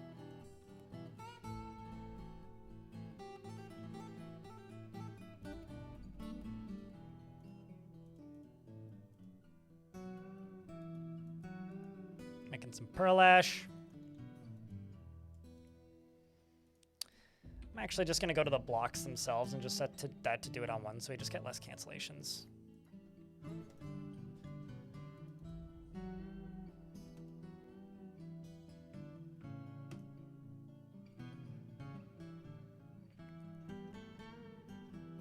So growing up, led around in that same yard, we had a lot of blackberry bushes. It's probably one of the many reasons we had so many bears in that yard. But our standard poodle at the time learned how to pick blackberries and would just like walk along the edge of the blackberry bush picking blackberries and would get very perturbed when she would see bears eating blackberries. She would get very indignant about it and like start barking and like visibly shaking, specifically when they were eating. She would bark at them anyways, but would kind of stop after a bit. If she could just see them, she would just growl. But if they'd start eating blackberries again, she'd start barking at them, which I think is very funny, personally. Yummy. Wait, one of the purple ones or one of the orange ones or one of the like kind of light colored ones? In regards to the sweet potato.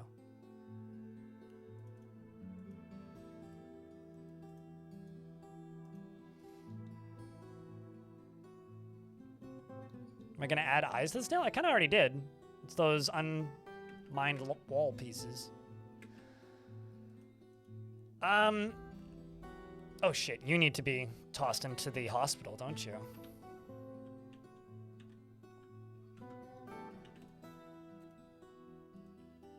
Look at that.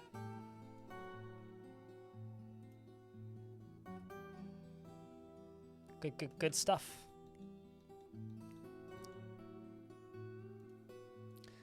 Hold on a sec. Chat, I've been live for 5 hours. I'm gonna take a leak. I'll be back. And there's an ad in 4 minutes, so I'm just gonna run that now. Beep beep.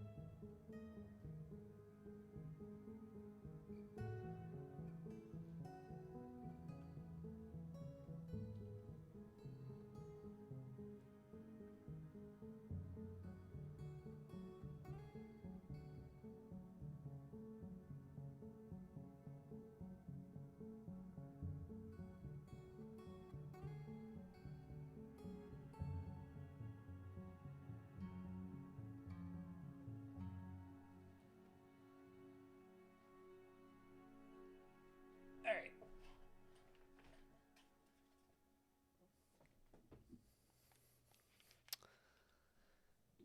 Although the problem is I need to give this hospital access to some sort of entertainment. Because hospitals are boring as shit, it turns out. Soap desired 6. Powder for casts. I'm just gonna actually crank that number up because I actually have a bunch. Crutches, we need more. Cloth, we need more. All that, we need more. But this is actually like a fully stocked hospital. We even got gypsum. And we're up to 47 dwarves. Holy shit. And we got a bunch of animals. Got a... Actually, hold up. We got a legendary diagnoser? You don't say, do you? Okay, we're going to throw you in there. You can just be the general doctor. Don't have any surgeons. No bone doctors. But that is progress.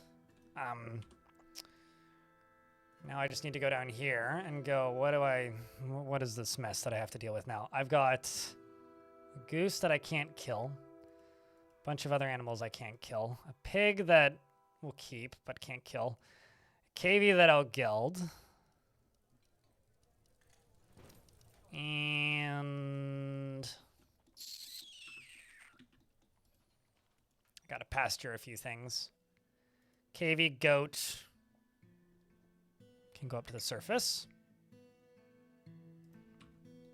Go down into here. All the nest boxables go in there. What's up, cutest? Quite a few migrants. I mean, I've been exporting quite a bit of stuff, so I'm not too surprised. We've kind of got a bigger crush of migrants in here.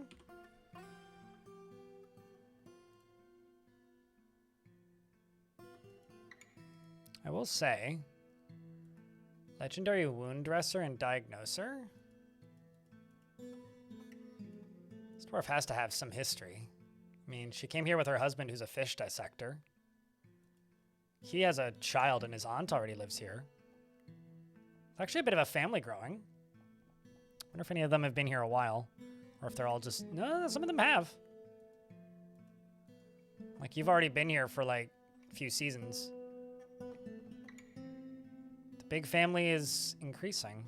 Yeah, because you're swordfly, right?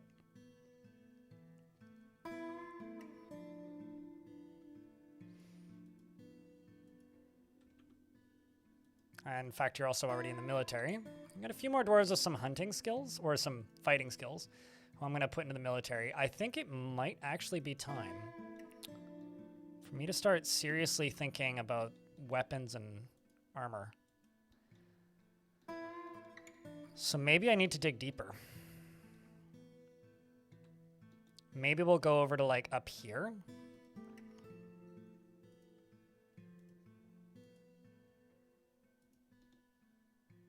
Like, we'll let them finish mining that out. But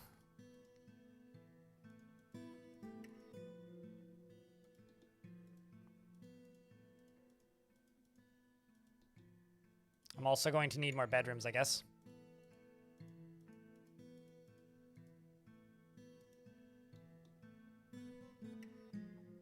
I'm sure you can know many things. Why do you have alcohol pots in front of tables? Is there a special reason? Like in pots or just in front of the tables? Because that's a dining hall. I don't want them, like, if they're going to go grab drinks, I don't want them to have to run to a stockpile and then run to the tavern. I want them to just be able to run to the tavern and get a drink. It's more convenient for the dwarves. So I wouldn't really say it's a special reason. It's just kind of logical, really. They're already going to the tavern specifically to grab drinks, so why don't I just make the drinks more available? Yeah. Like, you know, you go to the grocery store to buy groceries, right? Wouldn't you want there to be groceries available in the grocery store instead of having to go to the grocery store to purchase the groceries that you collected from, I don't know, the warehouse 2 blocks away?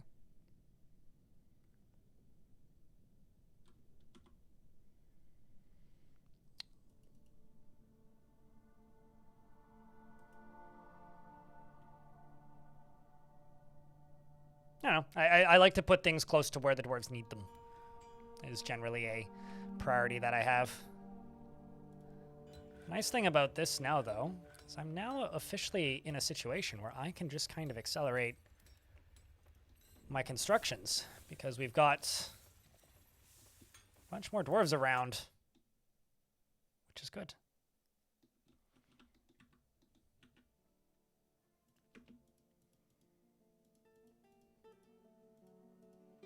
Just gonna throw the other livestock down here, but I don't want just like running around randomly into there, because the pigs don't need to graze.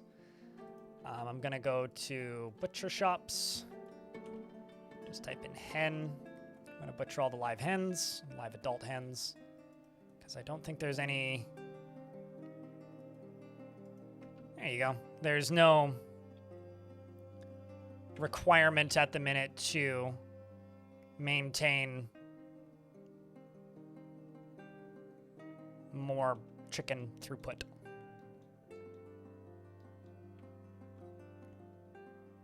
I don't know, a lot of mechanics in Dwarf Fortress, Agita, Marisa, are things that, like, I realize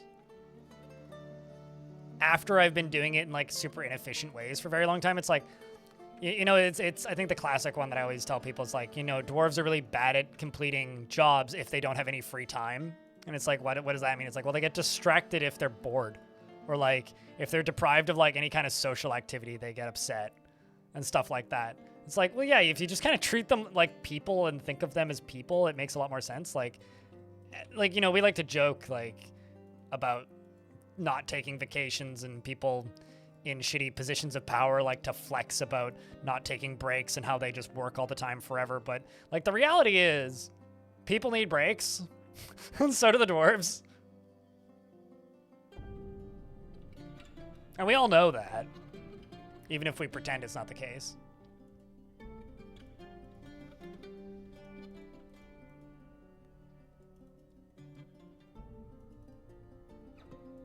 I think we're out of potash.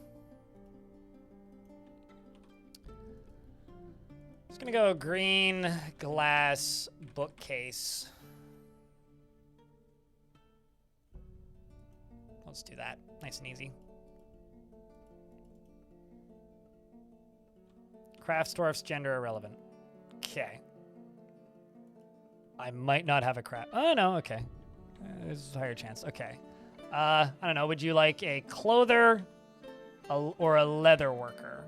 Or would you like to be a metal crafter or a weaponsmith? Also, Celestia, are you around? Your preferred stereotype is available. Metal crafter. Okay. I haven't found metal yet. I know there's metal on the map, but we have to dig.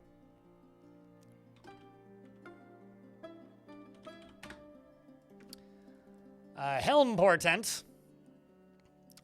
Feels best when everyone gets along without any strife or contention. Is extremely confident in herself in situations requiring her skills. She is often sad and dejected, and she generally finds herself to be quite hopeful about the future.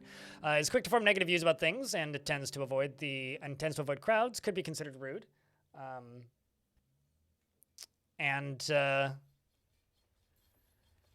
It could be considered rude. She tends to avoid any physical confrontations and works to square his natural tendency with her respect and martial prowess, and generally acts with a narrow focus on the current activity. She is somewhat fearful in the face of imminent danger. She personally does not care about friendship and dreams of creating a great work of art.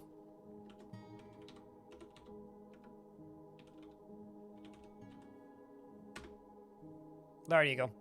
And likes rhyolite and zinc and red glossier, as well as linen paper in the color orange. Spears, bucklers, and horses for their strength, worms for their wriggling, and these words of the page of crystal, and the sound of the tulip of rhyming. If possible, prefers to consume emperor penguin, rainbow trout, pendant amaranth beer, purple amaranth flower, and citrons. And absolutely hates fire snakes. You worship Detan Dorin, I think that's the god of fortresses. And you're a member of the cult of diamonds. No, it's the god of mountains. Chat, check my homework. Is that what god is that?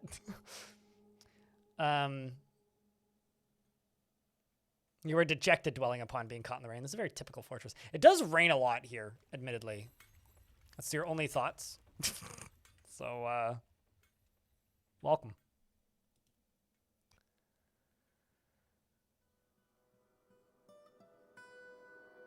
You know, if someone wants to self-identify as that, that's cool. But identifying that on other people, especially things named after other people, is something is generally like a habit that I'm not a fan of seeing in my chat. It's just something I try to avoid. Like if Letterin wants to say that about her dwarf, cool. I don't really appreciate that though, Marky.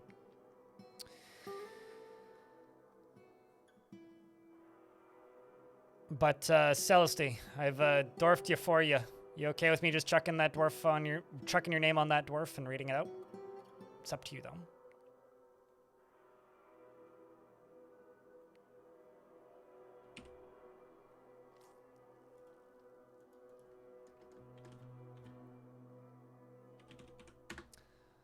Your last name is Cudgel Slave. My God.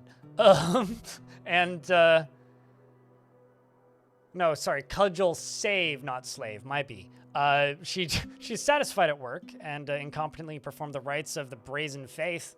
They're so brazen about it. She seeks out exciting and adventurous situations and rarely develops negative feelings towards things. Doesn't tend to hold on to grievances, is quite ambitious and prefers everyone lives as harmoniously as possible, generally is quite confident in her abilities when undertaking specific ventures, and is brave in the face of imminent danger. She doesn't often feel lustful, finds helping others emotionally rewarding, and tends to make a small mess with her own possessions. She can sometimes act without deliberation, has a noticeable lack of perseverance, and tends to not reveal personal information. She is rarely happy or enthusiastic, and she's conflicted by this. She values parties and merrymaking in the abstract. She needs alcohol to get through the working day.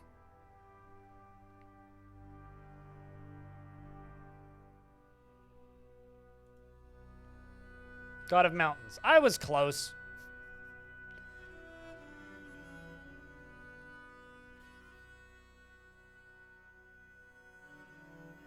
Owls in general are pretty cute until they walk. Shane, YouTube chat. She values parties and merrymaking in the abstract and needs alcohol to get through the working day.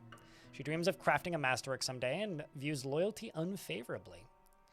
She likes graphite, aluminum, and varisite, as well as the color maroon. Large gems, donkeys for their stubbornness, the sound of the adorable bell, and when possible, prefers to consume thornback ray, spotted ratfish, blood amaranth beer, and hemp flour. Oh, I should make hemp flour. And absolutely hates moon snails. She has a lover named Onan, and I actually don't recognize your god.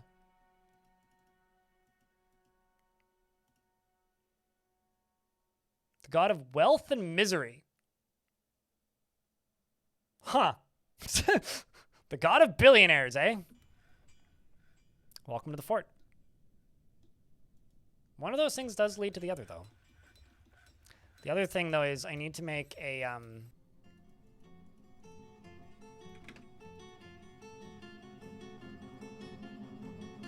an additional gem cutter shop.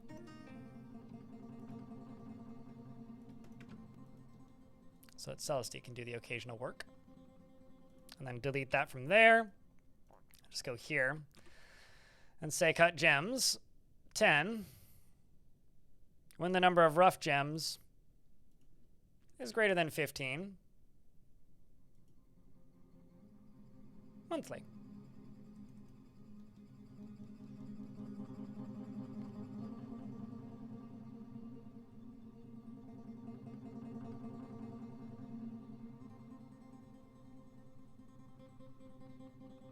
If you type in deity in Legends Viewer, you'll probably find it quicker, Wolfist Wolf. Because then you can just scroll through all the deities. So even if like you can't find the translated version of their name or whatever, it's pretty easy to do that. Also, let's unforbid that. Actually, wait. Oh, no, never mind. I need to wait for that to be made into Talo. Whoops.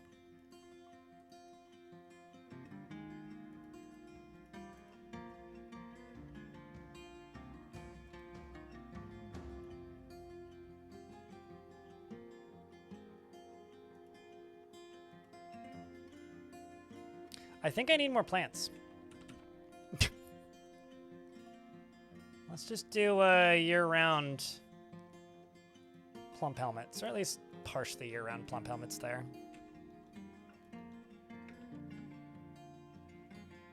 Let's forbid and unforbid the chicken tallow. I'm going to forbid the cooking of chicken tallow.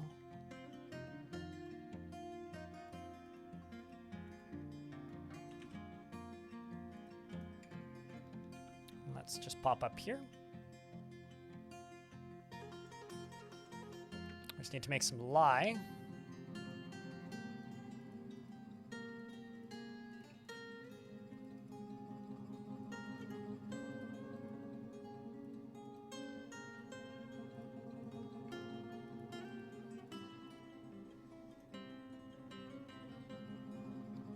Got railings? It's 1Z level.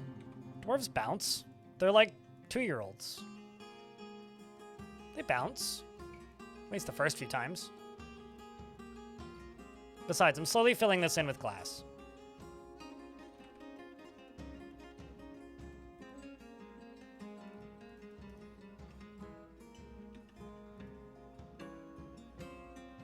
And that's how they'll eventually be able to dance.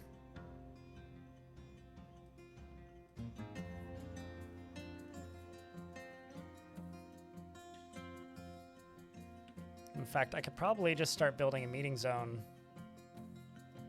in the middle here.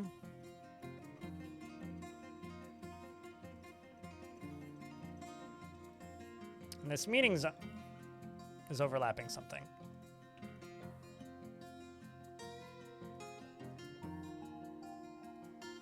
Which, where, what, when, why?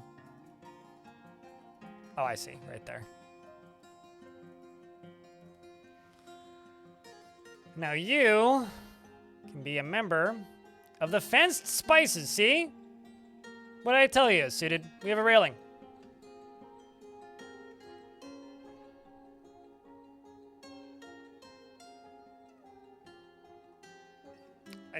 I'm just like way ahead of you here. So far ahead of you, I didn't even know. I pride myself on being 55 steps away from where I intended to be because I have no sense of direction. Kind of, you know what? I'm just gonna smooth this for the minute because I don't need this to be maximum value. Actually, why don't I put a wall in the middle there, just for looks? And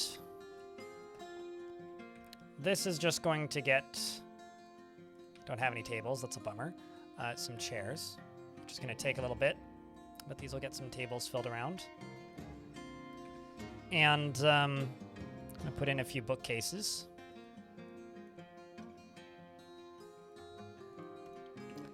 And this little area right in here is going to be the library. I already have one made. I just need to select it, the constructive home. And let's do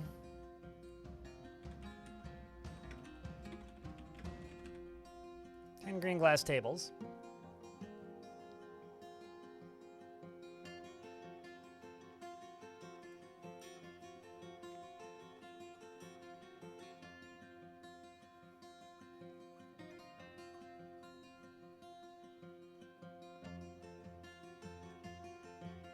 Dancing on glass seems mildly dangerous. Depends on how thick the glass is.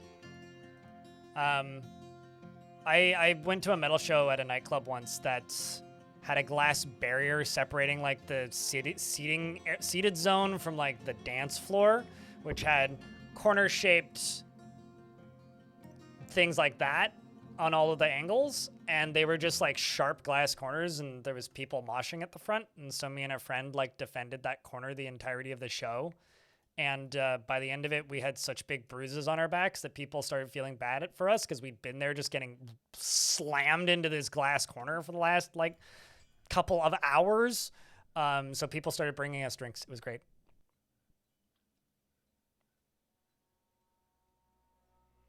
The Diamond Goddess of Mountains. That's a pretty dope name. So now it's curious to see if Daggett likes their job. I mean, he's already pondering geology. One must carefully consider the correct course of action, he says. He also really seems to like it.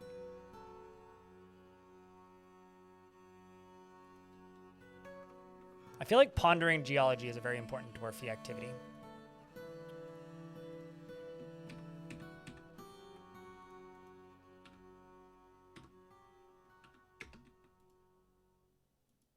Oh, shit. We have a naked dwarf child? I guess that means I need to make some clothes. Let's just, I have literally no clothing industry at the minute. So what I'm going to do is I'm going to go up here.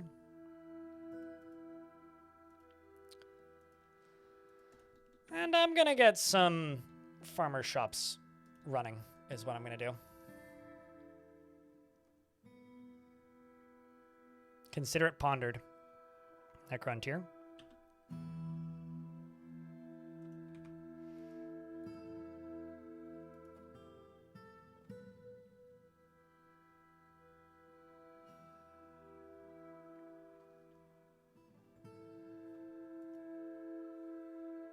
I will do my best to make sure that your son gets clothed.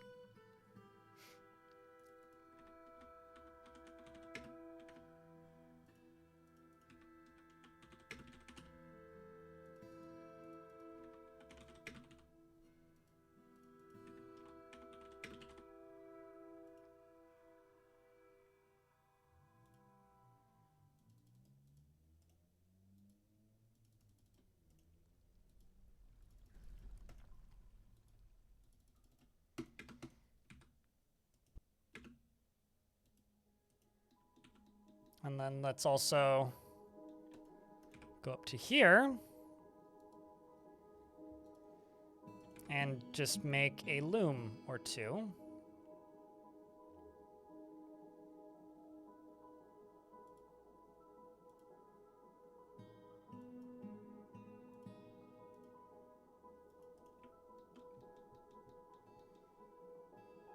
And then let's go here, grab a table. Oh, I haven't made those yet.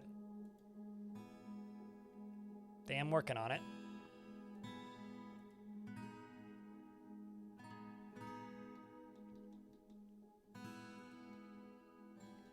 Feel like I'm out of logs. Yes. Highly likely that is true.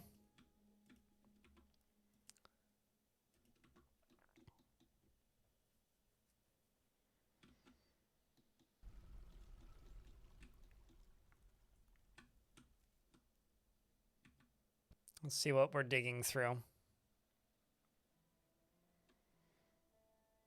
A lot of conglomerate. I wonder if there's any noticeable metals on the way down out here.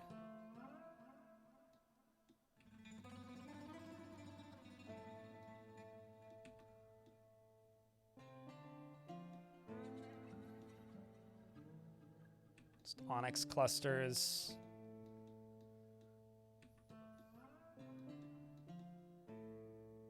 Still conglomerate. Oh, there's limestone. So maybe around these levels. Oop, what's that? Saltpeter? Nope, not so much luck. More limestone.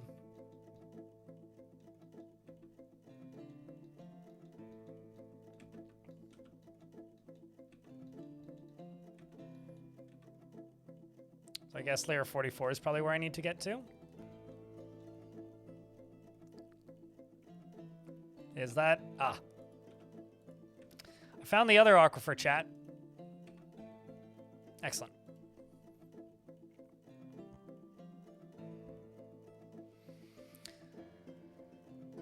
But yeah, I don't know. Actually, now that we're talking about like dancing on glass floor, I'm kind of... I just would like to note that I've stood on like glass observation decks that are like a couple hundred meters above like rocks. Like, I don't know. I feel like I have pretty high faith in a nice slab of thick glass to support my humble body weight. More lignite down here. So much lignite, Matt. So much.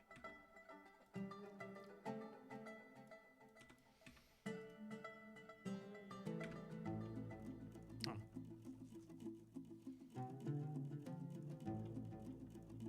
Explain? Oh, you mean like the aquifer? This is the second aquifer. I think this is actually the ocean biome, technically, that I'm in. So I'm gonna have to do like 2, maybe 3 different scouting tunnels like this.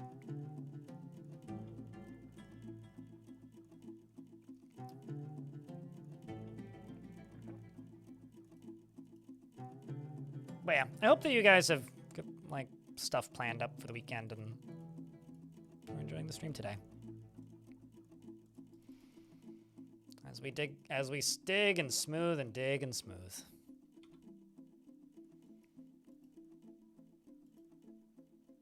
Dear Dwarf, I told you to dig down. Why you no dig? It is highest priority. You saw the story of the appointment of David Hasselhoff to the position of manager of Coast Guard of the North Guild in the midsummer of the year 200. It's interesting. Thoteg is interested in local fortress history.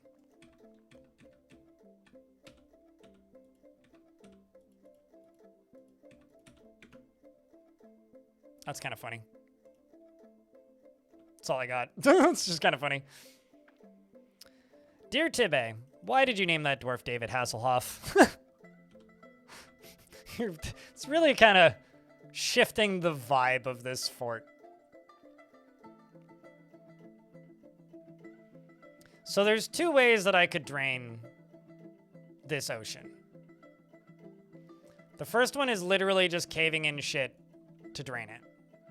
The second way that I could drain the ocean is by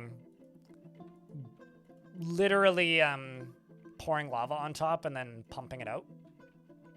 I don't think either of them are going to be particularly efficient.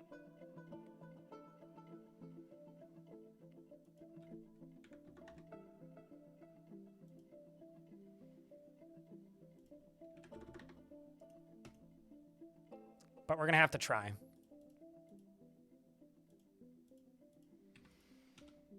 Mostly because, like, I'm looking at this aquifer and going, this is going to make things a royal pain in the dick.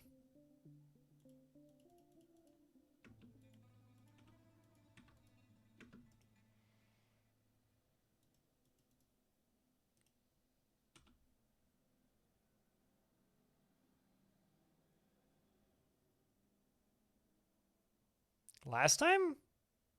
You mean the last ocean? I mean, I haven't flooded a fort since the like fear video. So it's been a long time since I've flooded a fortress, but I will try my best. I'm gonna need to do it very delicately regardless. That was a long time ago. Literally, that was over a year. I've done quite a few ocean forts since then. And besides, you know you want to see me do that.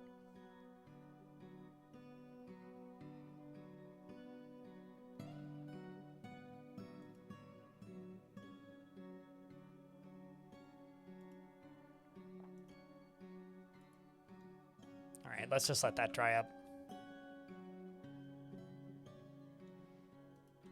Also, I will not accept this flooding my fortress slander. I think that this is a scandalous thing to accuse me of, and I am offended on my dwarf's behalf. Have faith in our ability to fort, and do not look directly in the eye of any of my past mistakes. They will stare back.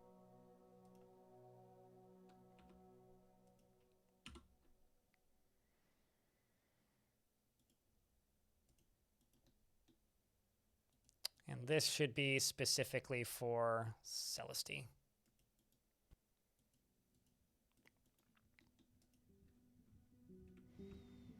Okay, that's done. Libraries functional-ish. Hospitals functional-ish. I mean, the clear glass stuff is slow and tedious. However,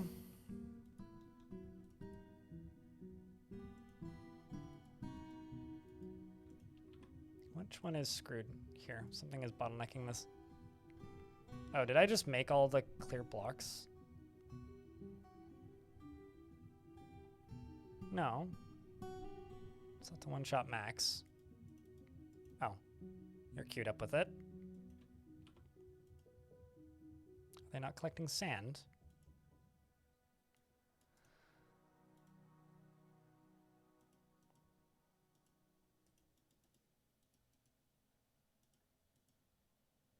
Actually, I'm not entirely sure. And there is sand. I guess we're just out of pearl ash, eh?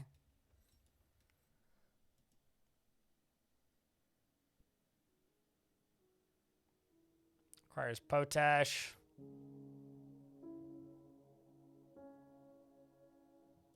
Are you not making potash? Make ash. Yes, I'm not, in fact, making potash. Well, that's great.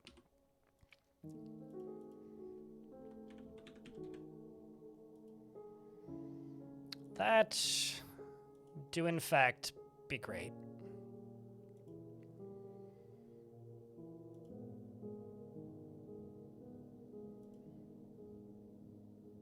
If the amount of potash is less than 10, just make 10. Just do it that way.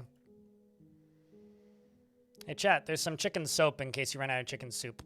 They're basically the same thing, right? Now I can go over here and go table. Table. Table. Table. Table, table. Table.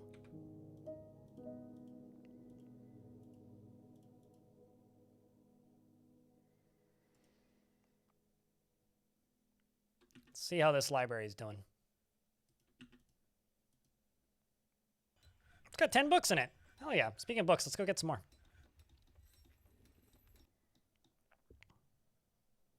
You know, I wonder. So if you have 50 dwarves in your fort, they elect a mayor. But they only elect a mayor in the spring, I think. It's like it always happens at the same season. So if I just put enough of my dwarves into squads so that they're all off the map 90% of the time, will they still elect a mayor?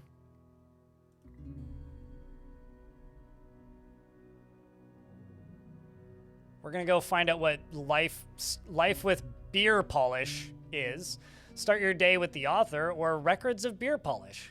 Guess we'll go learn all about beer polish. Sounds unappetizing, but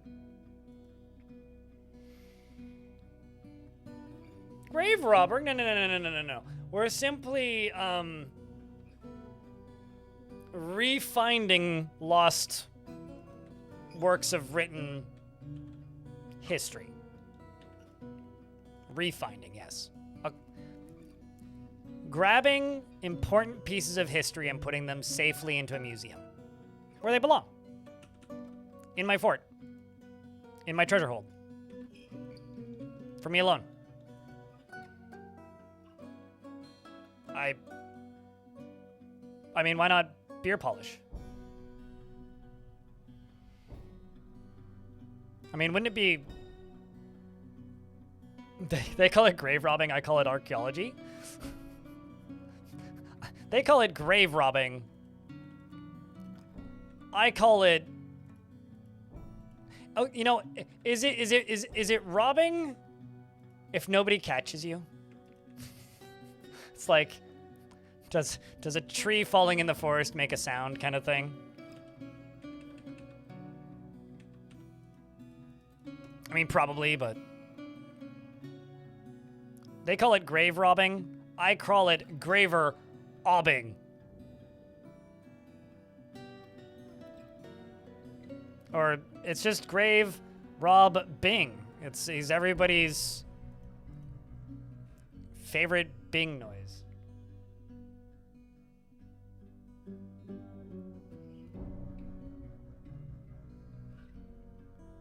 Dwarven mail-in ballots may be a thing. Well, if dwarves can mail in ballots, YouTube chat, then why can't my dwarves send letters to their relatives? That has been my most requested, one of my most requested features, is I just want dwarves that seriously miss their family, who have family that exists, to be able to, like, give a letter to the trade caravan once a year and maybe receive letters in response, and they can put them in their cabinet or into their coffer in their bedroom, or just store them in their bedroom or throw them on the floor. And it would give me an actual reason to make paper other than copying books. Just take a piece of sheet and like write a couple words, and then dwarves can get better at writing. And so when you do finally get a book once in a trillion years, they'll write a not shit book because they've been writing their mum the whole time. I don't know, I just want reasons to actually make paper. Also, Daggett, I wonder. I've asked Toady about that a dozen times. Trust me. Do you actually enjoy pondering?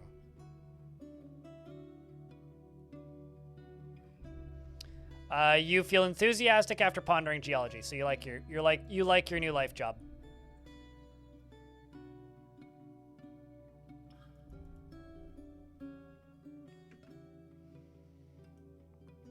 You're making a Pokemon trainer right now, though.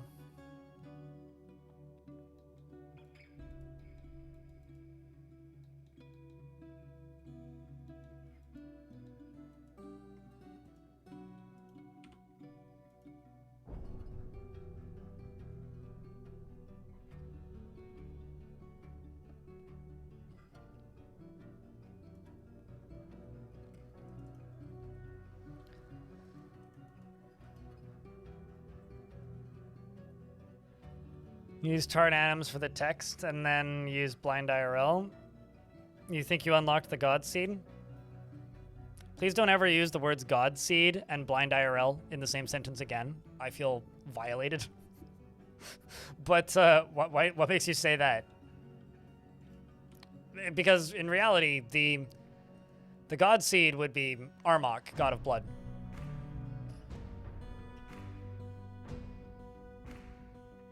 Wait. Your faction has playable, like, livestock as embarkable Crundles as livestock? They can do that?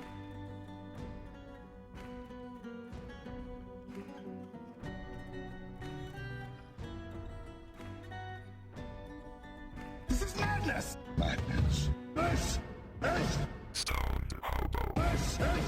Some weird greed thing. Yeet. Yikes, Hobo. How are you?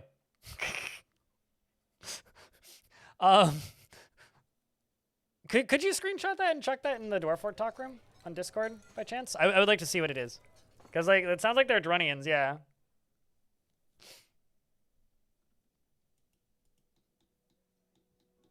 But I've never seen tame Crundles at the start as an option. I wonder how that happens.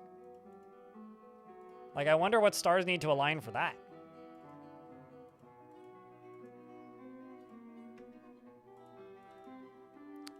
All I can say, Hobo, I feel like I need to defend my name, so I will just say, if I were a god, I wouldn't be going around making no Jesus and no Virgin Mary. That's just mean.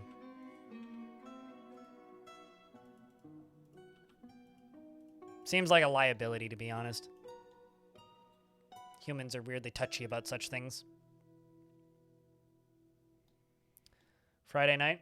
It is pelting rain outside, and I'm still limited as to whether or not I can go outside based on whether I feel like getting my foot wet because I still have this air cast on my foot. And usually on Fridays, I go to the brewery up the street. But I'm looking outside right now and going, unless that rain stops by like 5, I probably ain't going out today. So I'm kind of bummed, to be honest. If I wanted to be Zeus, I would just go stick my pinky finger in the electrical outlet. That would be about the closest I could get to being Zeus.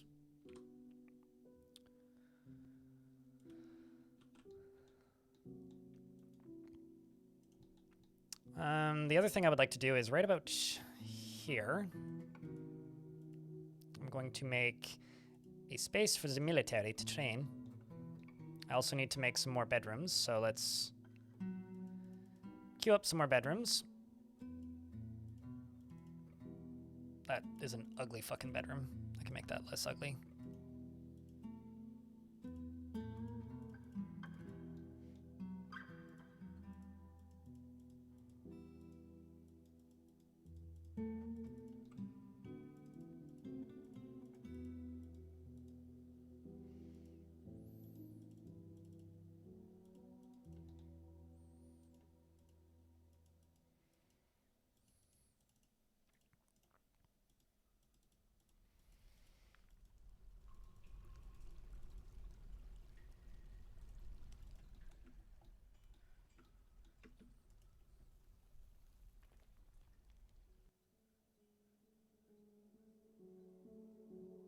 Apparently, Stoned.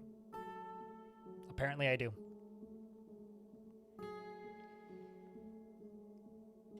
Dear mother, witness David Hasselhoff construct a handle. It was interesting.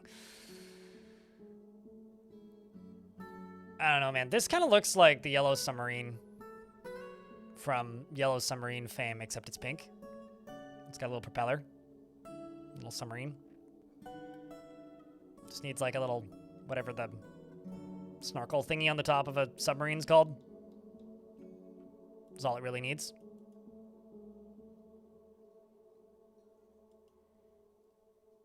Mojo Jojo. Don't know what that is. Look at the DS. That looks like a DS to you? That I don't see. Periscope. That's the word I was looking for. Oh. Okay. Right, yeah, no. I get you. I just, there's no actual room to make another ear on this side. Also, the only villain I ever remember from Powerpuff Girls is Sedusa. It's just like the random dominatrix in that first season. Some migrants have arrived. Hold on, let me just pause while I queue this up.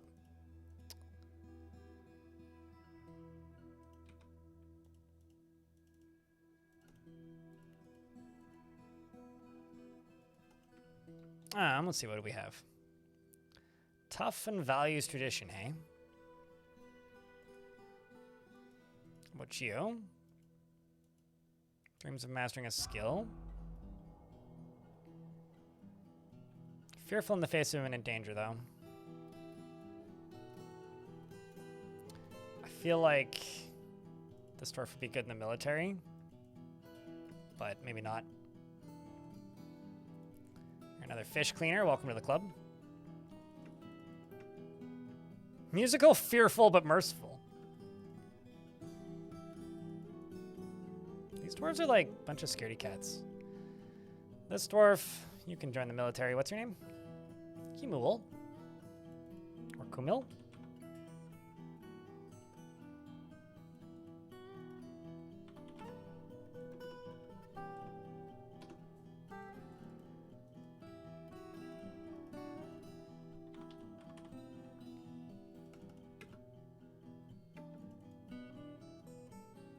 You're a peasant.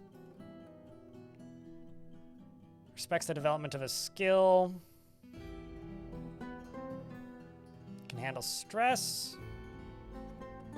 Dreams of crafting a masterwork someday, and you're a peasant, right? Yeah. 97 years old. Hey, your dad's here.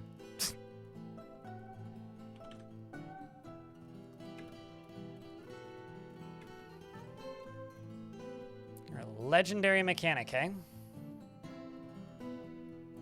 Your wife's on your way over here, too. Welcome to the fort. I think I really need to prep for a mayor soon. And get more of these bedrooms done. Just fly down here real quick.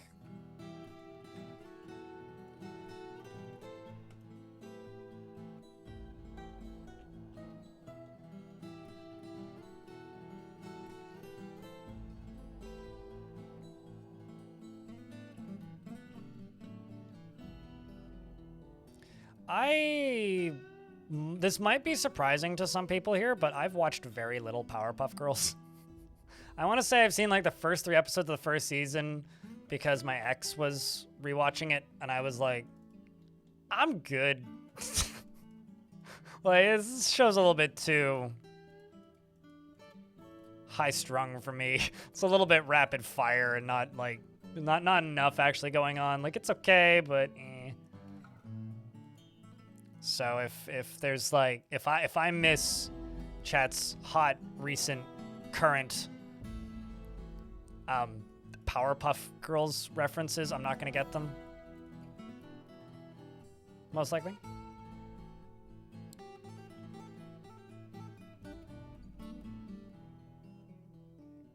Oh, 100% it's a new mod. 100,000% it's that mod. No mold. Because if it lets you train anything, then it would let your dwarves train anything. So 500,000% it's the mod.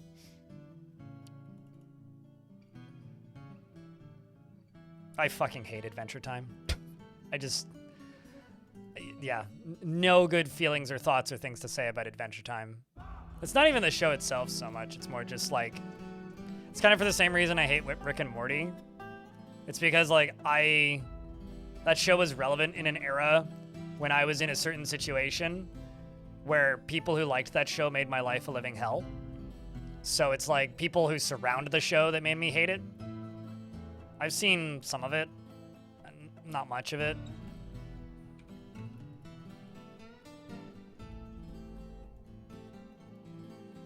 But yeah, I can't stand it. It's not my thing.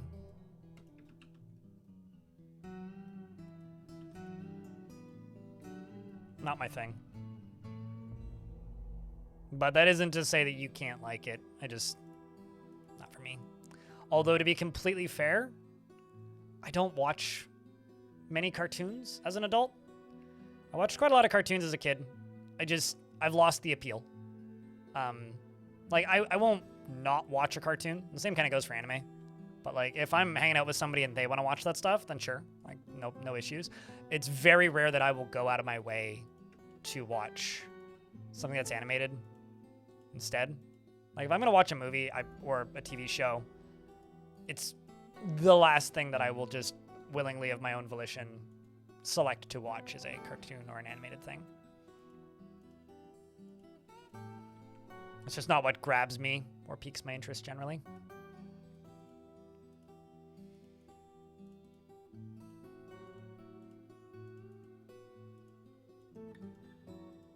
Still need a good few more bedrooms, it looks like.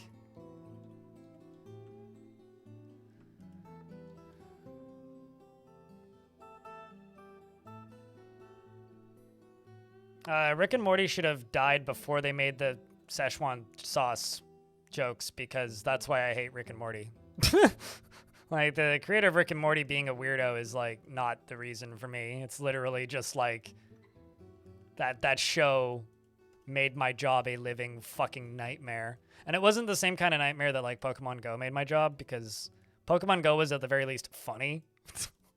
Like, I remember when I worked in McDonald's, we had to book extra staff when Pokemon Go released because there was consistently Pokemon in the washrooms. So rather than having like a bunch of random adult men run into the women's washroom to try and catch a whatever the fuck was in there, they would hand their phone to an employee who would go catch it for them. Imagine having that shift. Like, imagine that being a job. Or like there was sometimes it like wandered a little bit, so instead of being in the washroom specifically, it would be like in the kitchen area. So like people can't go into the kitchen because they don't work there. Like the McDonald's I worked in was like a hot spot for Pokemon Go activity nonsense, which is real funny when they showed up at like 2 a.m. I was like, I can't open the door. I'm sorry. You're gonna have to come back tomorrow. It's 1 a.m. Go to bed. You goddamn delinquents. But actually, I didn't call anybody a delinquent, but I did think it. Honestly, like, I don't know. I can't hate Pokemon Go. Even though, like, the data from Pokemon Go is used for horrible things, it made a lot of people's lives better. Like, I think I've actually lost count of the number of people who got married because of that game. Like, I don't know. It made a huge chunk of a generation of shut-ins go outside for a bit, and I think that that's generally a positive thing. Did they at least have something to buy before? I mean, I never cared. That wasn't my job. My job was just cleaning. But the Rick and Morty people were actively, like, fucking nightmarish.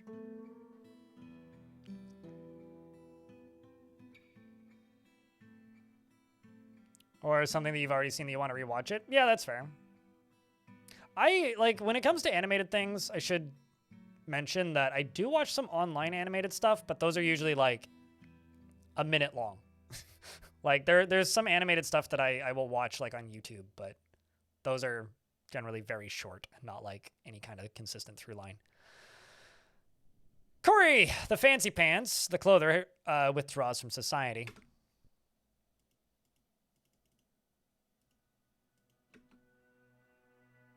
So Corey, fancy pants, hopefully is going to go make Corey's fancy pants. Instead just complains that he doesn't have any cloth. Well, what do you need? Obviously you need skeleton tree and stack cloth. I never did actually queue up this as a process plants job, did I? Process plants. Could do hemp. Process plants. Pigtail. And these will just repeat whenever there's more than 10 available. And I'm just going to tell you to repeat this right now to get us some seeds.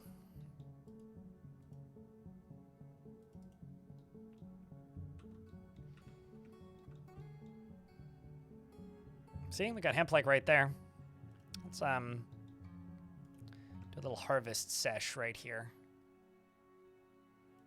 And plunk down one of these. I can also unrestrict who's actually doing the harvesting for a little bit, because we're currently on pretty limited plant gathering.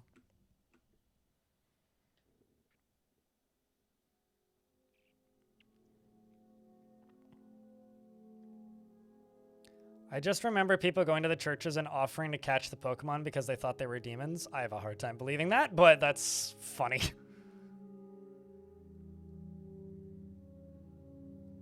That's funny if true. There's a mosque down the road from you, and Pokemon Go kept appearing in the mosque, and the preacher there went absolutely nuts at all the kids wanting to go in and catch them. They're missed opportunity to, like, indoctrinate a whole generation of teenagers. You should, like, give them lunch and, like, ask them to come to class. The Were-Coyote.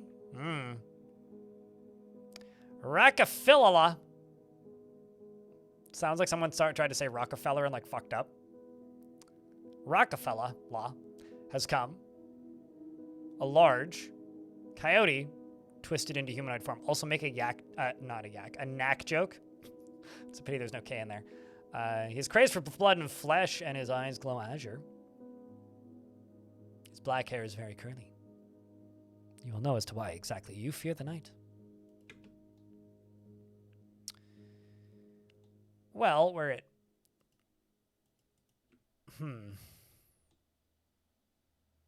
I'm just going to kind of hope that nobody's walked outside recently. If you guys want to look up this Were-Coyote, I'll show you its last name in a sec. Dabbling wrestler. Clasp matched. No known kills. Oh, wow. I wonder when you got cursed. It's got to be pretty recent.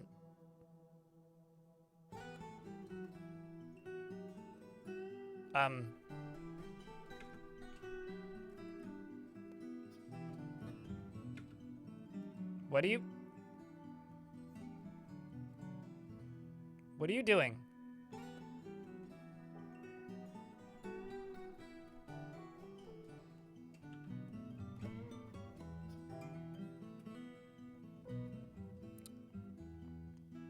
Where are you doing? Drowning, I guess. This human child. Our werebeast, very bad at it. They are 11 years old. Holy fucking family tree. That is a big family tree.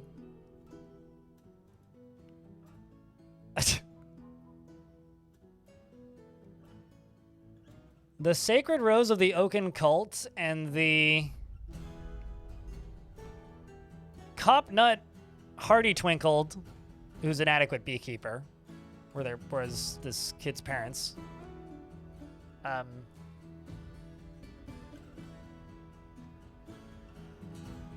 Man, it's a big family tree. Well, it ends here. They're from the Glowing Union.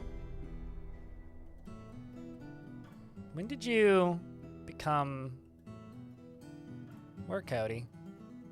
So they were born in 190, and when they were 7 years old, the human Were-Coyote attacked Knack, and they were wounded. And they passed on the curse.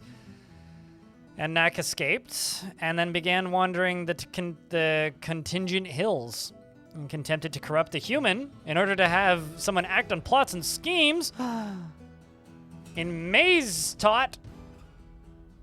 But it failed, and then they came here and drowned in the ocean.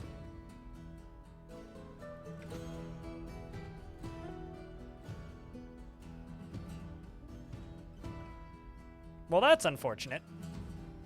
Rip. See ya. Wouldn't want to be ya. That's for sure. Yeah, no, literally, nothing of value was lost.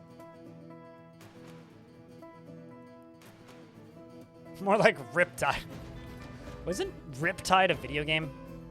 Pretty sure there's a video game called Riptide. Okay, so you grab 2 hemp cloth and stray hen bone. Nice. I should make a dyer shop.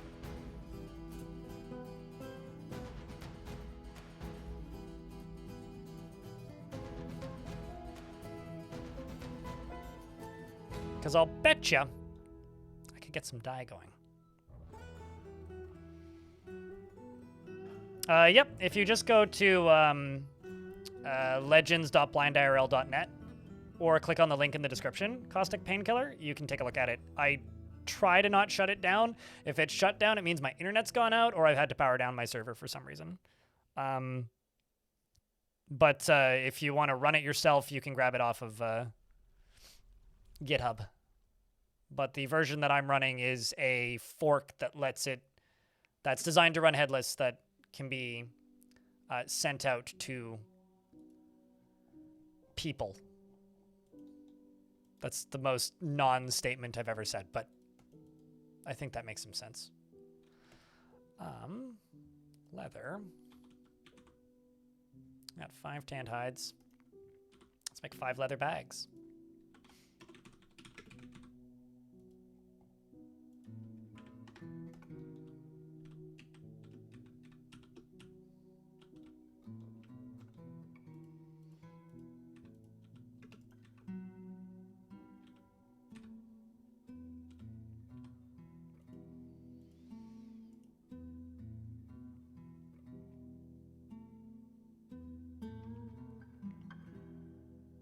Maybe it made it to Atlantis with the chicken. Possibly. I was kind of hoping it was going for a live animal that was in the ocean, but maybe one of the birds was hovering over the ocean and it was going for that.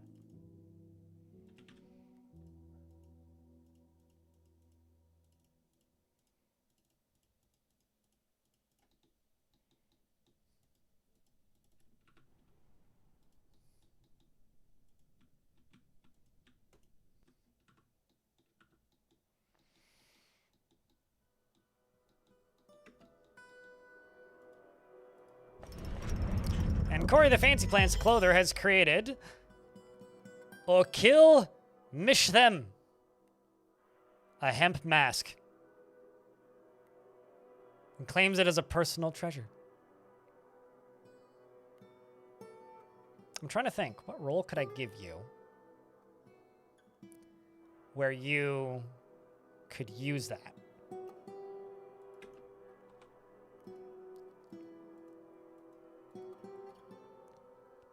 It, test scholar is what the name translates to. I think I could give you messenger and then give it to you.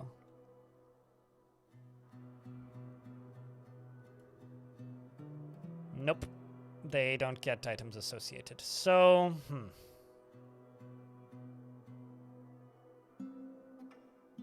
what if I give... Would Corey Fancy Pants make for a good captain of the guard? Or in this case, a sheriff? Finds artwork boring and does not care about family one way or another. Slow going and leisurely pace.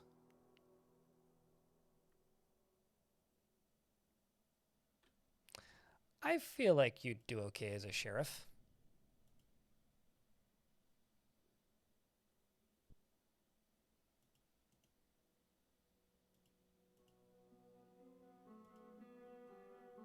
Now it's yours. Go grab it. And Sudelawik has been elected mayor.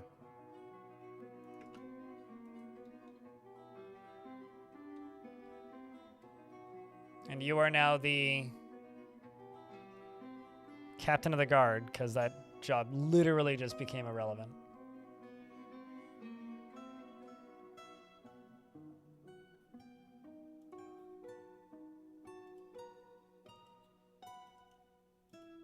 That looks pretty cool, if I do say so myself.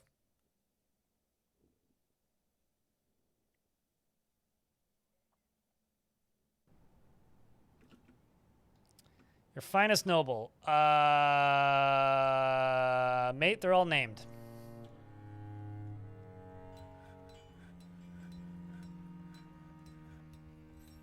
Next request. Another month has gone by Crypt Happy. Or rather,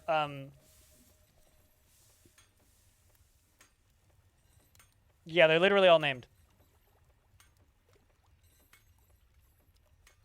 It has been another month, Shadow. Thanks for sticking with us. No capes. Look what happened to Gazer Beam and Dynaguy. We cannot have any capes. Capes are bad. It's the best way to get caught in a jet engine and die. I don't know why a dwarf would be around a jet engine, but no capes. No capes.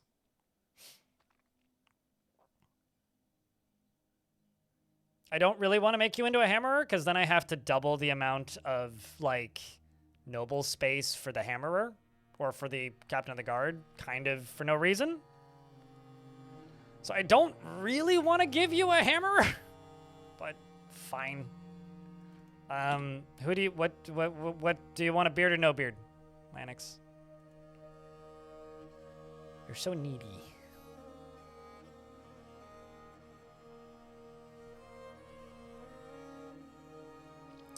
All beard. Needier and needier. How's this mechanic? Hates the law. Well, you're tough though.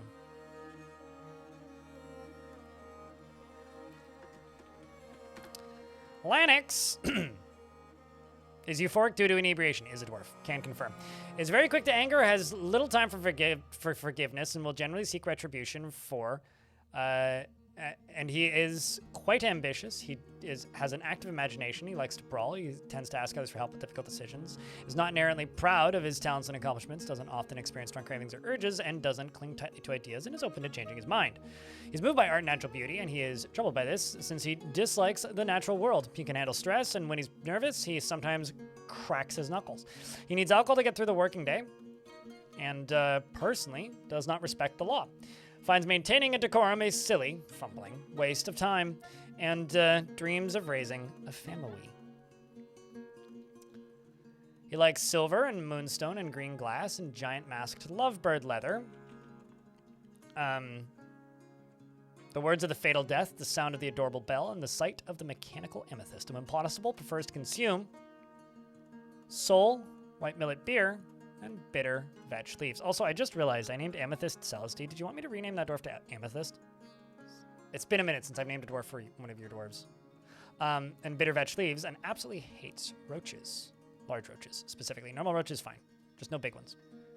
His hair is coiled. His very long beard is neatly combed. It's all good? Okay. You do have a lover named Tekid who doesn't live here, though. This was going to be something other than this, but I'm actually going to shift course on this and make this into a mayor's office.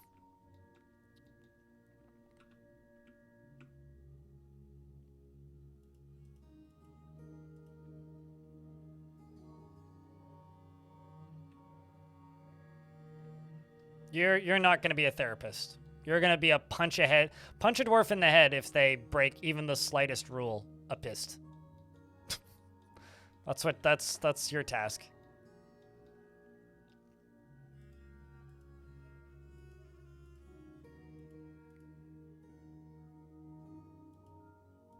You're going to be in the break shins when rules are accosted dwarf.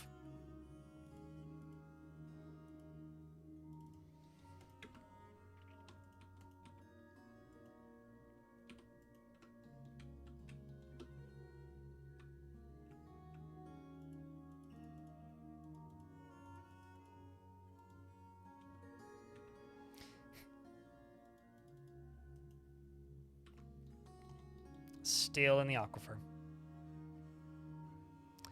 And the earthen tournaments have the earthen torments have returned, and I've got somebody sharing rumors. One of my recruits did. Ethel, why are you sharing rumors?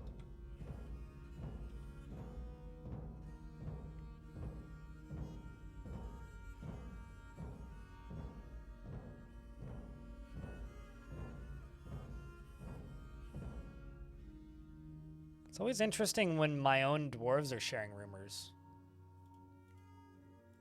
But let's see how this exploratory adventure went. I'll take 2. Well, actually, how big are we talking? Are we talking like a San Diego burrito, or are we talking like a reasonable burrito? 'Cause if it's a San Diego burrito, I'll take like half of one. If it's like a reasonable burrito, I'll take 1. If it's a tiny one, I'll take 2. Chicken would be great. Or a little bit of carne asada on that. Anyway, the forces of the Coast Guard of the North Guild search beer polish. And we acquire a bunch of books. That was a real long walk, I gotta say.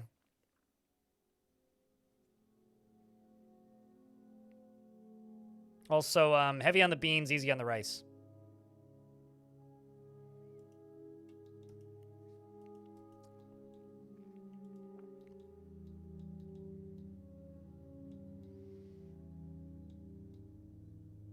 Do they make good burritos? It's not like, okay, like good Mexican food isn't the sort of thing that you find all over the place here, but yeah, if you find a spot. There's one good taco shop that I'm aware of. I know there's more than one, but there's one good one that I'm aware of in my city. Where I used to live, there was a family-owned one called Guacamole, which was really, really, really, really, really, really, really good. The only problem with it was they had live music on Fridays.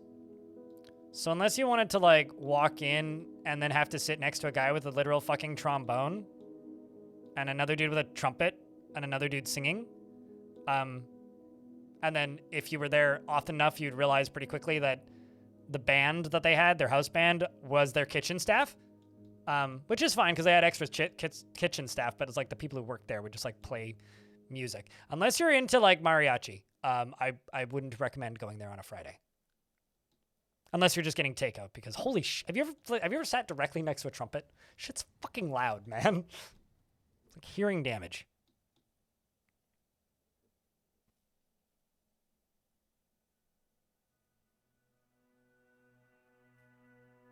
I mean, it's almost like consistently good, legitimate food of a certain type exists when it's close to that culture. And when there's a large population of people from there in the place that you live. So if you live close to Mexico, yeah, you're going to have great burritos and tacos and that kind of stuff because that's the cultural food that spreads. Whereas here, you can get, like, you're spoiled for choice when it comes to anything from Japan. Especially because we got a lot of good fish. So, like, combine fresh salmon in BC with, like, 1 trillion sushi places, you're gonna get some pretty fucking baller sashimi. This place is called Fought Squids. And they're destroyed? I guess they lost. Let's go acquire some stuff from Fought Squids.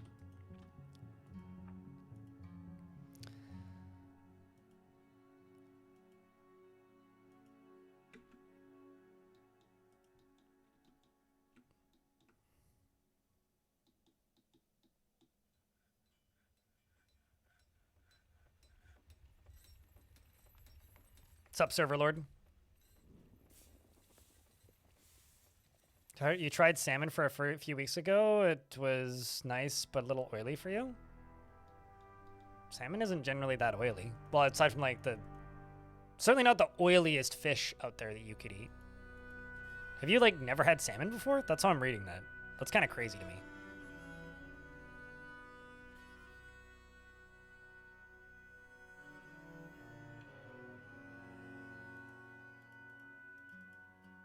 Well, that's the price creeping up is like, that's just the reality for food at this point.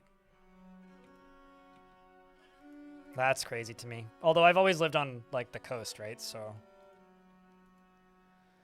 I live closer to the coast than I did previously too. But yeah, that's kind of crazy to me. Yeah, very likely would have been the way it was prepared.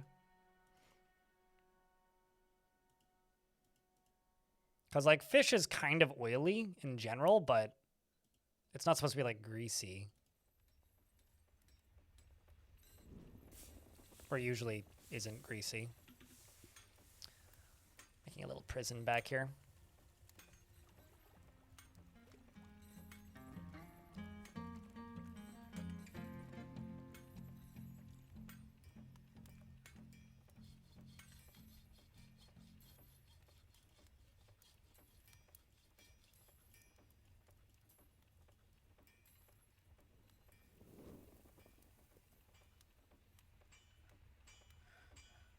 You're in Australia, but it was made by a chef. You got ocean everywhere.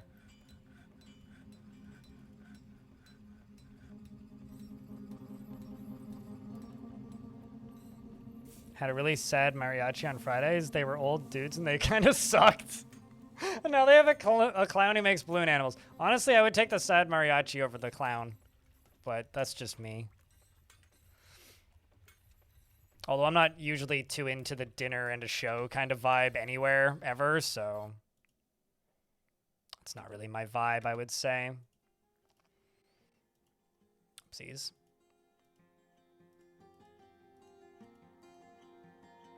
This is going to be the captain of the guard's office. I need a dining hall for the captain of the guard. I'm going to make the captain of the guard's dining hall where the one artifact is kept.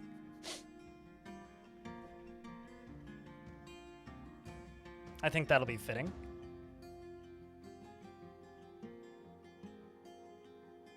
Oh no, salmon's far superior to that. I'm afraid.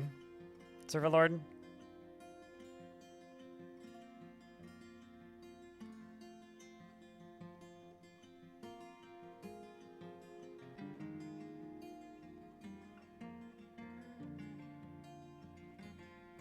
Someone offered you salmon and ranch? Dio in YouTube chat?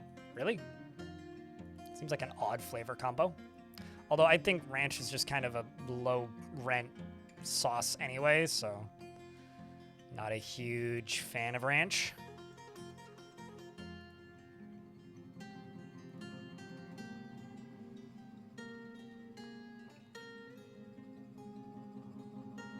Any food wrecks in Vancouver? I haven't lived there for a year. If you ever find yourself on Granville by the London Drugs, there's a hot dog truck that's been there for like 1,000 years. And that hot dog truck will rip you off if you hand them cash, especially if they think you're drunk. They will not give you change.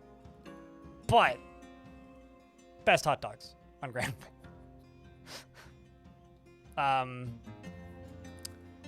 There is a... Hold on. Did we never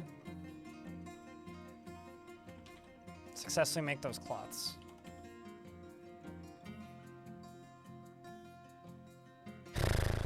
Okay, hold up.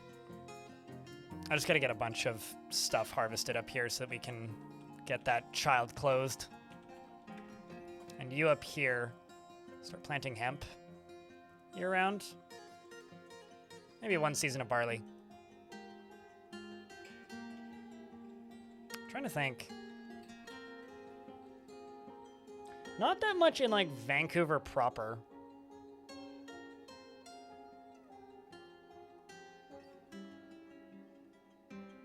And like not stuff that's super accessible. Cause like I lived in Vancouver, air quotes, but no, I didn't. I lived in Surrey, and before that I lived in Wannock. Like I've spent very little time eating out in Vancouver. I don't know if you're into pubs, but the Irish Heather in Chinatown is great. 5 days old. They have a really good sandwich. They make some real good like in-house corned beef hash and corned beef in general. Like they have their own, they make their own corned beef and it's pretty good.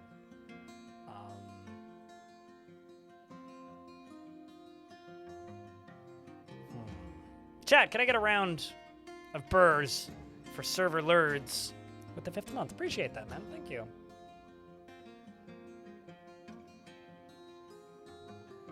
You know, honestly, Midwestern food to me is just fair food. Like, when people talk about food from the Midwest, it almost always just, like, equals, oh, well, this is just like the stuff that you buy at the summer fair. That's all I see it as.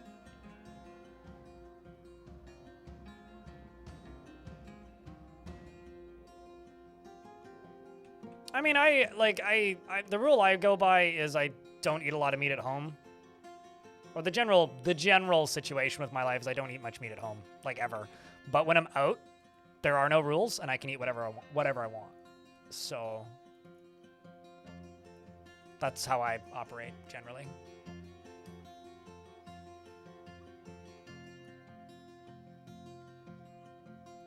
That's gonna be the captain of the guard. I'm gonna go over to here. Cut that out.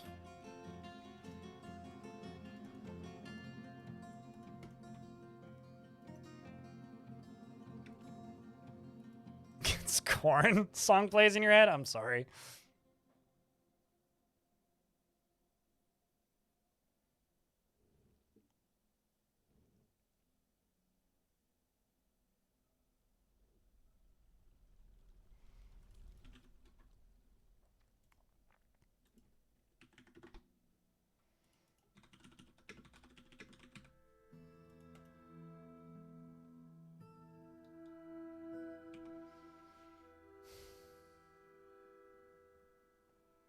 And deep fried everything. Is my mental stereotype of Midwestern food. I'm genuinely trying to think of food recommendations. Because, like, especially towards the end, I didn't eat out a whole lot in Vancouver proper. Like, if I was in Vancouver, it was usually for a show, and I'd usually already eaten.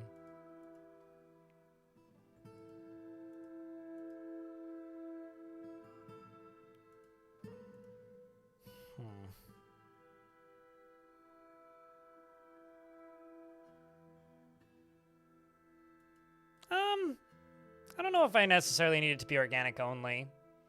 I just need it to be something that's, like, produced locally. Like, I don't care so much if it's organic specifically, but I have to, like, recognize the location that it came from, basically. Or I prefer that, generally. Although at the end of the day, beans are cheaper. Same with chickpeas.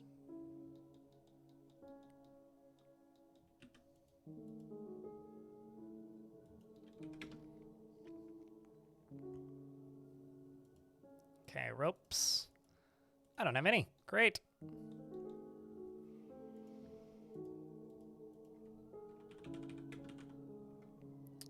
Yarn rope.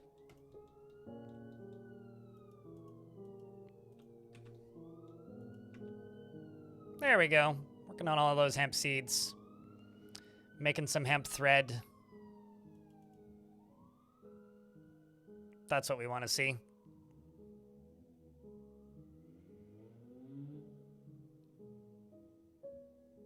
Dear person on a motorcycle, could you quit revving your engine? I don't need to know exactly what brand of motorcycle you're driving. A whole 3-stream streak, mate. Take it and leave. Take it and run.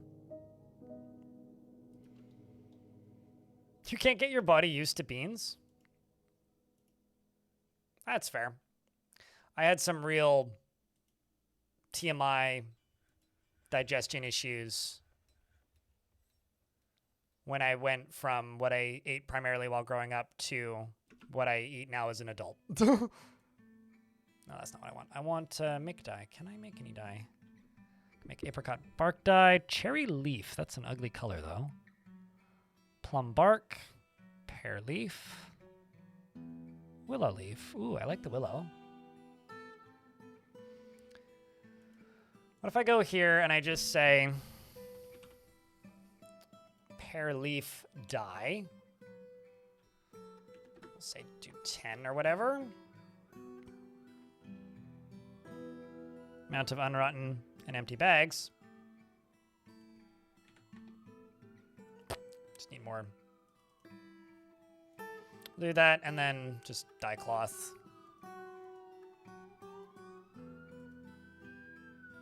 When the amount of unrotten dye items is greater than 5. Except put that on a monthly cooldown. So we get some dyed cloth in here.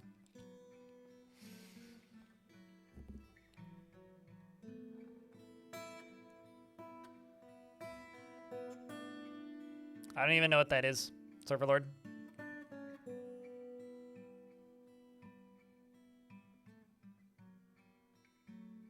You're the least healthy nicotine-addicted pescatarian that you know. I'm not healthy, but that's mostly due to my body not allowing me to function than anything. Like, I actually eat ridiculously healthy food, but I will die young and my body's falling apart, and it's mostly due to, like, stuff that I was born with that's, like, completely out of my control.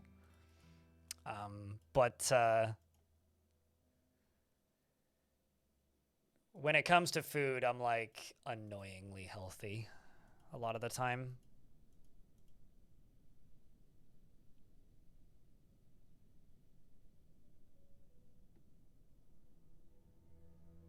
That's, like, the main thing that will forever repel me from drinking, or not drinking, from nicotine, is just the cost of nicotine.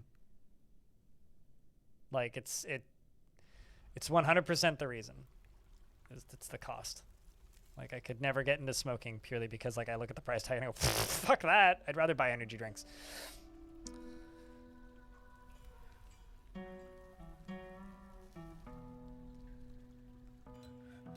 You subsist, so you're like my neighbors, Chongli wins. There's 2 neighbors in this building that live on the ground floor. I think the entirety of the food that they consume comes from a combination of Uber Eats and meal delivery kits. They single-handedly fill up the trash bin in my building with random crap, and it is quite irritating. All right, so my mayor has an office, which is one of these, isn't it?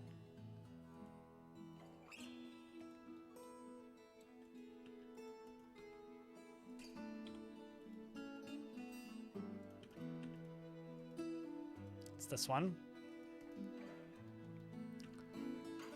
Upgrade you to this. And this can be your dining hall.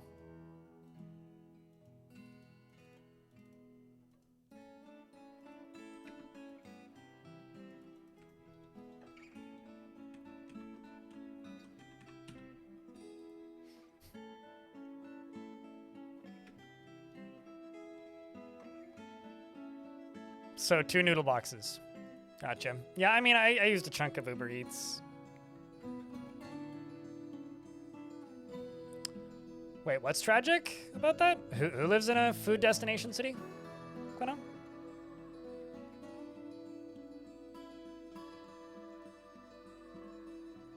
Coin on a string. I don't think that's legal, though. Please, sec.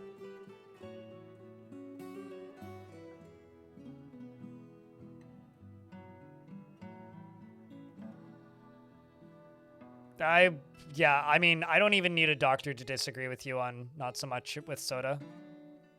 There's a guy that went viral a couple of years ago here in Canada. He was known as the 1-2 beers guy. And he went, I want to say it was Hamilton, Ontario. But he went viral because at the time Ontario was thinking about implementing some pretty draconian, silly laws about, like, limits on the amount of alcohol you can purchase. Let me see if I can go find this guy.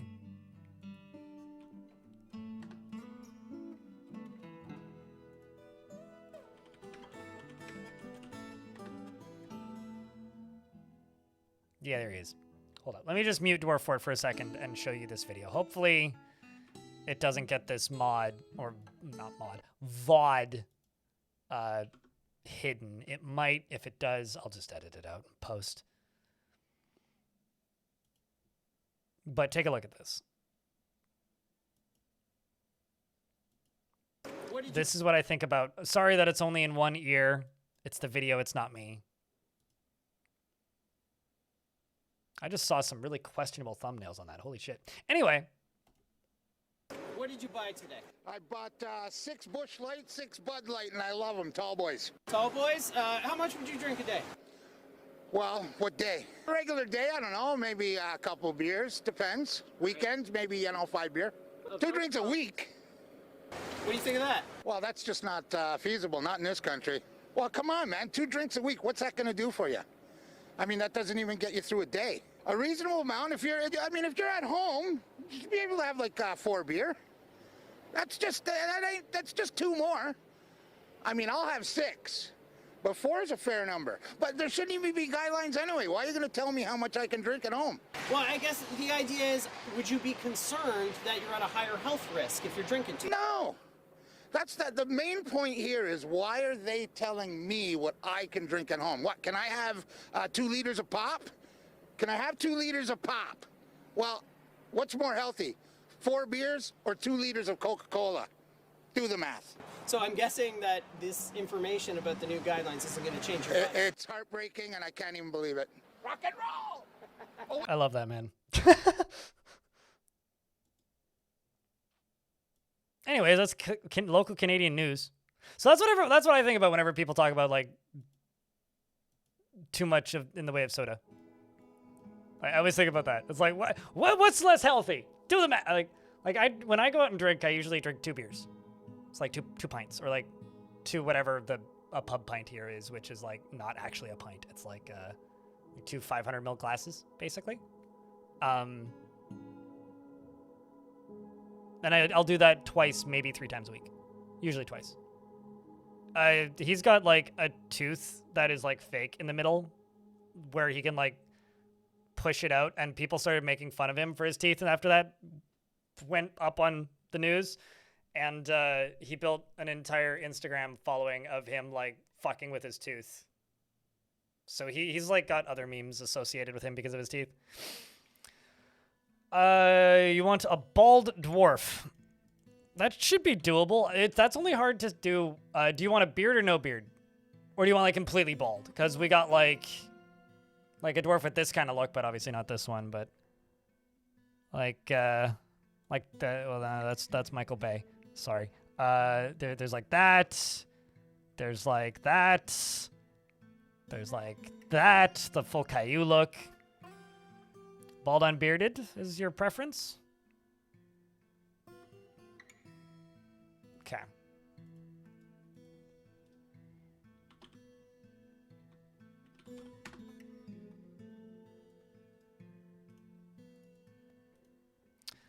Also, Abrex, that's specifically what I was trying to generate that day that I just sat there generating worlds all day. He is a vulgar being who does not care a lick for even the most basic rules of civilized living. He said it, not me. He is a friendly individual, and he has an active sense of humor. He tends to share his own experiences and thoughts with others. He is stubborn. He tends to ask others for help with difficult decisions, and likes to brawl. But he's disturbed by this, since he values quiet, at least in the abstract. He generally acts impartially, is rarely moved to mercy, and generally acts with a narrow focus on the current activity. He likes a little excitement now and then, and is conflicted by this as he considers tranquility preferable to tumult conceptually, and needs alcohol to get through the working day.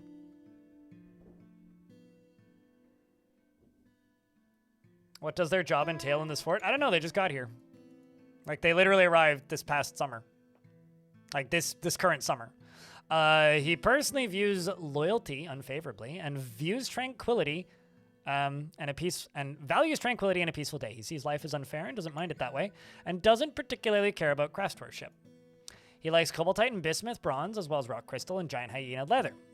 Giant cave swallow tooth, rope reed paper, the color zesty green, battle axes, amulets, and the sound of the russet tresses, and the sight of the mechanical amethyst. And when possible, he prefers to consume steelhead trout and chicory and papaya wine, and absolutely hates burning maggots. I think it depends on your cookie rules. Like, if you have, like, limited cookies, it doesn't update them right away, and some web browsers don't update them right away. If you allow all cookies and use a creepy web browser, it usually works right away. At least that's what the scuttlebutt tells me. His very long beard is braided, his sideburns are clean shaven, and his very long mustache is neatly combed. And you're married to an animal caretaker, currently making some coke, and you want to fight, you want some excitement, you want to be with friends, and pray.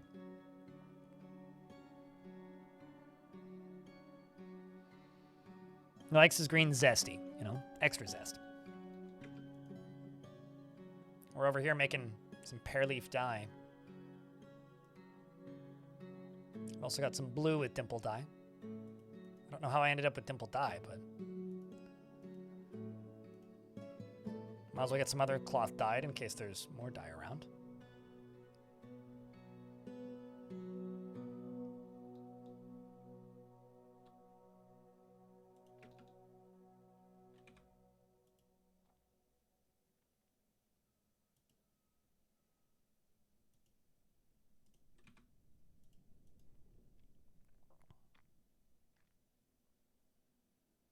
Dwarven mechanics make Dwarf Fortress Turing compliant. I wonder if that's still the case. Has anybody tested that as of late, Clino? Because I do actually wonder. Mostly due to the fact that, well, I guess like maybe if you disabled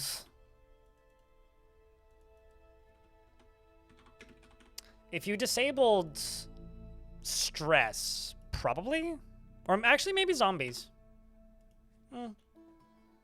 Yeah, maybe zombies.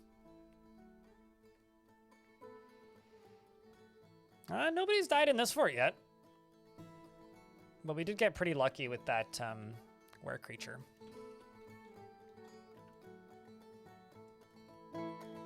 This library is up to 24 books. I think I can actually just expand this.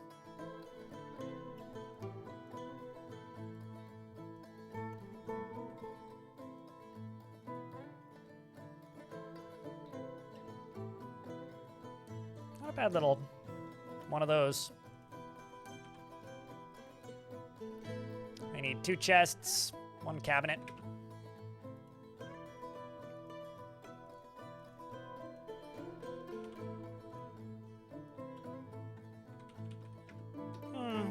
Rock cabinet.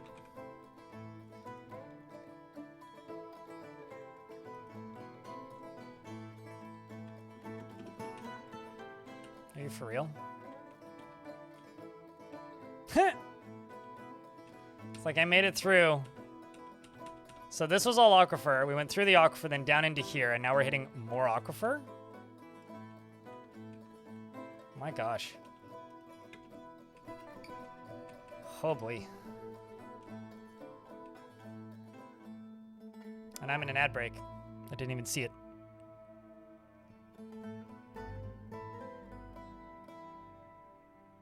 Going to sleep early and waking up late makes you feel old? You're only as old as you tell yourself. I would say that that's like a very mature thing, going to bed early and getting up early. I basically can't sleep, so I wish I could go to bed at 8 p.m. and wake up at 5. That sounds great. There are so many ways to handle logic gates. I don't know. I'll bet you there's some way to like mimic it. Computing. Yeah, there was somebody in chat for a while there who was making a bunch of tutorials on how to make computers in Dwarf Fort, but I don't know how deep they made it.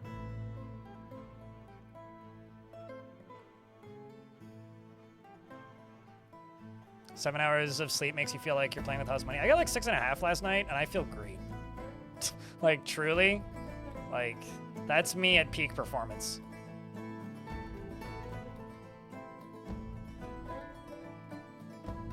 I just gotta use it like I stole it.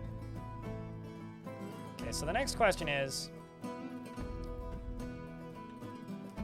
if I put a, so that's over there, that's definitely under the ocean. If I build another stairwell down over here, am I gonna have the same, am I gonna run into as many aquifers? That's the question.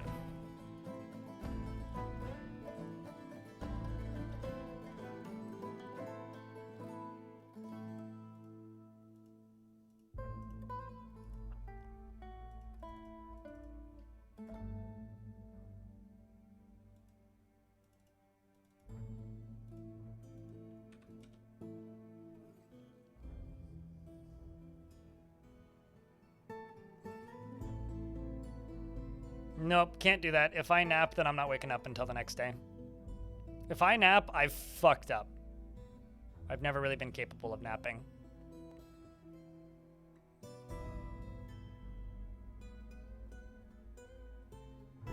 Your forts are almost always on rivers, Bismuth? Neat. I used to always settle on rivers until I learned how to use aquifers effectively. Now I don't care so much. Like, it's like a luxury to be on a river, but don't need them.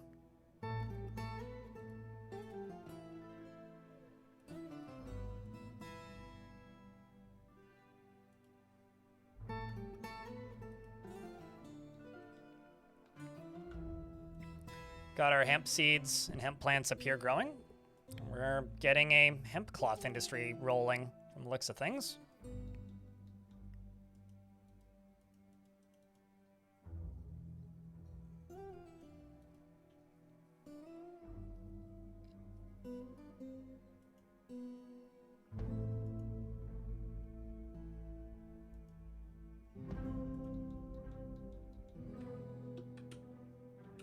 Yeah, looks like I hit it very quick. Same level as this. Oh no, it's at different levels. Okay, so that's actually a good sign that it's at a different level, because if it's at a different level than the other one, it means it's a different aquifer. So let's go through this one and see where we end up.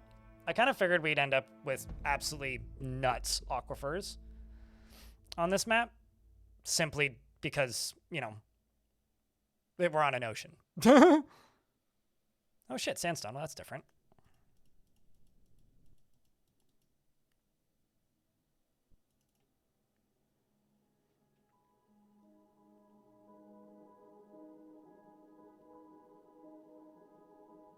With your eyes closed and meditate for an hour or so? Yeah, I can't do that either. I don't know. I try not to worry people because I'm pretty comfortable with my existence is the way I would describe it. Like, I'm pretty accepting of it. Like, I realize the situation that I'm in, but when I talk too openly about it, I make people sad or upset people or make people worry about me unnecessarily. When I don't feel like it's really fair to do that. But it is rare that I sleep well. Very rare. I even have pills for it, but the pills make me want to end my life. So I try not to take them unless I really need them.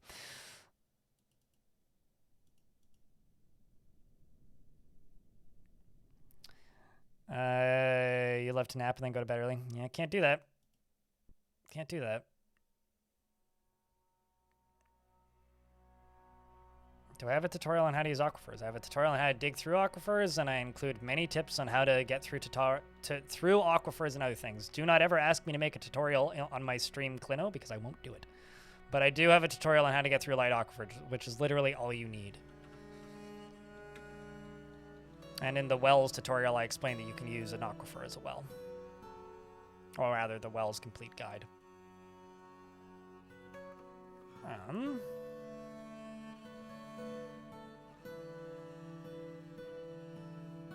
I need to sell stuff.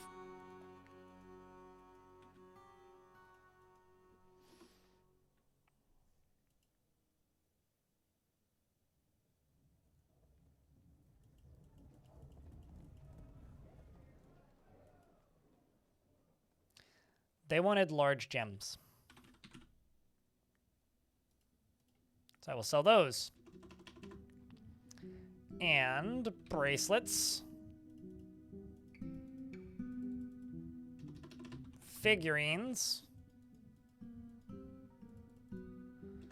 crown, and rings. I guess scepters.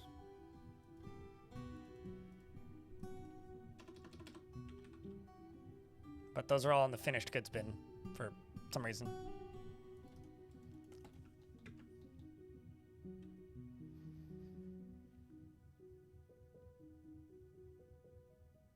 Right. Yeah, been there. Dimas.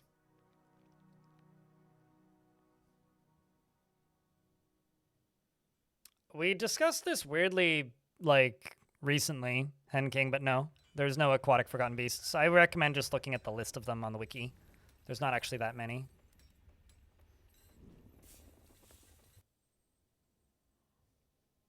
Money? More like trading goods for goods. Or bads for goods, as I like to call it. A bartering system, if you will. No, I almost never settle on heavy aquifers. Heavy aquifers are also pretty rare these days. Torn Relic? These are just light aquifers. Like, a heavy aquifer doesn't, like, imply that it's, like, super deep like this. Like, there's a lot of layers. It's the speed at which the water comes out. So if you dig into a wall and it instantly fills up, like, it spontaneously is, like, full of water, that's a heavy aquifer. This is not a heavy aquifer. This is a light aquifer. You can have a very deep light aquifer, though. But it's still light, because it's got a light water flow. Sudelawek meets with the Outpost Liaison, who's still Ashton, Athelgim, and they say, I am your liaison from the Mountain Homes. Let's discuss your situation. They've updated our news. Ooh, there's probably something going on. I'll just ask for some wood. Thank ya. They have a need for bracelets. I want to say I requested ore. Nope, I requested wood.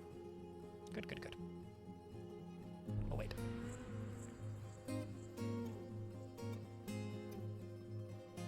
There are sea monsters. There's sea serpents and sea monsters.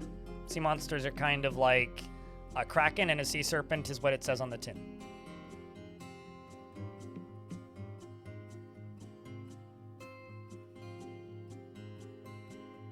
It was not worth it. You know, there's like actually an argument to be made, Star Schultz in YouTube chat, that like learning to get through heavy aquifers is worth it these days because like the enemy wouldn't be able to dig through it. Like, it's probably the best preventative measure you could get for enemy sieges.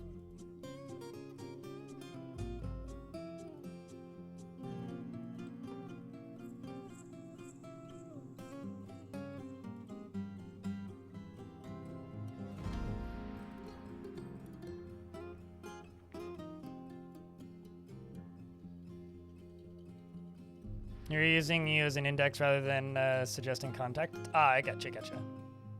I'm mostly just thinking out loud, which is kind of how I do this job, sometimes for the worst, sometimes for the best. It was an interesting statement that you don't need rivers once you learn to use aquifers, and I immediately wanted to see what was up with that. Well, you can do literally everything you can with a river if you have an aquifer. Like, you can make water reservoirs, you can make wells, you can make a moat. I don't know. It was mostly just like an off-the-dome thing. Like, I don't really have like a big thesis that I can offer you, but like, it's pretty clear and straightforward to me that you're gonna have like, if you know how to utilize and take advantage of an aquifer. Someone had to say it on Sparse. You like, having a river is a luxury. It's nice to have, but you don't need it. But if you don't have any source of water on the map, you're gonna have a hard time. It's like if you have water on the surface or ice on the surface and it never thaws, you don't actually need any source of water. You just need to know how to melt said ice. Now that is pretty tricky, but like, if you know what you're doing, you don't need to, you know, compensate for it any other way, because you've got everything you need already. Holy fucking roosters.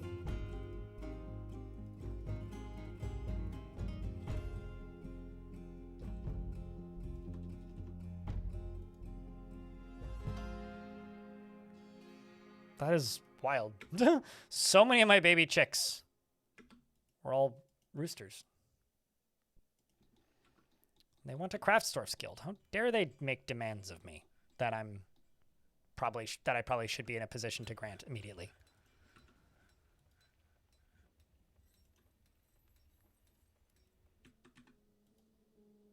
See, now we're processing more hemp plants. Hell yeah.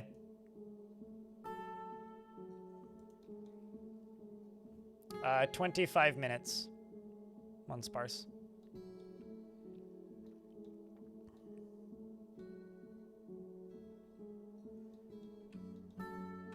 Okay, let's see how deep this goes.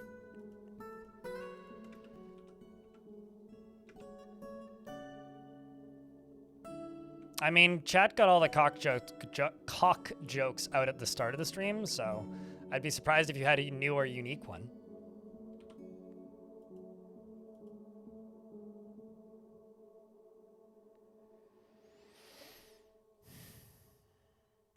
With 11 little chickens? Oh, that's kind of cute. I thought that was going to be a sad story, but unexpected happy ending. Yay.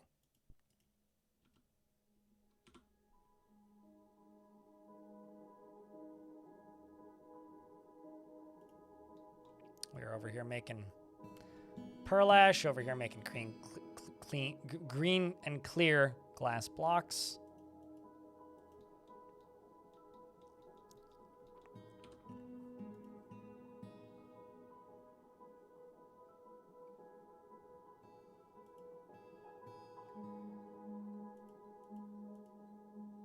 Stop making that.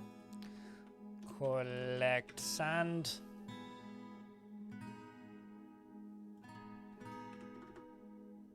Oh, I already have one. Duh.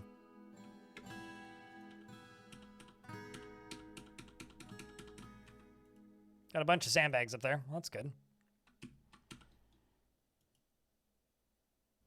Frustrated at the scarcity of cages. Yeah, that's fair.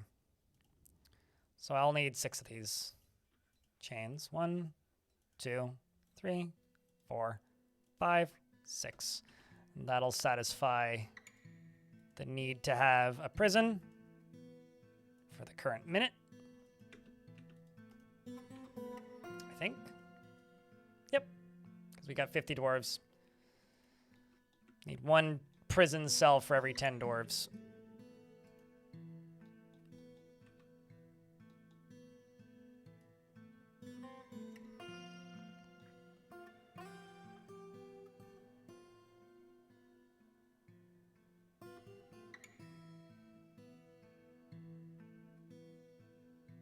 Meanwhile, Starshalt says, all of my initial forts were settled on rivers until I learned how to use aquifers. There was also a pretty decent path from river water into your fort. Yeah.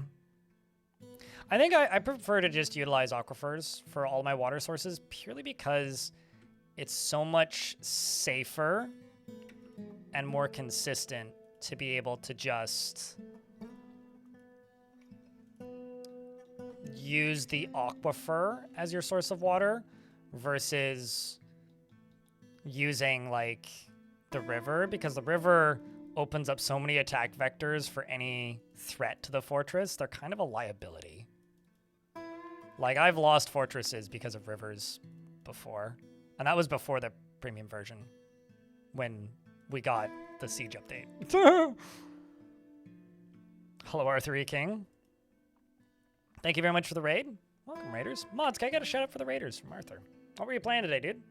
It's the first raid of the stream, actually. Believe it or not. What's up, Cat Attack?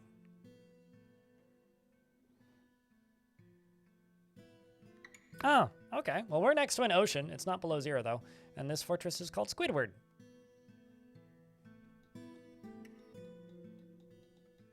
So, basically the same. We're trying to catch large fish. We have caught some live smaller-ish fish, including like this squid and this spotted ratfish, and we got a flounder and this other spotted ratfish and this shad and this salmon. They're our pets, but the hope is to hopefully be able to acquire some larger fish. Unfortunately, these giant wrens are kind of a... I'm going to do the thing that I did earlier. I'm going to teleport them somewhere. Because they keep... How do I put this? Getting stuck. It's a little bit of a bother.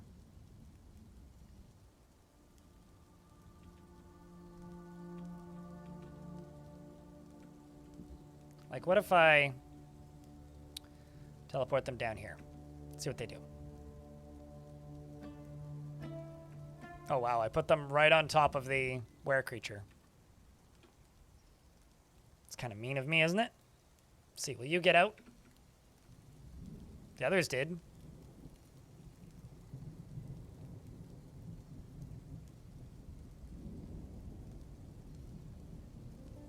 Nope.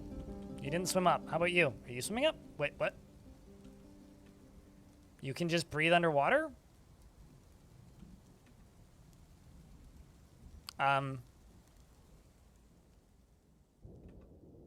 Well, okay, you win, bird.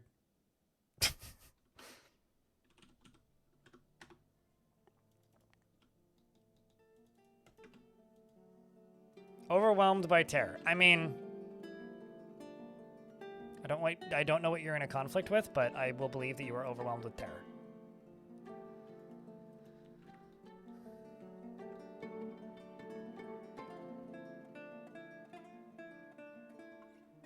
Well, they were pretending to be a fish. I cannot confirm if they are a fishing bird, though.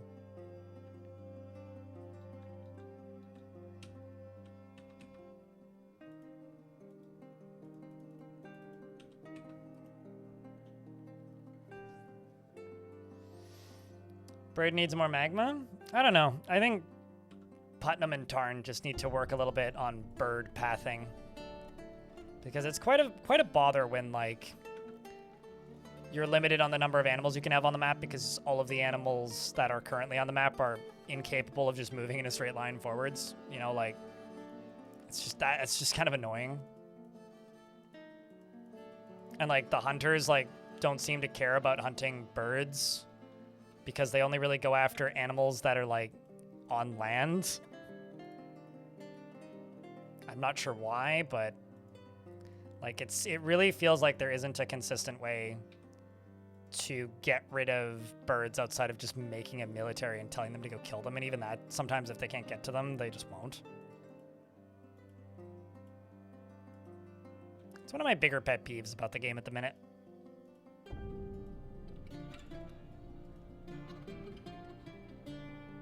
Certainly, but not if they can't reach them.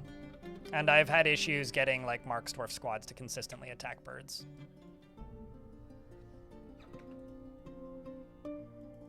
I'm going to limit the population of this fort. I don't know how long I will, but I'm going to. I haven't limited the population on a fort in a very long time. It's been months. All right, so it's 220 right now. Let's do 80. And 90 can be the strict population cap. Some silly goat.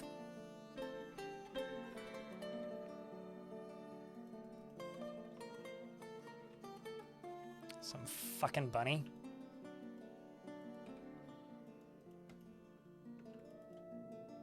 You're a notable individual. What about you? Ooh, legendary Mark's Dwarf, eh? You can go be a hunter. Some random dwarf named Serverlord, male or female. Whoever the next dwarf to walk by is, you get. You almost got the baby. Your Besmer still lashes.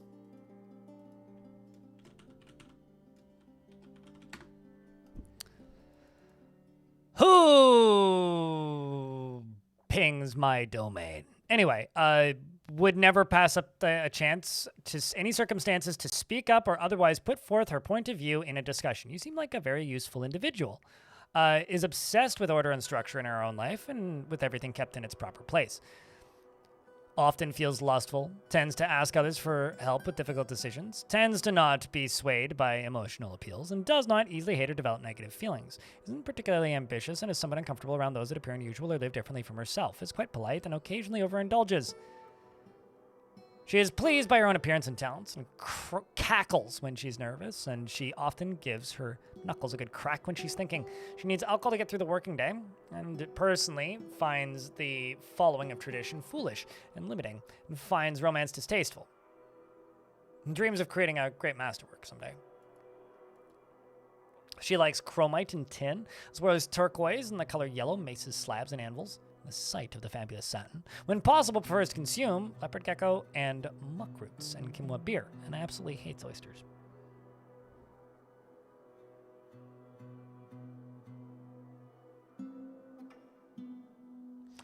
So Star Schultz in YouTube chat says, I may or may not have accidentally washed a few dwarves down the caves with some misuse of river water. If you're learning to play Dwarf Fortress and you haven't accidentally made several murder water slides, are you really learning how to play Dwarf Fortress? You may have accidentally installed Minecraft and just not realized it yet. So she does actually have some combat skills, which is interesting. Her husband's here as well. But Weakened Smiths is your kid, and Stockade Ruled is your husband. You actually have quite a large family too. So you could type an exclamation point legends or go to legends.blindIRL.net and look up your last name, Still Lashes, or your family's names. Obviously, they won't be fully up to date until tonight when I update them. Well, it's less of a slide and more of just a spontaneous combustion.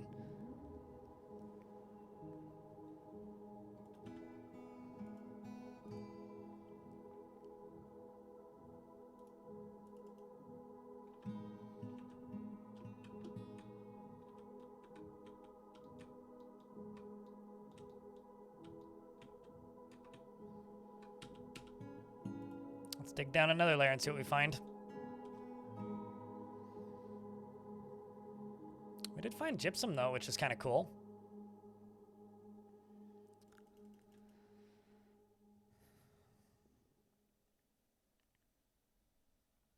No, I don't need to change that setting, Torn Relic. It'll be fine. Because they're pretty limited on the number of babies that can migrate to the fort. And because they're pretty limited on the number of babies that can migrate to the fort, they are also have to stick to adhering to the total population cap, which is 90. And so because only like 1 in 10 dwarves can migrate to my fort with a baby in tow. There's Lemonite. That's what I'm looking for. One of the things I'm looking for. I'm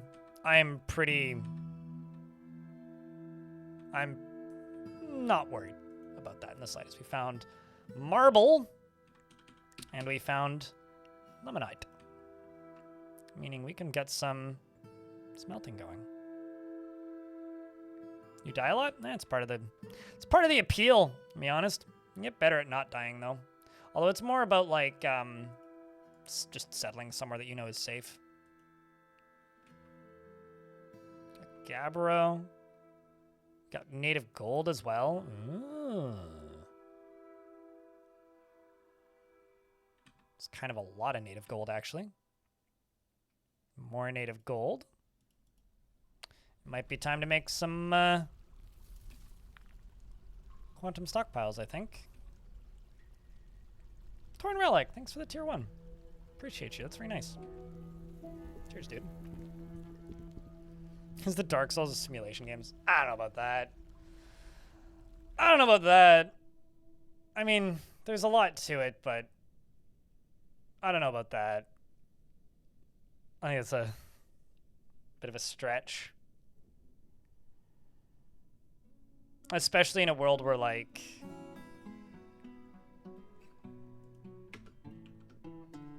what is the name of that game? In a world where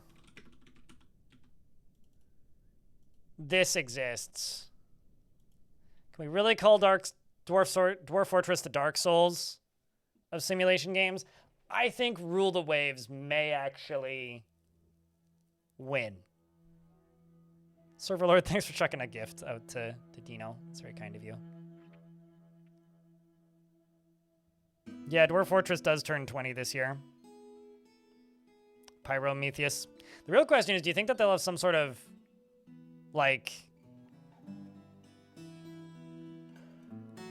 Dwarf Fortress is it's just obtuse. But, like, once you actually learn it, it's, like, not that difficult.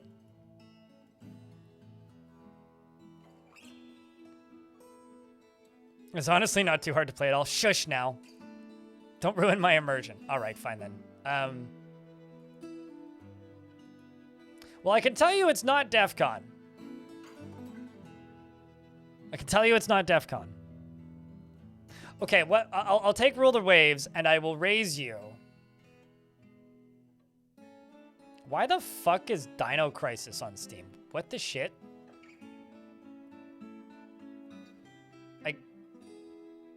February. Why did? What? Anyways, sorry. Yeah, but it just released. Like, they just did a re-release of Dino Crisis? Sorry, that's just not something you see every day.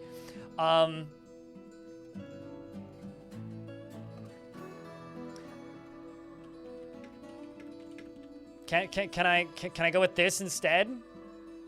Shoutouts to the weirdest price for a video game on Steam, by the way, $106.72. Like, when people talk about weird prices for games in other regions, I just think about the fact that I'm in Canada and the price of Gary gets Grigsby's War in the East 2. Or War in the West. It's $80 flat in the US, so it's just like a direct conversion.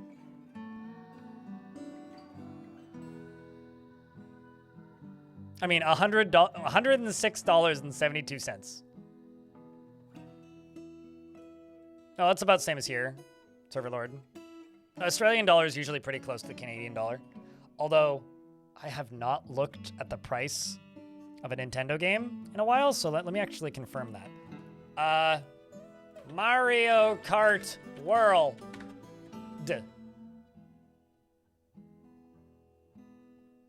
Amazon. How much is Mario Kart World?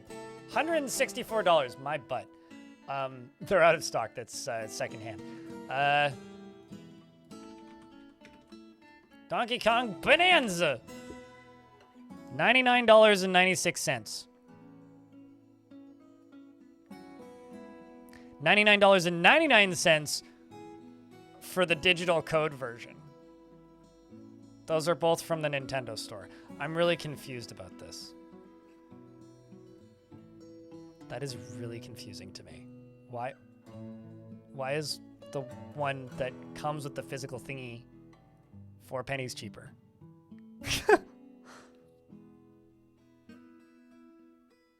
Anyway, yeah, that's why I don't. Here, I'll show you for a sec. Just making sure I'm not. Actually, no, I don't want you guys to know my postal code. No, I'm good. You're just gonna have to believe me. Oh, also, Clino, you saw that Hune is on DFFD, right? There's also a version of it that is prepackaged of the free version with DFHack pre-installed.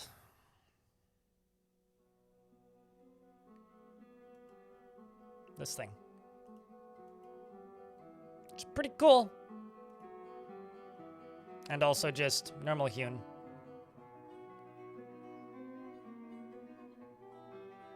And also available on the Steam Workshop.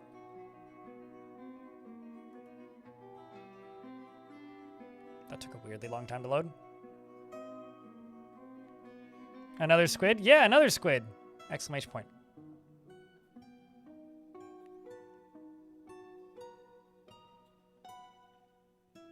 An RPG Maker sale? I don't know. I don't really play RPG Maker games, nor do I use RPG Maker, so. It's $120 in Australian dollars? Yikes. I'm sorry. You know what isn't $120 in Australian dollars? Dwarf. That I'm mostly certain of. I'd guess it's closer to 40. Because in Canada it's 38.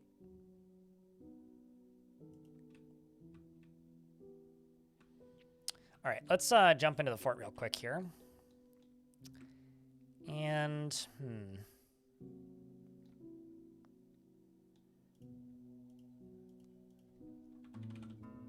I need one for limestone, one for limestone and coal, one for iron, like metal ore, and 1 for general rocks. Let's do 4 mine carts.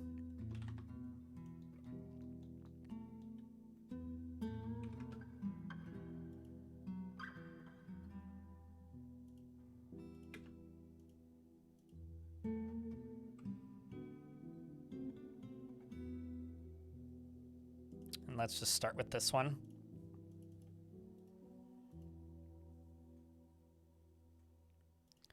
So you're gonna take coal, lignite,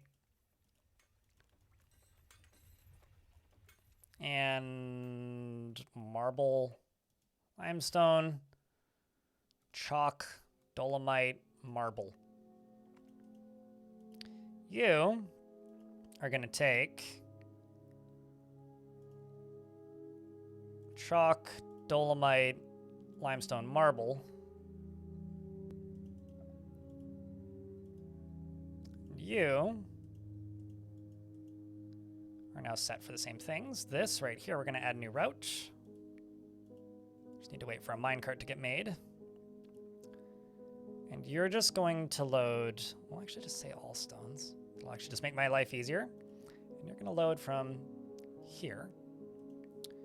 And you're going to be called Flux Coal.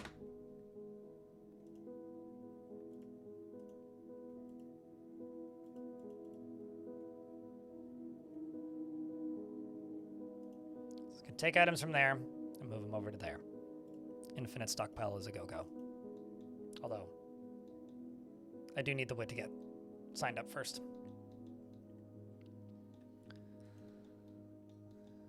Now the question is, where can I put Crafts Dwarf shop? Because there's an aquifer over there, or a Crafts Dwarf's guild. Let's go back here.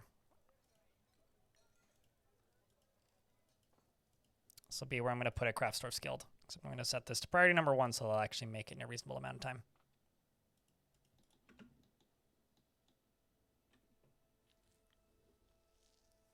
Enjoy your Subnautica. I mean, I'm over here playing Subdorfica.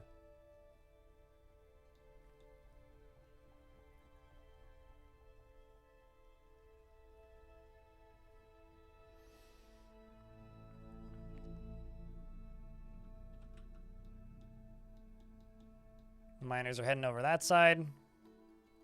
You're over here singing.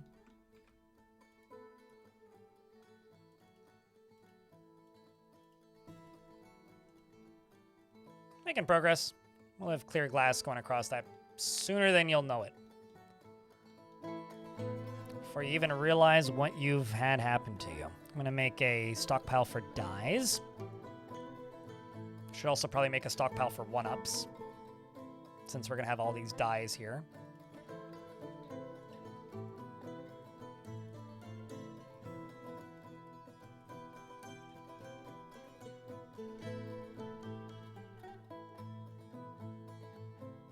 Doing a bunch of dyeing over here. Although, actually, where are you getting that dye from? Is it hiding in one of my food stockpiles? Probably is. Aha!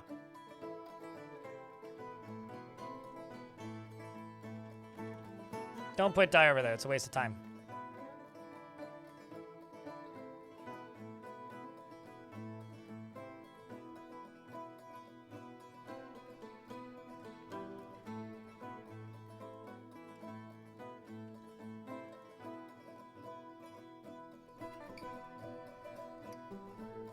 And this should all slowly go into here.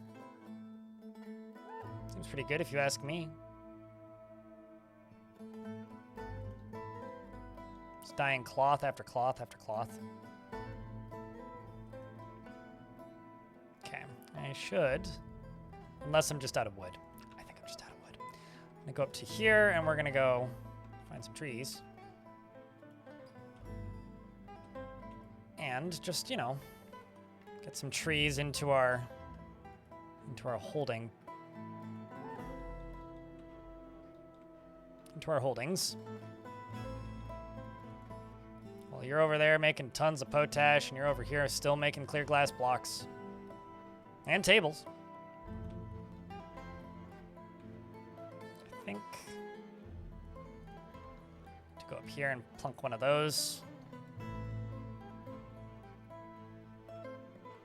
Just in for all these dwarves who are making it very clear that they're the messy sort.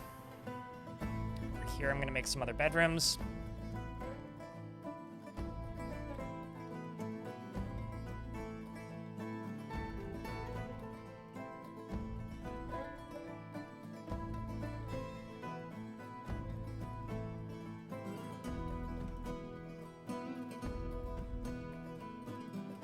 And I will... I'm playing Dead Grid? Don't know what that is, but glad it's chill.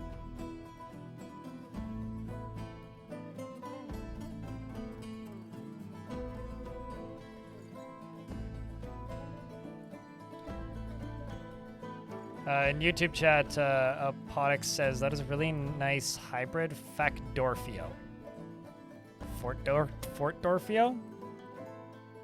Fortdorfio.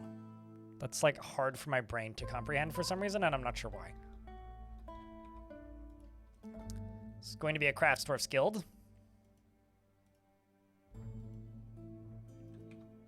I feel like I've got less conglomerate blocks, which is true.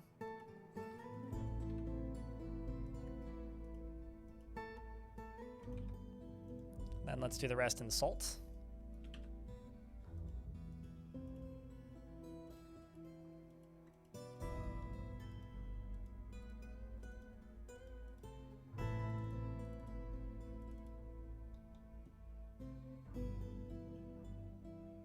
And here come the dwarfs.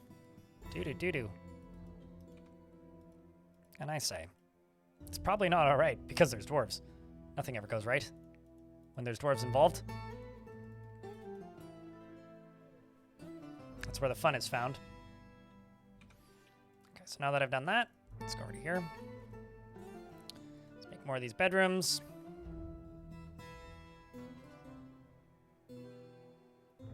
I like the fact that somebody modded all of vanilla Minecraft mechanics into Hytale. I actually want to know, how is Hytale doing? Like, I'm always fascinated by those games that aren't for sale on Steam. Like, I feel very similarly about, like, up until recently, I guess, Escape from Tarkov, but, like, Vintage Story, games like Star Sector, because, like, I know that I know what those games are. And I know, like, that it's likely that most of the people who watch this stream also know what those games are. But are they actually, like, doing well? Like, how popular are they? Like, how many people are actually actively playing them? I mean, I own Vintage Story too. But, like, it doesn't change my question. Yeah, but that doesn't matter, Diabetic Stoner. The question is, how well is it actually doing? Because, like, if a game isn't available on Steam, you know, you don't get as clear a picture of public perception or satisfaction or interest.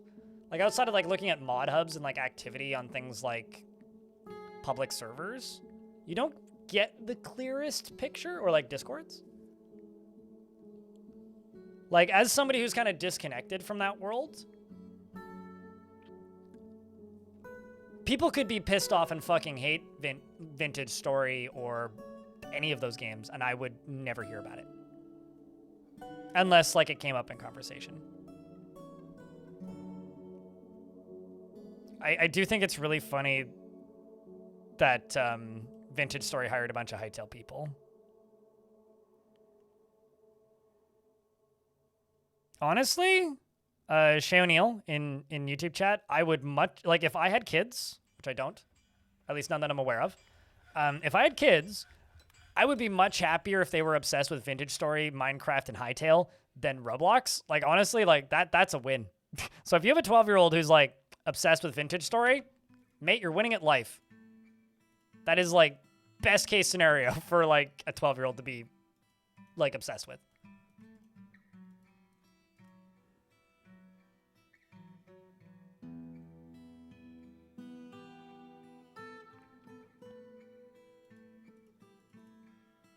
I mean, it's just... Roblox is... I have a question.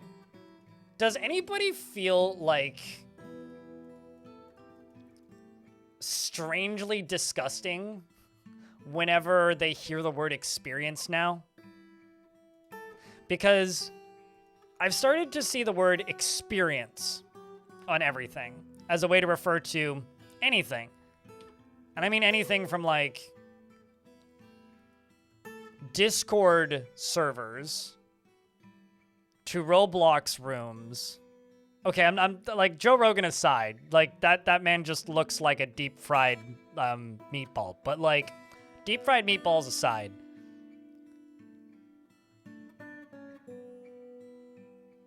does anybody else feel like bothered by it? Because what it is it's like, it is a way of getting around Apple's requirements, because Apple is all like, you can't sell games or have games on our storefront within your own platform that cost people money. Can't do that. Bad. Nope, can't do it. Nope, you can put your game on our platform, but you can't put your platform to sell games on our platform, and you can't monetize them within your platform unless you give us a cut. Whereas if you call them experiences, they're not games, and then Apple don't care. Like, that's literally what it is. It makes me it makes me feel very icky whenever I see it now. No, I know what experience used to mean, but there's like, you go somewhere to have an experience versus progressing by earning experience.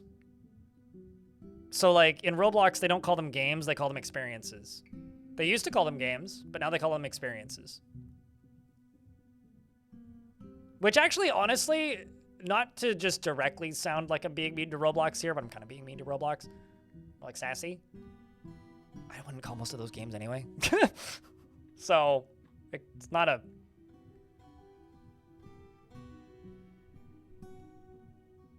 Anyway. Roblox in general is just icky to you? I think on paper, Roblox is totally fine.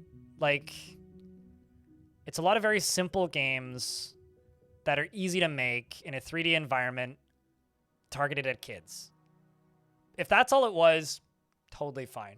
But almost all of the money surrounding it is distressing. So. Feel that way about the word satisfying used to mean something and now people use it just to describe anything? Well, that's interesting. I'll have to think about that one. Hippo. VR chat for kids? I mean, that's debatable. Seen those gambling games in Roblox? You mean most of them?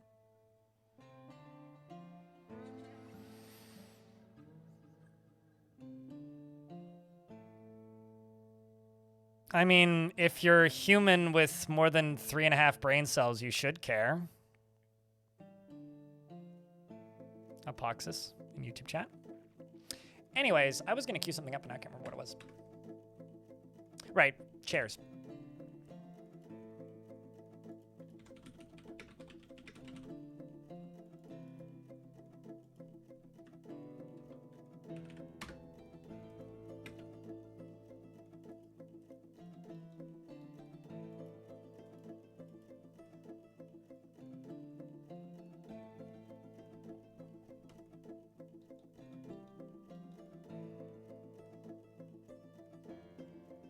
And then I need to get doors and such over here.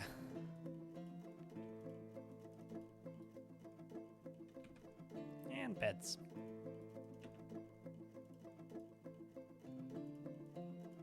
Do I have minecarts yet? There we go.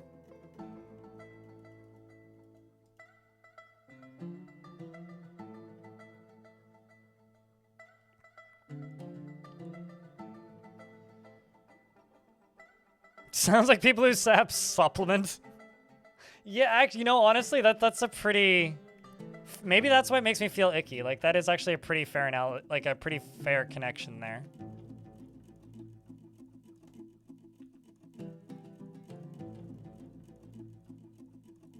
But I guess the one thing I will say about Roblox is most of those are in fact an experience. Kind of Can't accuse them of lying there.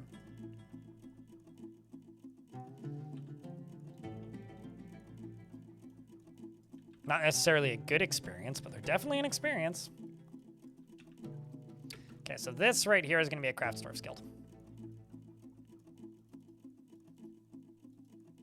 I just realized that I got one tile outside.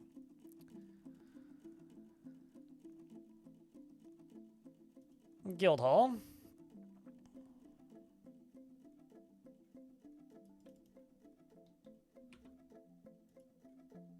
Can I just say I think it's really funny that fishing is literally set to nobody does this right now? And that's how many fish I have? Like, we've just been somehow managing to amass tons of fish.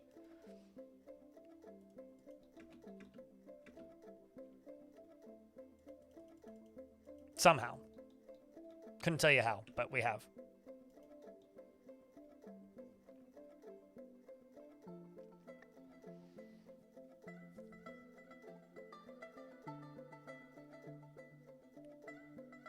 But, you know, just like many things, it's just a legal loophole, right, Letterin? But yeah, I don't know. I've been thinking about the experience thing kind of a bit recently because with the recent Discord kerfuffles, I've just seen them referring to Discord servers as an experience, and I'm just trying to like rack my brain here and go like, when did that happen? Like, when did they start calling rooms or spaces or servers on Discord experiences? Like, when did that happen? It's like, Discord, I don't even know you anymore. We used to be such good friends, man. What happened to you? You've changed. Is really how I feel.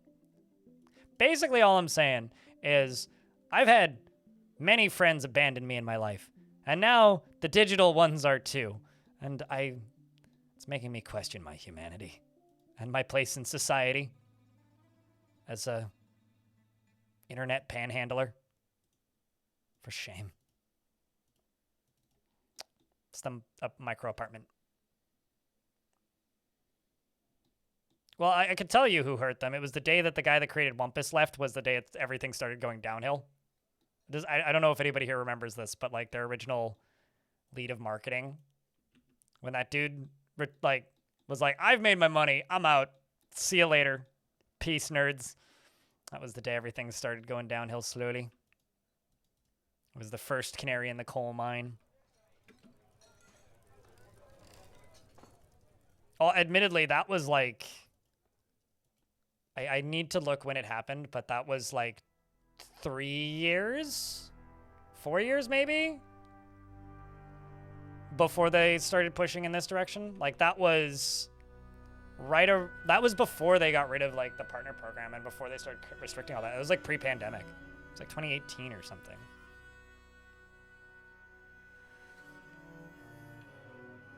You need a name for a bridge fort between a volcano and a mountain river.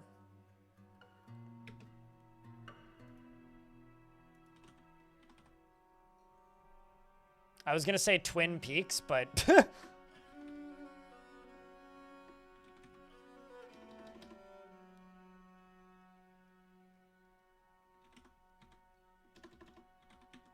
Not that anybody cares, chat, but you could name a fortress Highguard.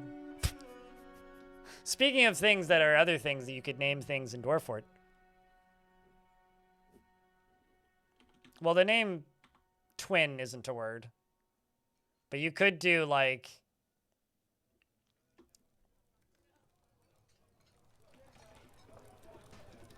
Snot Peak. Snot's Peak. Peak Snots. Yeah, there you go. Nose Gouge.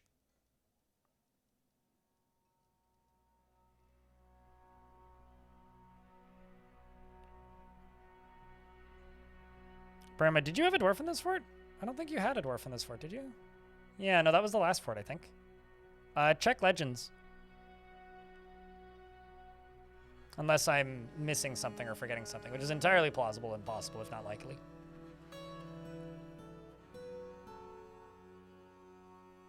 Yeah, and IRC wasn't that usable back in the day, and it's not that usable now. IRC, you know, I feel like I've had this discussion with people a lot, but y'all should never... Wow. We as a society need to learn our lesson to not use centralized things as our only mode of contact with our friends.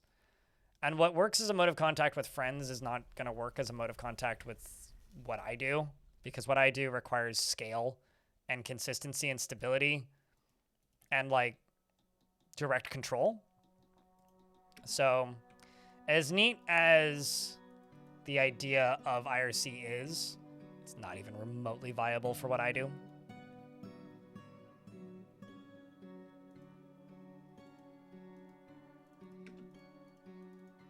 Which is unfortunate, but...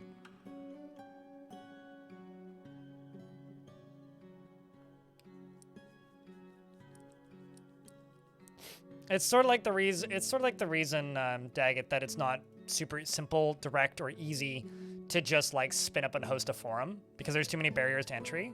So it's either there's too many barriers to entry, or it's too decentralized to the point where it's either unsafe, difficult to moderate, or difficult to maintain ownership of. And so I kind of don't agree with that.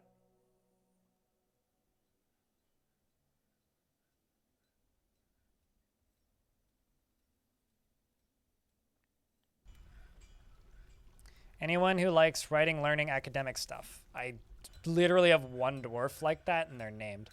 That's a bit specific, mate. That's a bit specific. Because, like, I could throw any of these dwarves. Doesn't mean they're going to be good at it or like it. But I do have this accomplished logician and expert mathematician. While they do have these skills, they might hate it. So I'll give you this dwarf if that works. But if they hate it, I will probably remove them from it.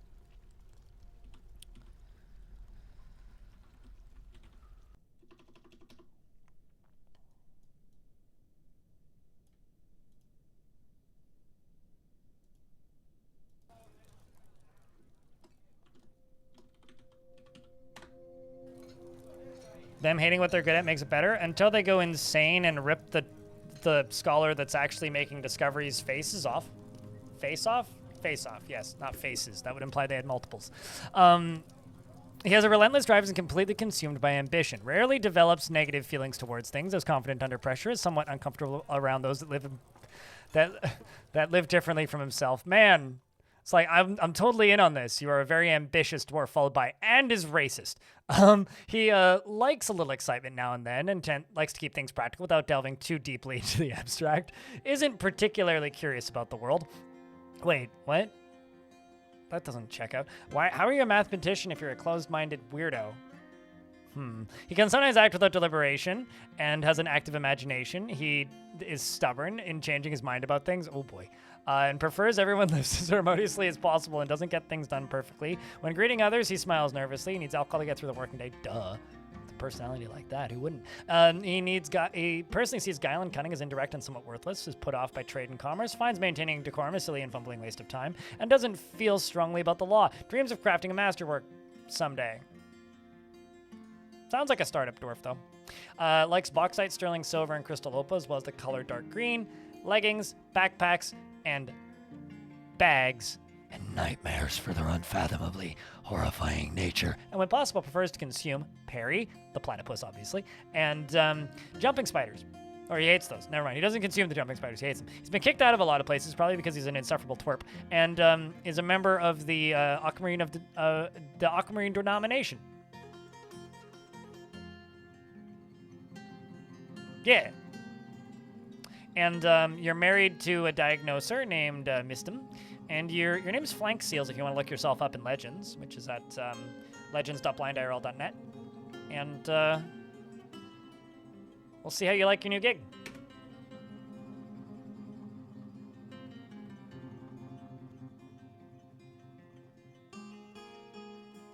I think stank is a word. You could call them the stanky climbers. Or like the stanky rocks. Is stank? I'm like mostly certain that stank is a word.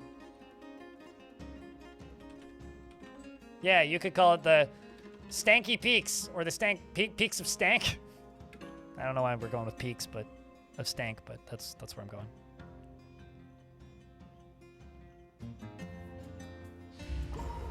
Pure maths, utterly detested maths because that PhD broke his brain. Yep. It's like the self curse of overschooling. Tubal the peasant has been possessed.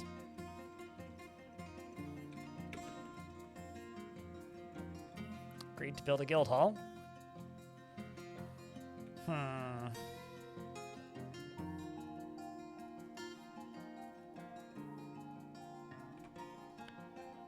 Let's see. Can I put in some gem windows? Yes, I can.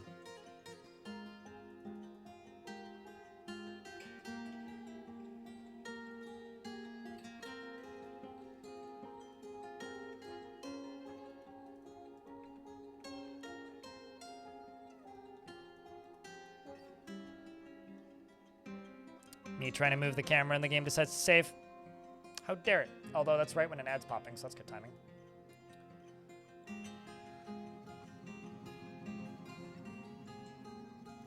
Just gotta pause.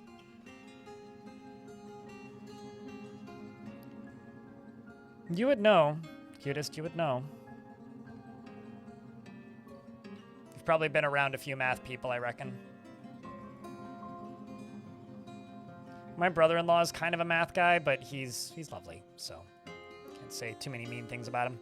I'm sure I could find something if you make me think about it, but I also appear to be kind of out of lignite. Kiddo. Okay, well, good news is Nish has managed to find a pair of socks. That's all he's got, though. That's it. Just a pair of socks.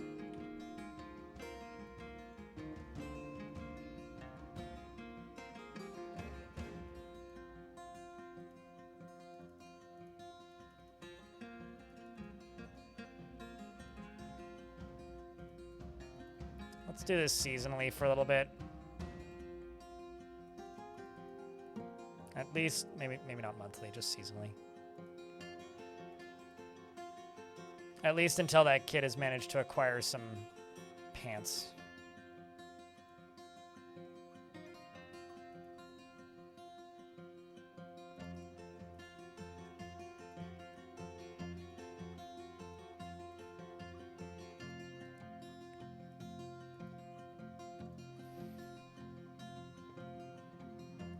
Nish found his socks. He's free. Yeah, his mom finally put him down.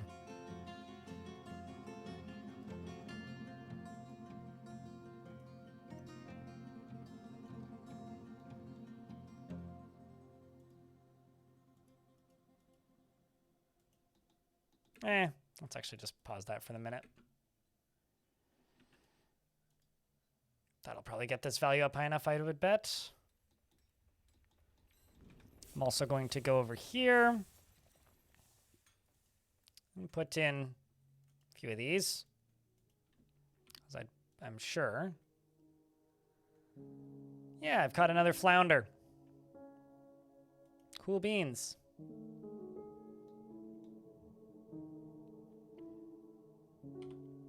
Hey, chat. I'm going to teleport these birds again.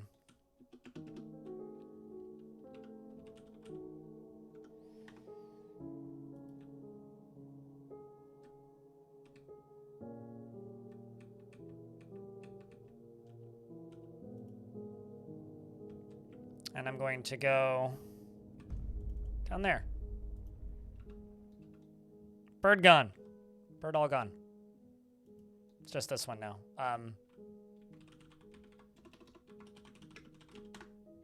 Please go away. Now we get to find out what else the game sends at me. Hopefully something interesting.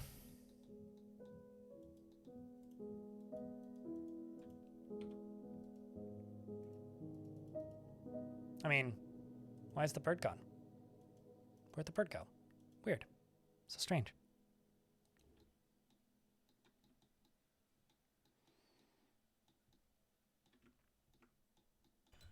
Let's see. How much more clear glass do I have left in here?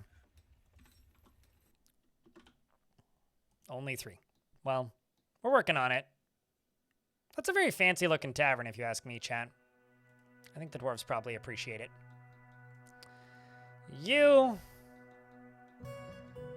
can get moved. Uh-oh, you need stuff.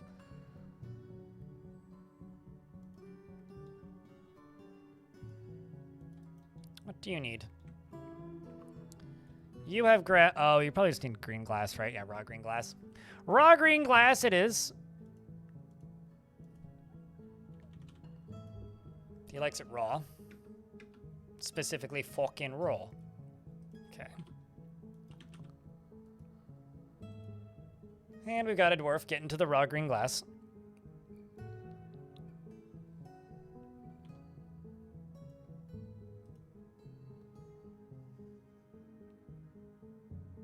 You ever test that Hewn pack that you showed at the beginning? You've been stuck playing on version 47. You'll go test it right now. You're playing either for free or the Steam version without tiles. Sucks for you. Yeah, that's fair. I mean, the Hewn pack proxy has a pre-built classic build with DF hack installed. I think it's had like 2 downloads,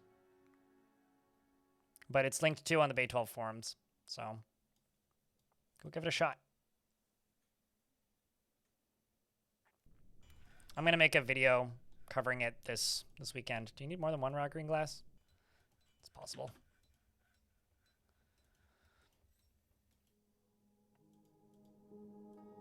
I think you do.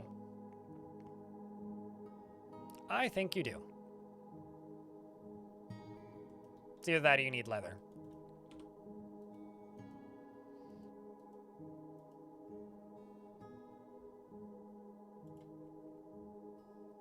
Which is kind of annoying, actually, because I don't actually think I have a source of leather.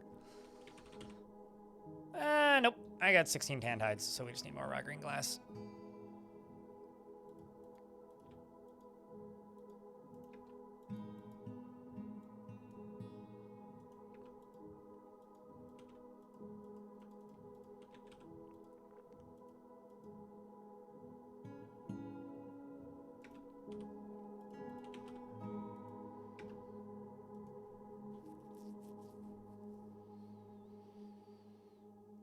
Spicy bridge guards or guardians. Many good names. Spicy Mountains would be a good name for a volcano, I think, personally. Dwarf read a lot of books. Okay, so you are now running off to go grab what you need once again. We're going to get our first glass artifact. And you go grab the leather. Of course you go grab the leather. Is this satisfied? Yes. So while that dwarf does whatever the heck they do,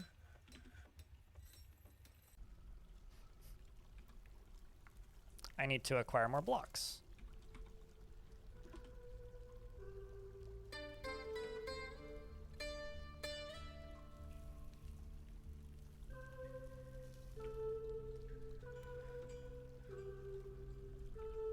And then over here, you need some beds as well.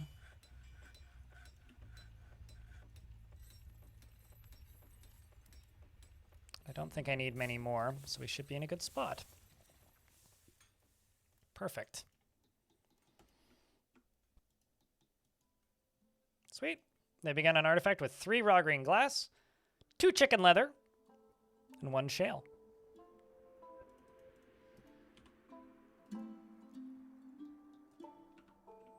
Also, I'm just going to try something. Exterminate. Exterminate giant underscore wren. I'm pretty annoyed with these giant wrens, I'm not going to lie. What else do we have? Oh! We got giant crabs, a doe bunny webbit, and a Merlin. Look at that.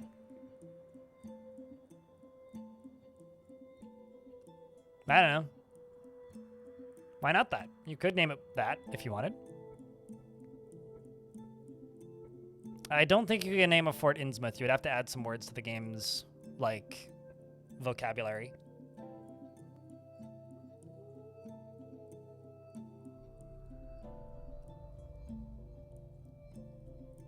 Is probably what you would have to do.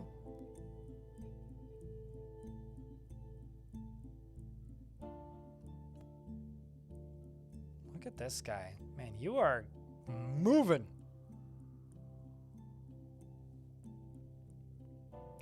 Also got some dwarves hunting.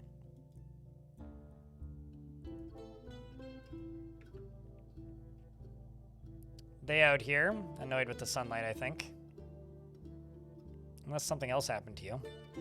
A battle rages, I feel no terror. Ma'am, you're trying to hunt a bunny. Okay, sorry, albatross. I stand corrected. Wait. No. Ma'am, you're fighting with a bunny rabbit. And you're like, the battle rages, I feel no terror. It's like, uh-huh.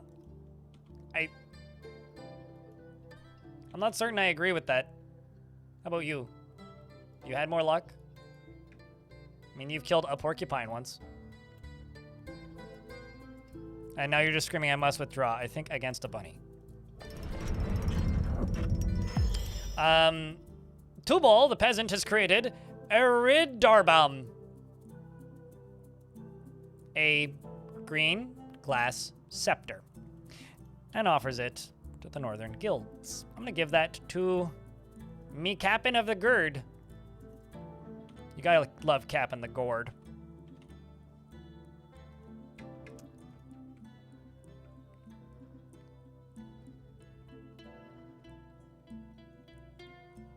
Yeah, and what you gotta do is you gotta figure out what side of the river the traders arrive on, or what side of the bridge the traders arrive on, and then put the trade depot on the other side so that they cross it. That's what you gotta do, Torn Relic. Or what they gotta do in that fort. With the toll keeper. Yeah! And then seize one item every time, but like trade enough stuff back that they don't like hate you. That'll be your toll.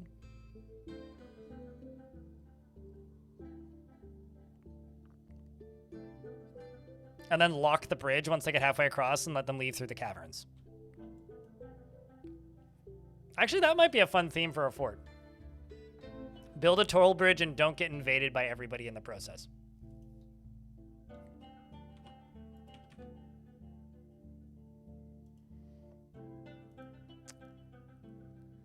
So you're learning about fishing. Doesn't have to feel anything after sleeping. Legendary dining room, all that.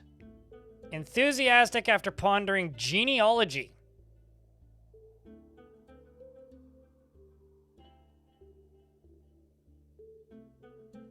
Huh. Fath, I'm going to take you off of fishing so you can spend more time pondering, because I want you to go make some discoveries. And then my other scholar, who is one sparse.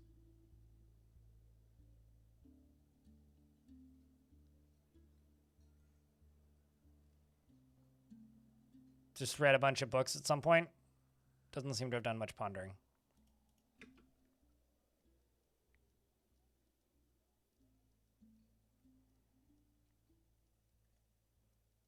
Could capture a troll. True. Or just name the squads the trolls.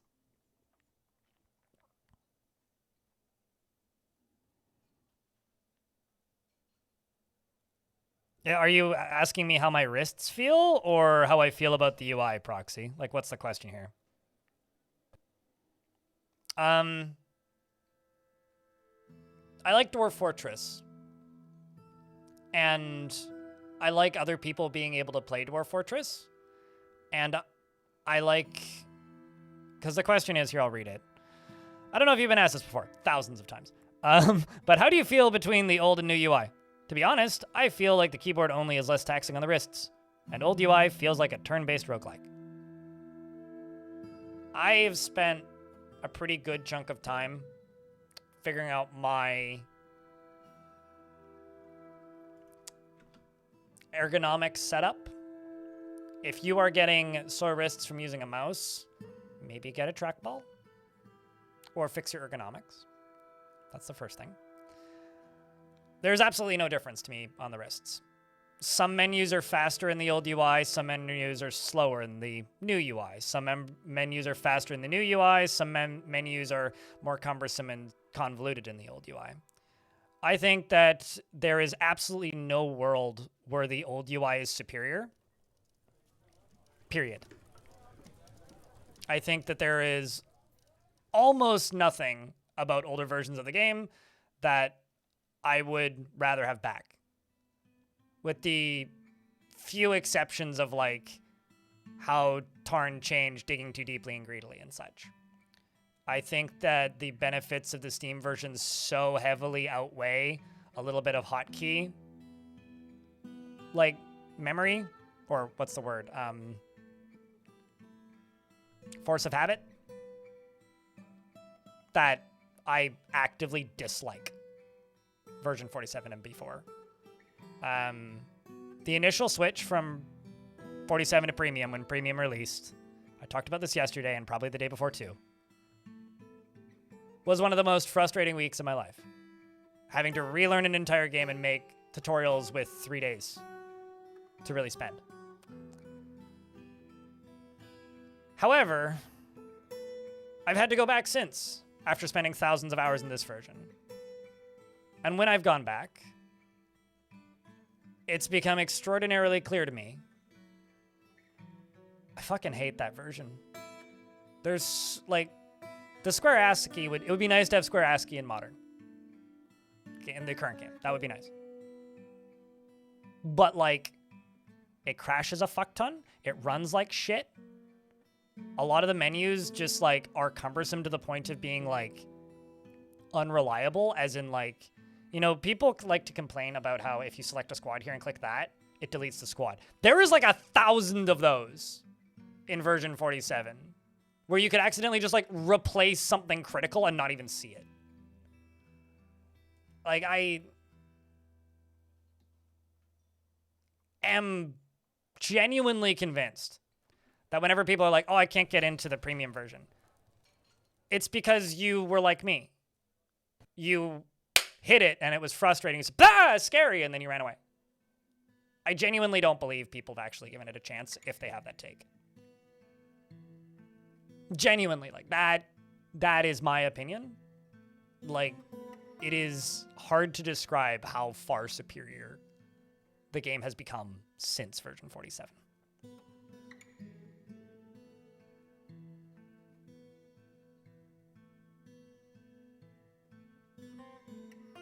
Especially, like, for me, I find it really funny because, like, the Dwarf Fortress community, the old school one, prided itself as being a group of people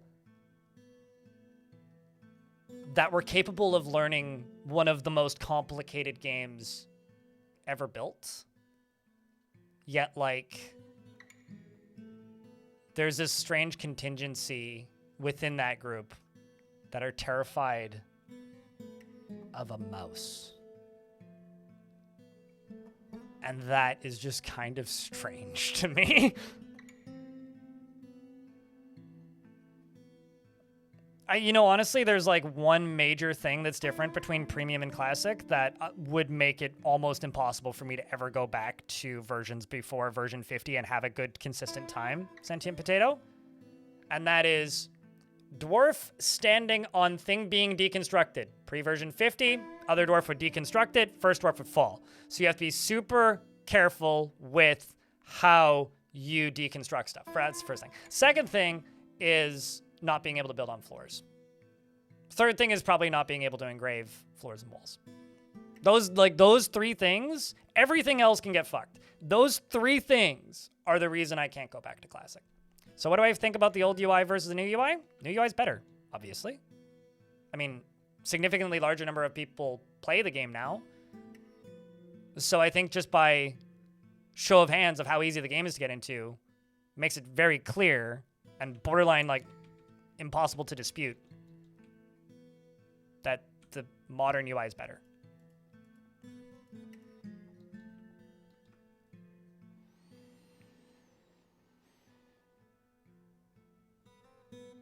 Shay O'Neill in YouTube chat says, I used to play a yearly game of Dwarf Fortress prior to Steam and would have to watch tutorials every year to remember how to play it, but the Steam version is actually intuitive. Yeah.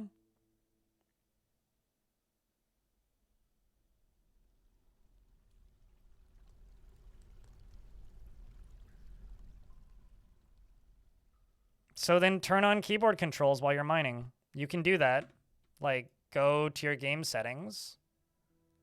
Go scroll down through your game settings to where the dumb streamer who's currently looking at his settings is trying to remember where keyboard mode is. It's under game settings, right? Keyboard cursor enabled. Yeah, there it is. Turn that on. And then when you're digging, you select mining, like, you know, or just hit M on your keyboard, and then you can move it around with the numpad. And is it enter? Yeah. And then you can place it, although that's currently set to auto. I actually don't know what the hotkey is to swap that back over. So V to set it back to that.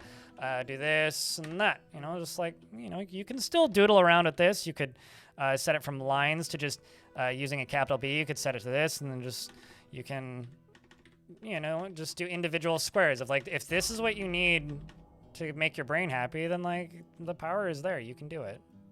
But am I the person who's going to use that? No, because it's easier to use a mouse at this point. Like, genuinely, like, is the entire UI keyboard accessible? No. No, there's like tons of screens that are not keyboard accessible. Or even rebindable. But, I don't know. I will say this, I am tired of answering that question. So if I seem like crass or like nippy, that's why. It's like, this is like a question that I've been answering every other day since the Steam version release. And like, there is part of me that's like, these are all the legitimate reasons as to why I think this version's better. And then the other one just like looks at my paychecks and looks at what I lived off of pre-Steam release, and it stops even being like a thing that I can joke about. You need to remember that playing this game is my job, and the more people playing it, the more money I make.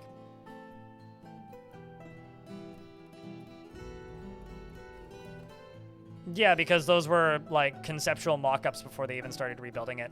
Those weren't real. Those were literally just like mock-ups made by artists before Tarn had even started working on it.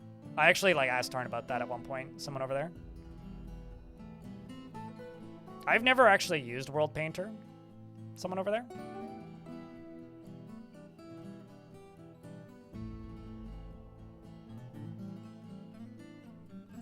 Is that engraved constructed things are valued more than engraved constructed natural wall? Valued more than an engraved constructed natural wall. That's the only thing, and it's not worth going back for. I'm trying to like remember exactly what you're even saying, but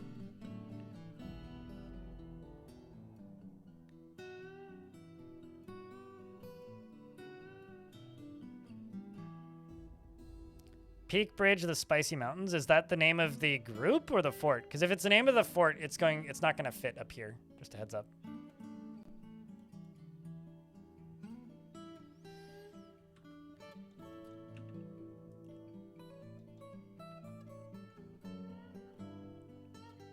Excuse me. Sorry, I needed to burp real bad for a second there.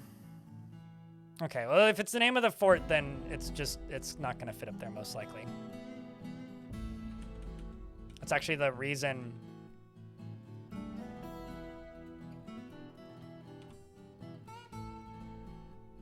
I almost never name things like the thing of thing, because I just kind of assume that it's gonna get lost.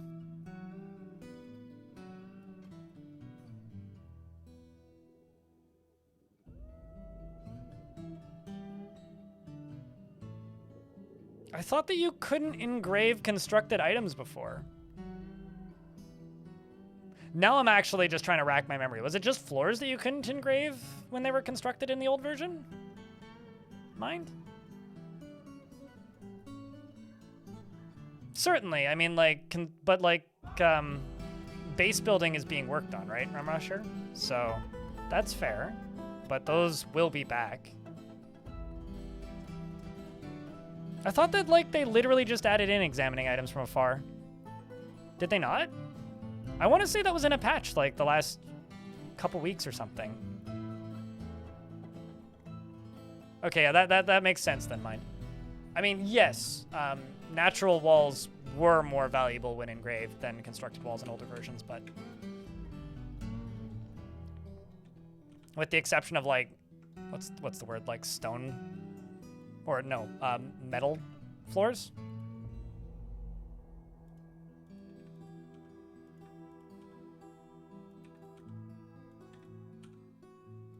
Making a storage room.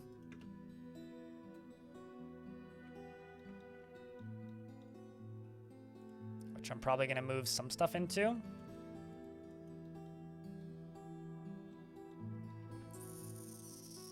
I'm thinking about moving some of this stuff down there, but at the very least, furniture is going to get moved down there.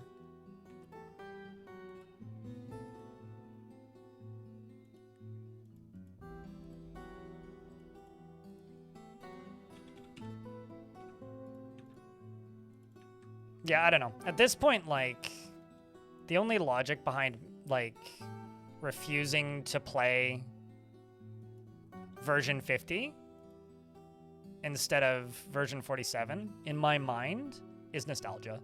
And that's actually a very valid thing. But for me at this point, like, if I have nostalgia, I'm not going back to version 47. I'm going back to, like, 34 or 28 or 22. Like, the 2D era. Like, I'm going to go way back to the point where it's basically a different game. Because, like, when I feel that weird itch, it's for that. Because if it's version 47, it's, like, close enough to these versions where, like, I don't actually care. I just feel like I just get a better experience in almost every way by coming up to this one. I think, like, the only thing that I would really say that I miss about the older era, but this is almost just, like, ASCII in general, less so that era of the game, is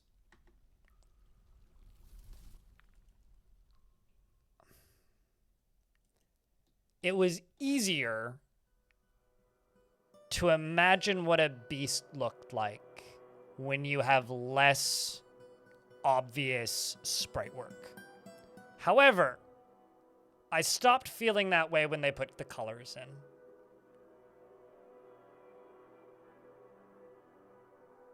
I stopped feeling that way when they put the colors in.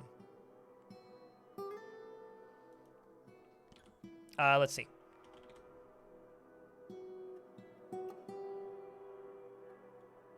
There is Zas. I can give you Zas. How is Zas?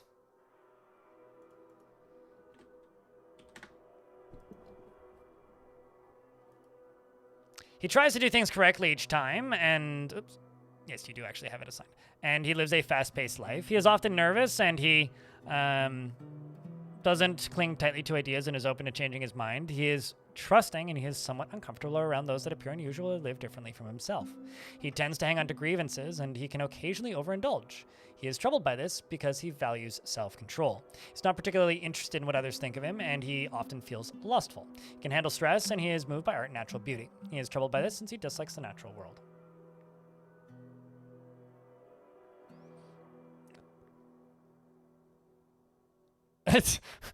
Fulvar Burma in YouTube chat says, 2015, you could not engrave construction. I'm old. That save is old. Did you just, like, load up a save from 2015 to check? That's kind of awesome if you did. He shakes it. What version of the game was it back then, actually? Anyway, he shakes his finger up and down when he's trying to remember something, and he needs alcohol to get through the working day and does not mind being outdoors at least for a time.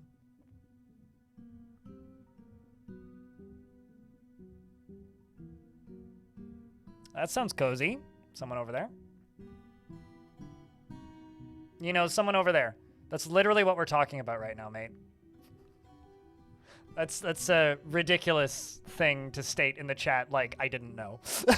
Trust me, they let me know every day and a half in my YouTube comments. I see it constantly. Constantly about how they hate the Steam version, how awful it is. And I'm like, there's 12 of you. Grow up.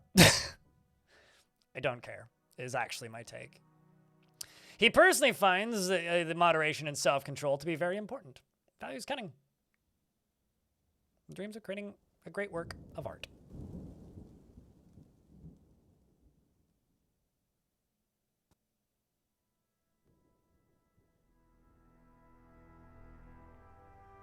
No, the UI is different and scary. Wolfist Wolf.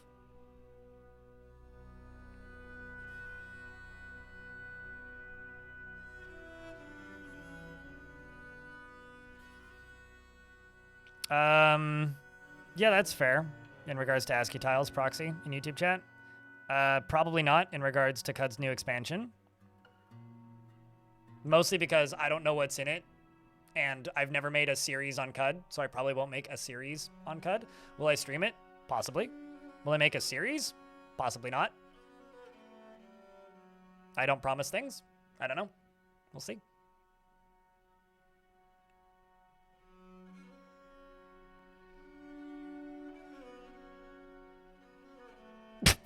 That's fucking pathetic. Someone over there is my genuine response to that.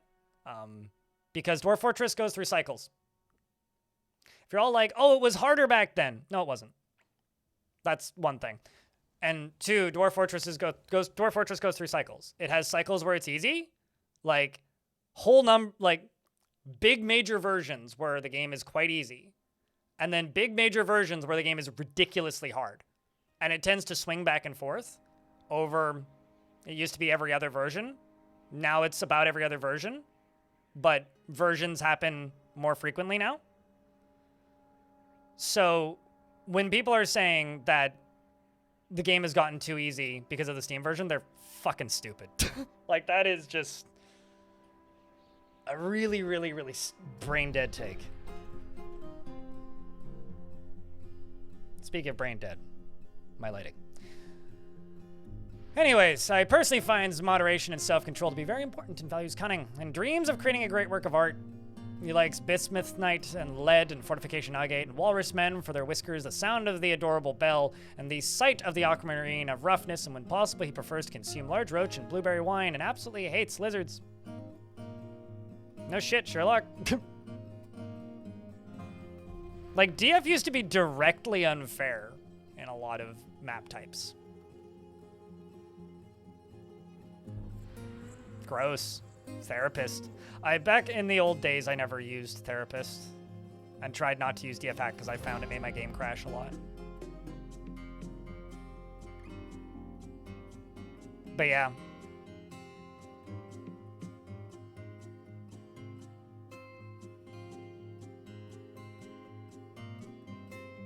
When the party broke into fighting when they got wolf ambushes? I don't know. Hold on, I'm just moving my light. That does actually help quite a bit. Putting it on the other side of me.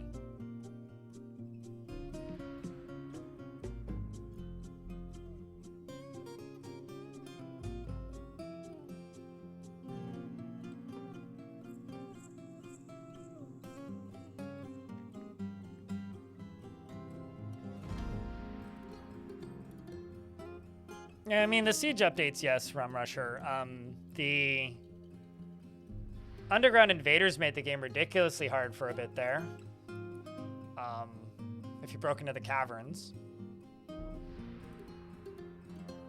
I think, like, if you see people complaining about the game being too easy, there's two things. One, they probably just fucking sucked when the game was less accessible. That's probably the case. Or two, and like, I sucked back then too. I got a lot better at the game when Steam came out. And the other half of that is, I think a lot of people that complain that this game is too easy never hit escape, never click on settings, never click on difficulty, and absolutely under no circumstances would they ever, have they ever even thought about the concept of clicking on custom settings and fucking turning the difficulty up?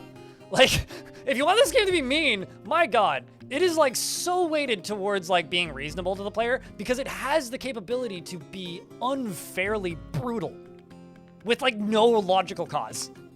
And all you need to do is turn the numbers up. Like, it...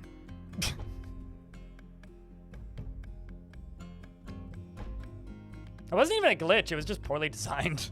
Corey Fancy Pants.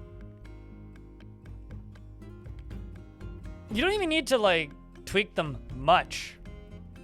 Like, if you want Dwarf Fortress to be the most fucked, evil, maniacal, broken-ass game you ever played, just turn all the siege numbers up to the maximum.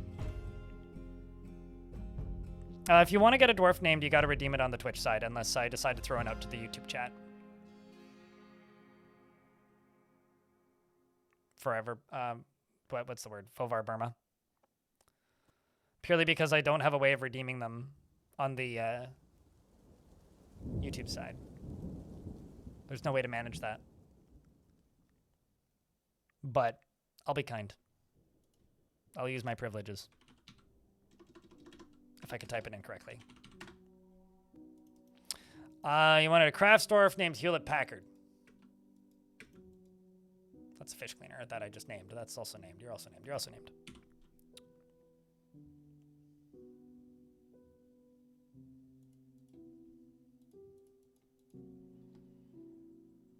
Although,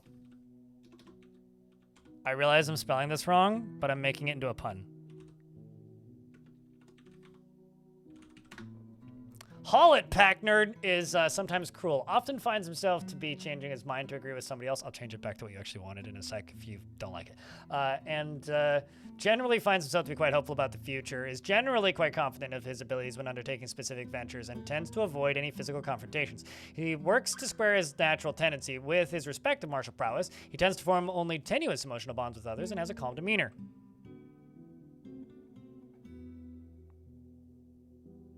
They named a computer company Harry Potter? That's crazy. Because I ain't no Hewlett Packard. Anyway, where was I? He has a calm demeanor and prefers to present himself modestly. He is assertive, and he easily can fall in love or develop positive feelings. He needs alcohol to get through the working day and is getting used to tragedy. Nah, it's fine. I mean, I just used the Dwarf command.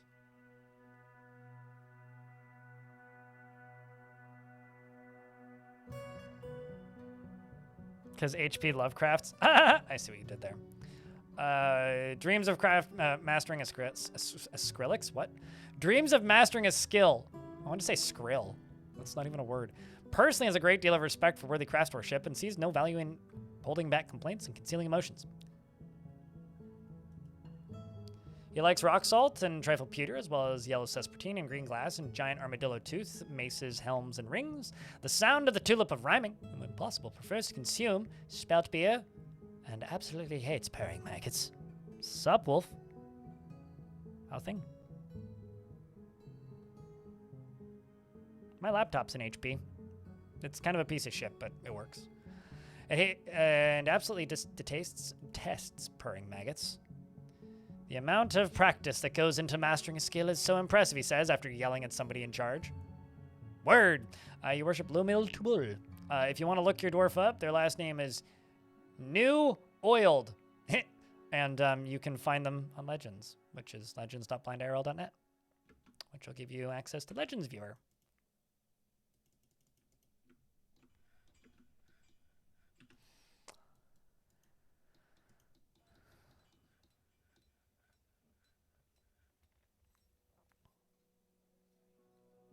Dare you to turn that Mega Beast attack period up to 99? I mean, we would just die. I don't really have a metalworking industry right now.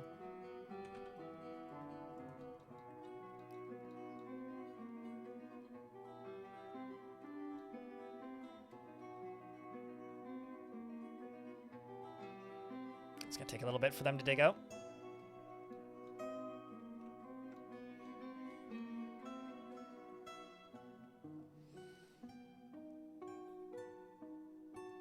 I think likely what I'm going to end up doing is moving the brick making industry down into here. Certainly going to move that down.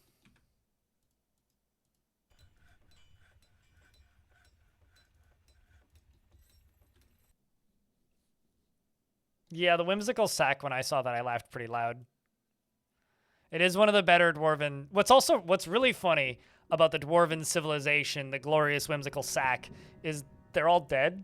Like, they don't have any nobility left, and like they have one occupied site, which is like kind of fucked, and it's just a bunch of refugees. Like there's none of them left, which is so whimsical. Oh no, absolutely can run Dwarf Fort. New and old.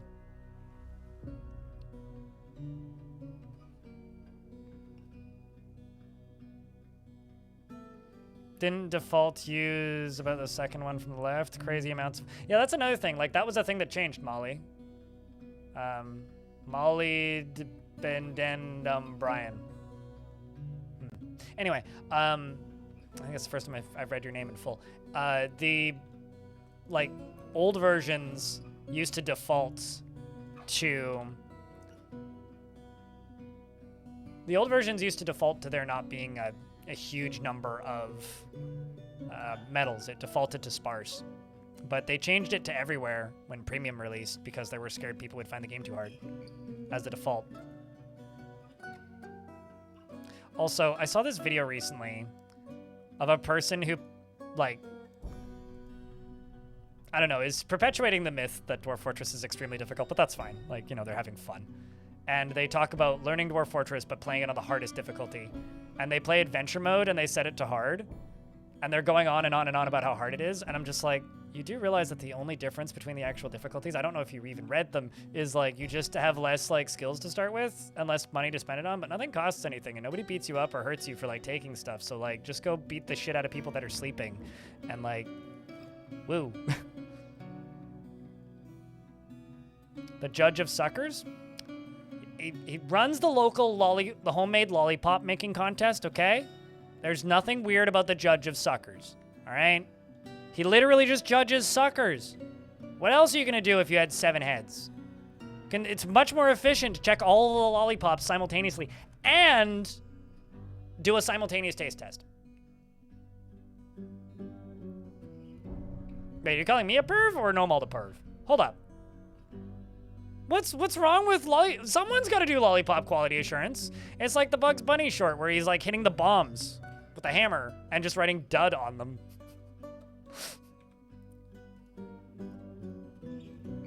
You know, if he had 4 arms, like, he'd be more efficient.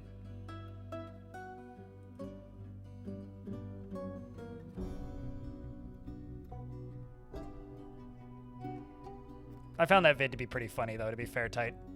It was pretty well done. It was entertaining. But I did find, like, the whole going on about the hardest difficulty, and it's just like... It's like there's no difference between the difficulties. It's literally just like how many points you get at the start. It's more like a time saver thing than anything.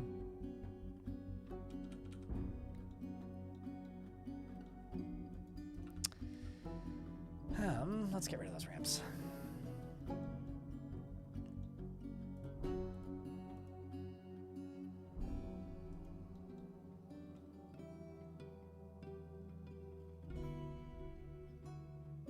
Correct. Someone over there.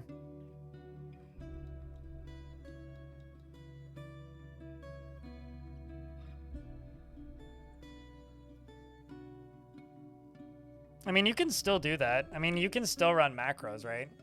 Like, just control R and control P up in the top. Like, you can still do some silly shit with macros in adventure mode.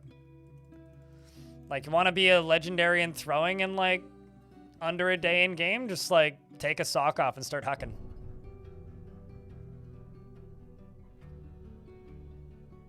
But, I don't know. I'm happy to see anybody making videos about Dwarf Fortress from different perspectives and skill levels. It's good for literally everybody.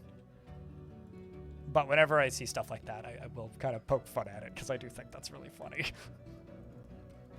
It's like you're making such a big deal about it being the hardest mode possible, but like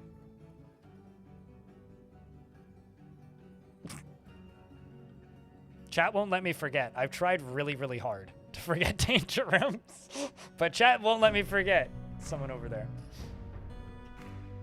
Danger rooms like primarily existed because like that was back when training itself was dangerous, right? Like I wonder how many people remember that. It's like I remember danger rooms because oh wow, I actually found gold nuggets. A pocket of gold in here. That's cool. Like it's like I remember danger rooms as a solution to a problem because like at the time dwarves could take lethal hits while training in combat. It was like pre non-lethal combat or training was a thing. So, like, dwarves could take lethal hits while training. So, like, the odds of a dwarf just, like, getting splatted against a wall while training was, like, a non-zero chance.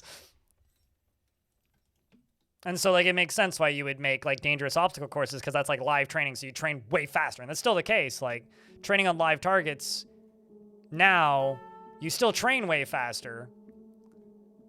But, like, if you just have more skills initially and all of your limbs still, it's, like, way better. Although, my favorite, like, old piece of cheese that still works is put a beehive in your hospital. Random dwarves will get stung constantly, and they'll get run to the hospital by the doctors, and the doctors will get happy thoughts about tending to patients and will get shit tons of, like, diagnosing experience, and it literally costs you nothing aside from some, like, notifications of dwarves getting bee stings. Thankfully, none of them are allergic, so it's fine.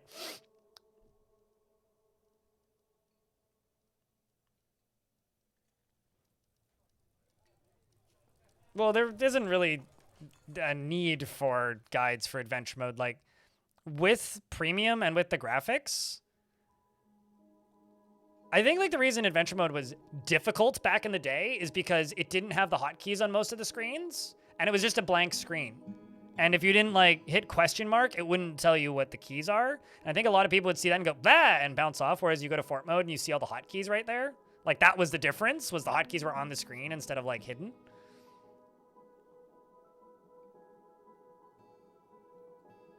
Now that I think about it, are there bees on the surface? Maybe I should do that. Just gotta poke around to see if I see a beehive. Like, fuck making honey, I just need to, like, train my diagnosing.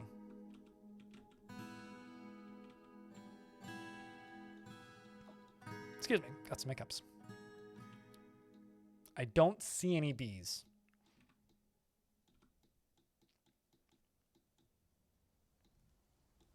All I'm seeing is wheat.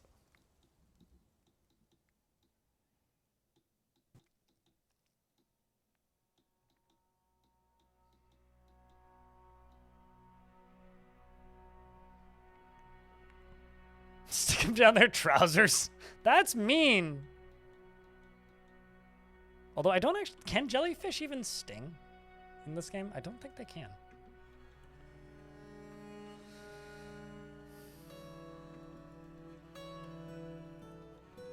Yeah, I'm not seeing any bees.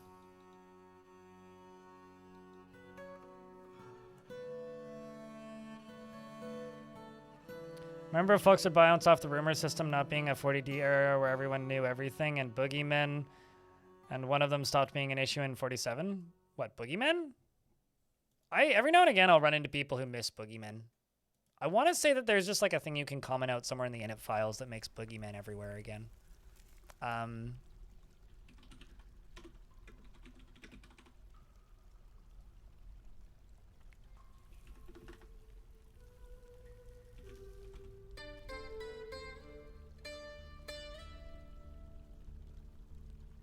Okay, we're still working on the sand. We'll just get rid of that. It's fine. And then up here, just gonna go furnace. Say magma smelter, I think. No, not magma smelter. What the fuck am I doing? Forge, metalsmith. Do I have any shiny looking blocks that would be nice? I use nice blocks. We'll do that. Then I'm going to go up to here. I'm just going to do that. This is just going to be for all metal ore.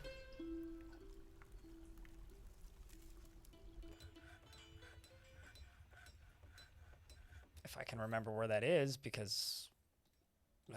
it's getting late. It's been a long day. 9 hours and 20 minutes into stream. Brain is starting to go kaput.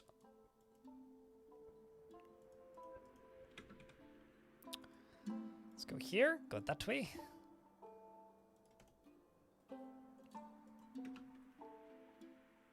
Start off by making some gold stuff, I think.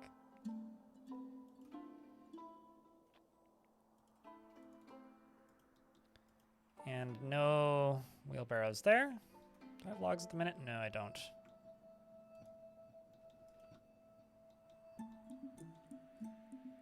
Oh, no, I do.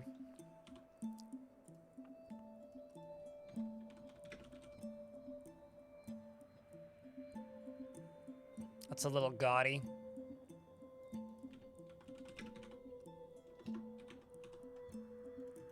But I do have native gold.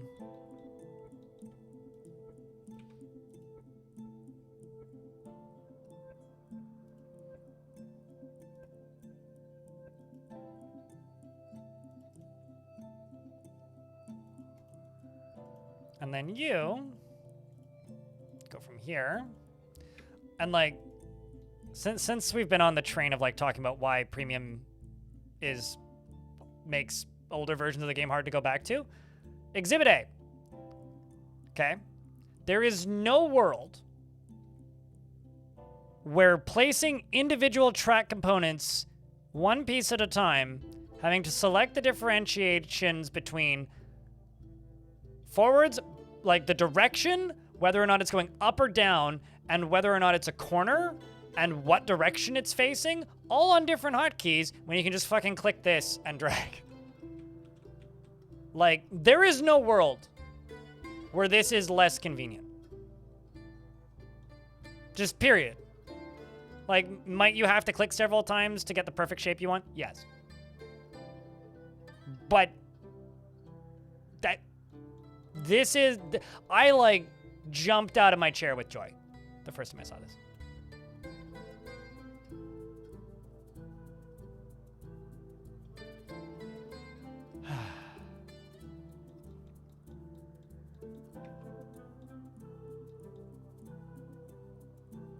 I gotta say, I've never actually encountered one of those, but I also don't play that much adventure mode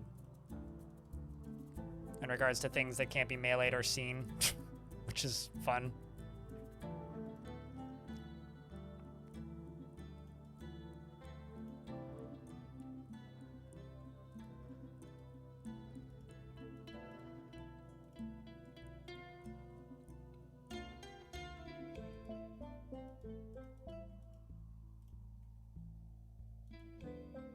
Well, we're getting some gold ore coming on up. It's going to take a little bit to fill in.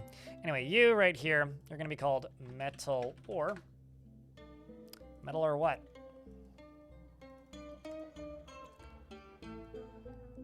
We're just going to take all the metal ores, and you're going to load from there. Fighting with a rabbit once again. Good on you, wolf. Killing the rabbit. Such a big dwarf you are.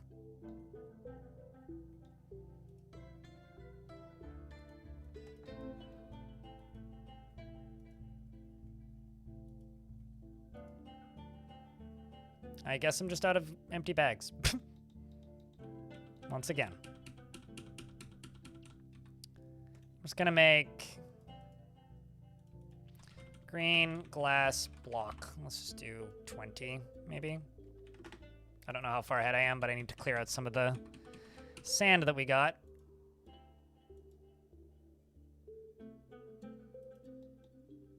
So keeping those consistently filled.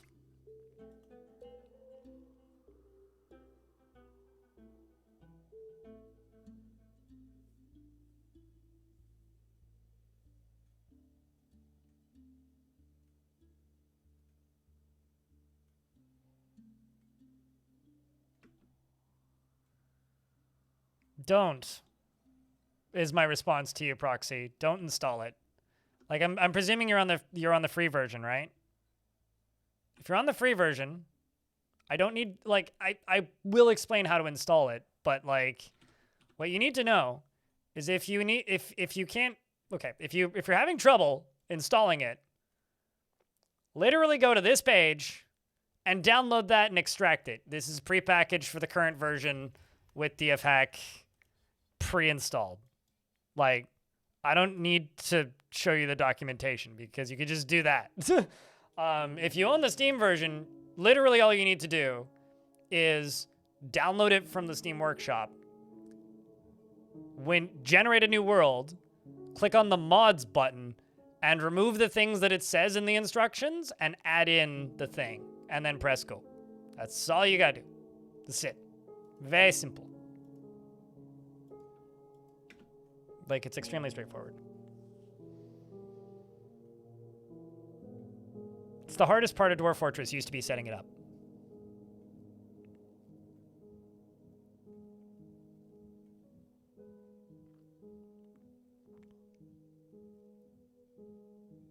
Necromancers learning to summon boogeymen and nightmares is rare because they have from deity of death and or of night or nightmares, and combination of death and nightmares is quite rare. Really? Ask me how I know. How do you know? I'm actually kind of curious.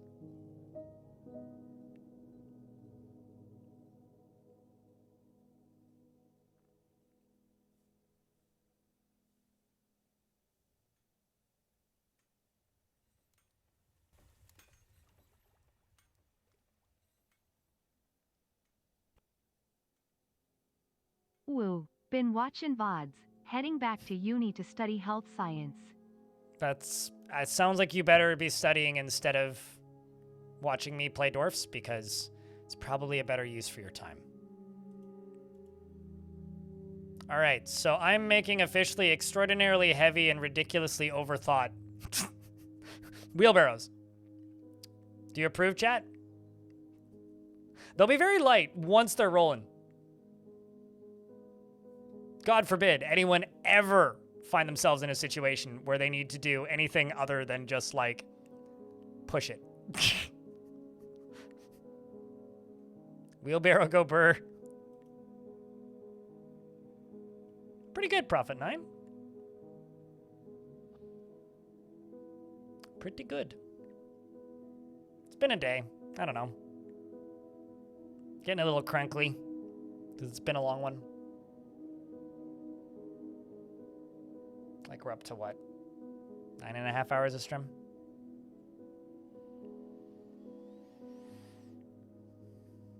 Going back to uni at 30 is going to be nerve-wracking? Yeah, that's fair. Understandable, man.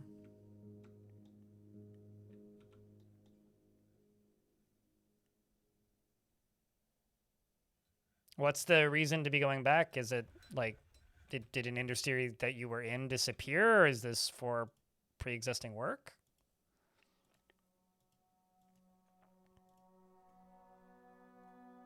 But have fun, you know? And just remember, if you can comprehend information without ChatGPT, you're probably on the winning side. I'm a trooper. I don't have a commute. The way I generally convince myself that this is an acceptable workload is my bed's right over there. And I woke up 30 minutes before stream started. So, like, it kind of doesn't feel like I'm working as much as I am a lot of the time, because I don't have a commute. Back when I had a commute, I wouldn't have ever been able to work this long. I would have gone nuts.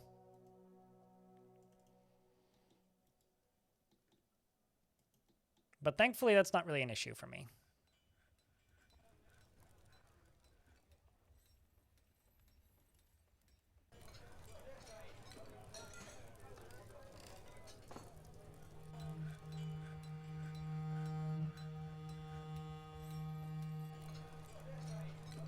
I mean, I had a great deal of fun with that, Rum Rusher, in that 1x1 fortress I did. Like, I had a great deal of fun in that fort. That was a lot of fun. Just sending an army of undead necromancers into a wall of demons and being like, send it, was, mwah, good times. Good times. Good times all around.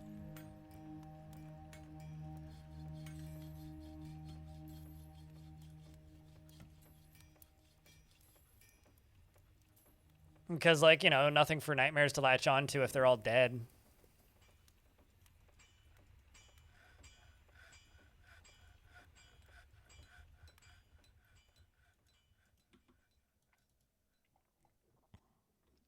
And the other thing I need to do is coke. Lignite. Although we do still have quite a bit left.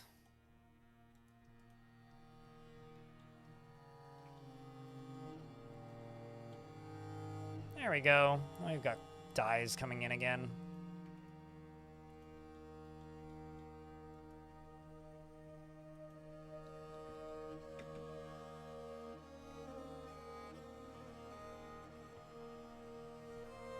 Sounds like a clash of mythical proportions. I mean, I made a hour-long movie out of that fort. It's literally just my one by one tile video. The smallest map start.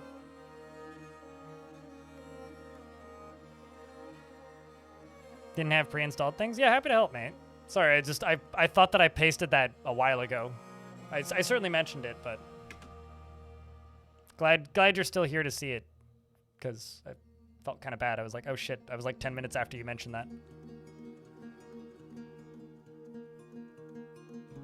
That's actually something that I always found really funny about old Dwarf Fort eras. Like, when everybody was still primarily playing on version 47. New version of the game would come out. I would install it. I would update my tile set manually. And then I would start playing and I would stream it. And a lot of people would tune in. Well, a lot for the time. I would have like 80 people watching. And the reason is nobody knew how to install their tile sets. And so, or alternatively, they knew and they didn't care because they wanted DF Hack or they wanted Dwarf Therapist. So they needed to wait for, in some cases, the tile set to get ported. In some cases, DF Hack to update. And also DF Therapist to update. And in extreme cases, they needed them all to update and the starter pack, previously known as the Lazy Noob pack, to also get updated. So there's like 4 different things where people needed to come home from work and realize that there was a patch. And it took like 3-4 weeks in some cases. So like, the nice thing about now is even if you're still playing on Classic, right? And like version 50, whatever, 53.10 or whatever we're on now. At the very least, DF Hack's updating the same day, you know? So if you're like tied to those assists or those tools, you get them like within 24 hours. Like I see people get like miffy on like the subreddit when like the itch version doesn't update within 2 days, because sometimes it takes a day or two for itch to update for some reason.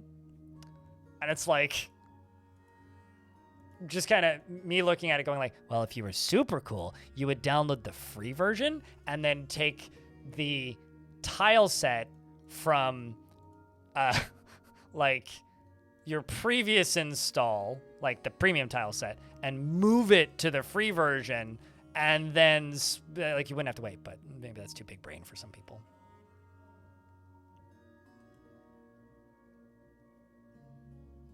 Slightly, yeah. And also, like, the vast majority on a Mac Classic? You mean, like, from the 80s? Doubt it. Enough has changed that I doubt it. Although, who knows? People get shit running on Amigas that I look at 3 times and blink.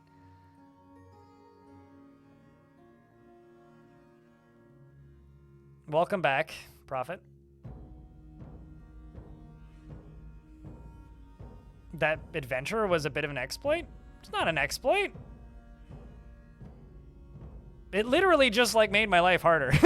Like, me bringing an adventure at the beginning of the fort had no benefit to me.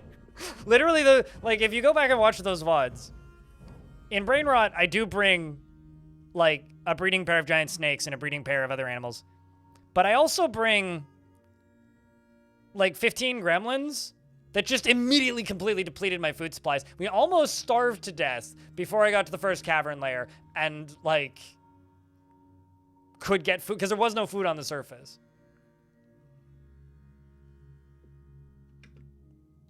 What Blind is talking about is how you update DFAC. I mean, still, it still updates quicker on the GitHub. You don't have to wait for 24 hours, though. You don't have to wait weeks for it to update. It updates because the hook's already in there now. It's just a much more reasonable time. It just works on a much more reasonable time scale.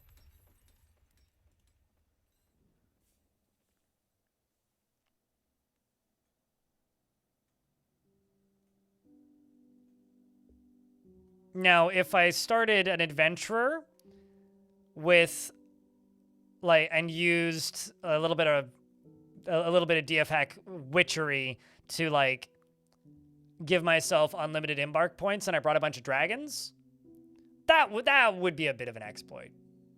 Or if like I modified the trade value of dragons and brought those, that would be a bit of an exploit. But I'm just using mechanics the way they're designed. Just because the way they're designed is a little bit busted doesn't mean I can't do something silly once in a while for fun. Come on. You know, honestly, whenever like I load up GitHub, I just go, why didn't I just do a git pull through terminal? Because like figuring out where to download shit on GitHub is made by aliens for aliens. It's not made by humans for people. Like, people are not meant to use GitHub. GitHub is like a draconian piece of crazy person software that's not designed for human beings to ever acknowledge. Why did I only put blocks in there? What the fuck is wrong with me?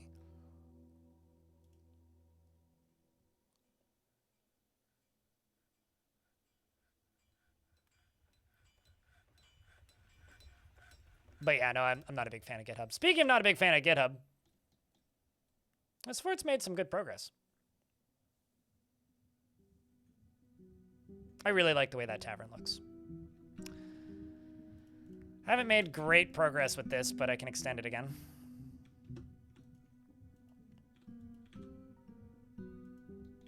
Eventually, I will use that to break the ocean. Saw Merlin today.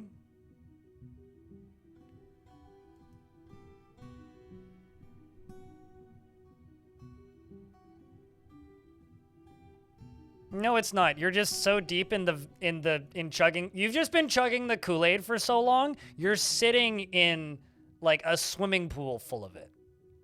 And you're sitting at the bottom of the swimming pool. And you've had, I said Merlin, not mermaid. Merlin is a type of swordfish. And they've just given you a breathing tube. And I was going to make a really, really, really mean joke, but I'm not going to. And you're just like down there huffing gas through that breathing tube and going, what are you talking about? It's great down here. I'm like, aren't you sticky? Speaking of being sticky, chat, I've been pretty sticky today and stuck around too long. I've been streaming for 9 hours and 40 minutes. I think this fort's looking pretty nice.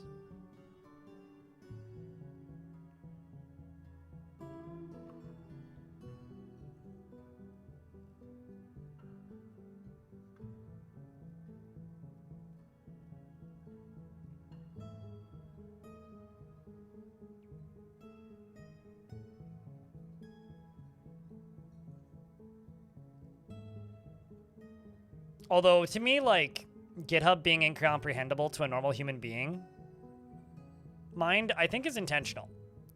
Because it very quickly alerts any normal computer user that you're not supposed to be here and you should wait for it to be posted in a completed state somewhere. Like, that's really what GitHub means to me, is it's just like, you're not supposed to be here, John. Leave while you still can. It's still safe. Otherwise, you will not be able to get out. Run. They're coming for you. Run. Anyway, chat, it's been fun. Happy Friday. I'm going to be working on 2 things this weekend. I'm going to try and get the interview with Simon and Dabu done. Priority number 1. Priority number 2 is a video on tile sets. Priority number 3 is the other project that I've mentioned before but haven't. Priority number 4 is the other project that's in the works but is still a work in progress and will be a work in progress for a very long time, because I think that's going to be a fucking 7.5 hour long video by the time it's done. Good God, help. Send help, please. Actually, don't. I don't need help, but it will take a while. It will take a while. I will update Legends in a little bit here. But that's me for the day, chat.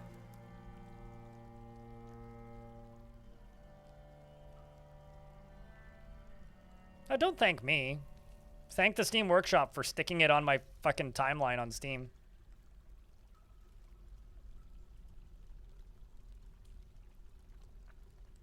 That and Romanoid, who I think posted it on Discord.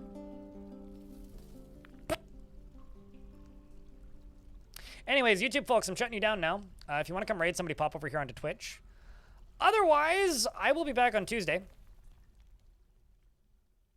for more streams of the usual shenanigans. So thanks for hanging out, YouTubes. Appreciate you. And I'll see you when I see you. Take care.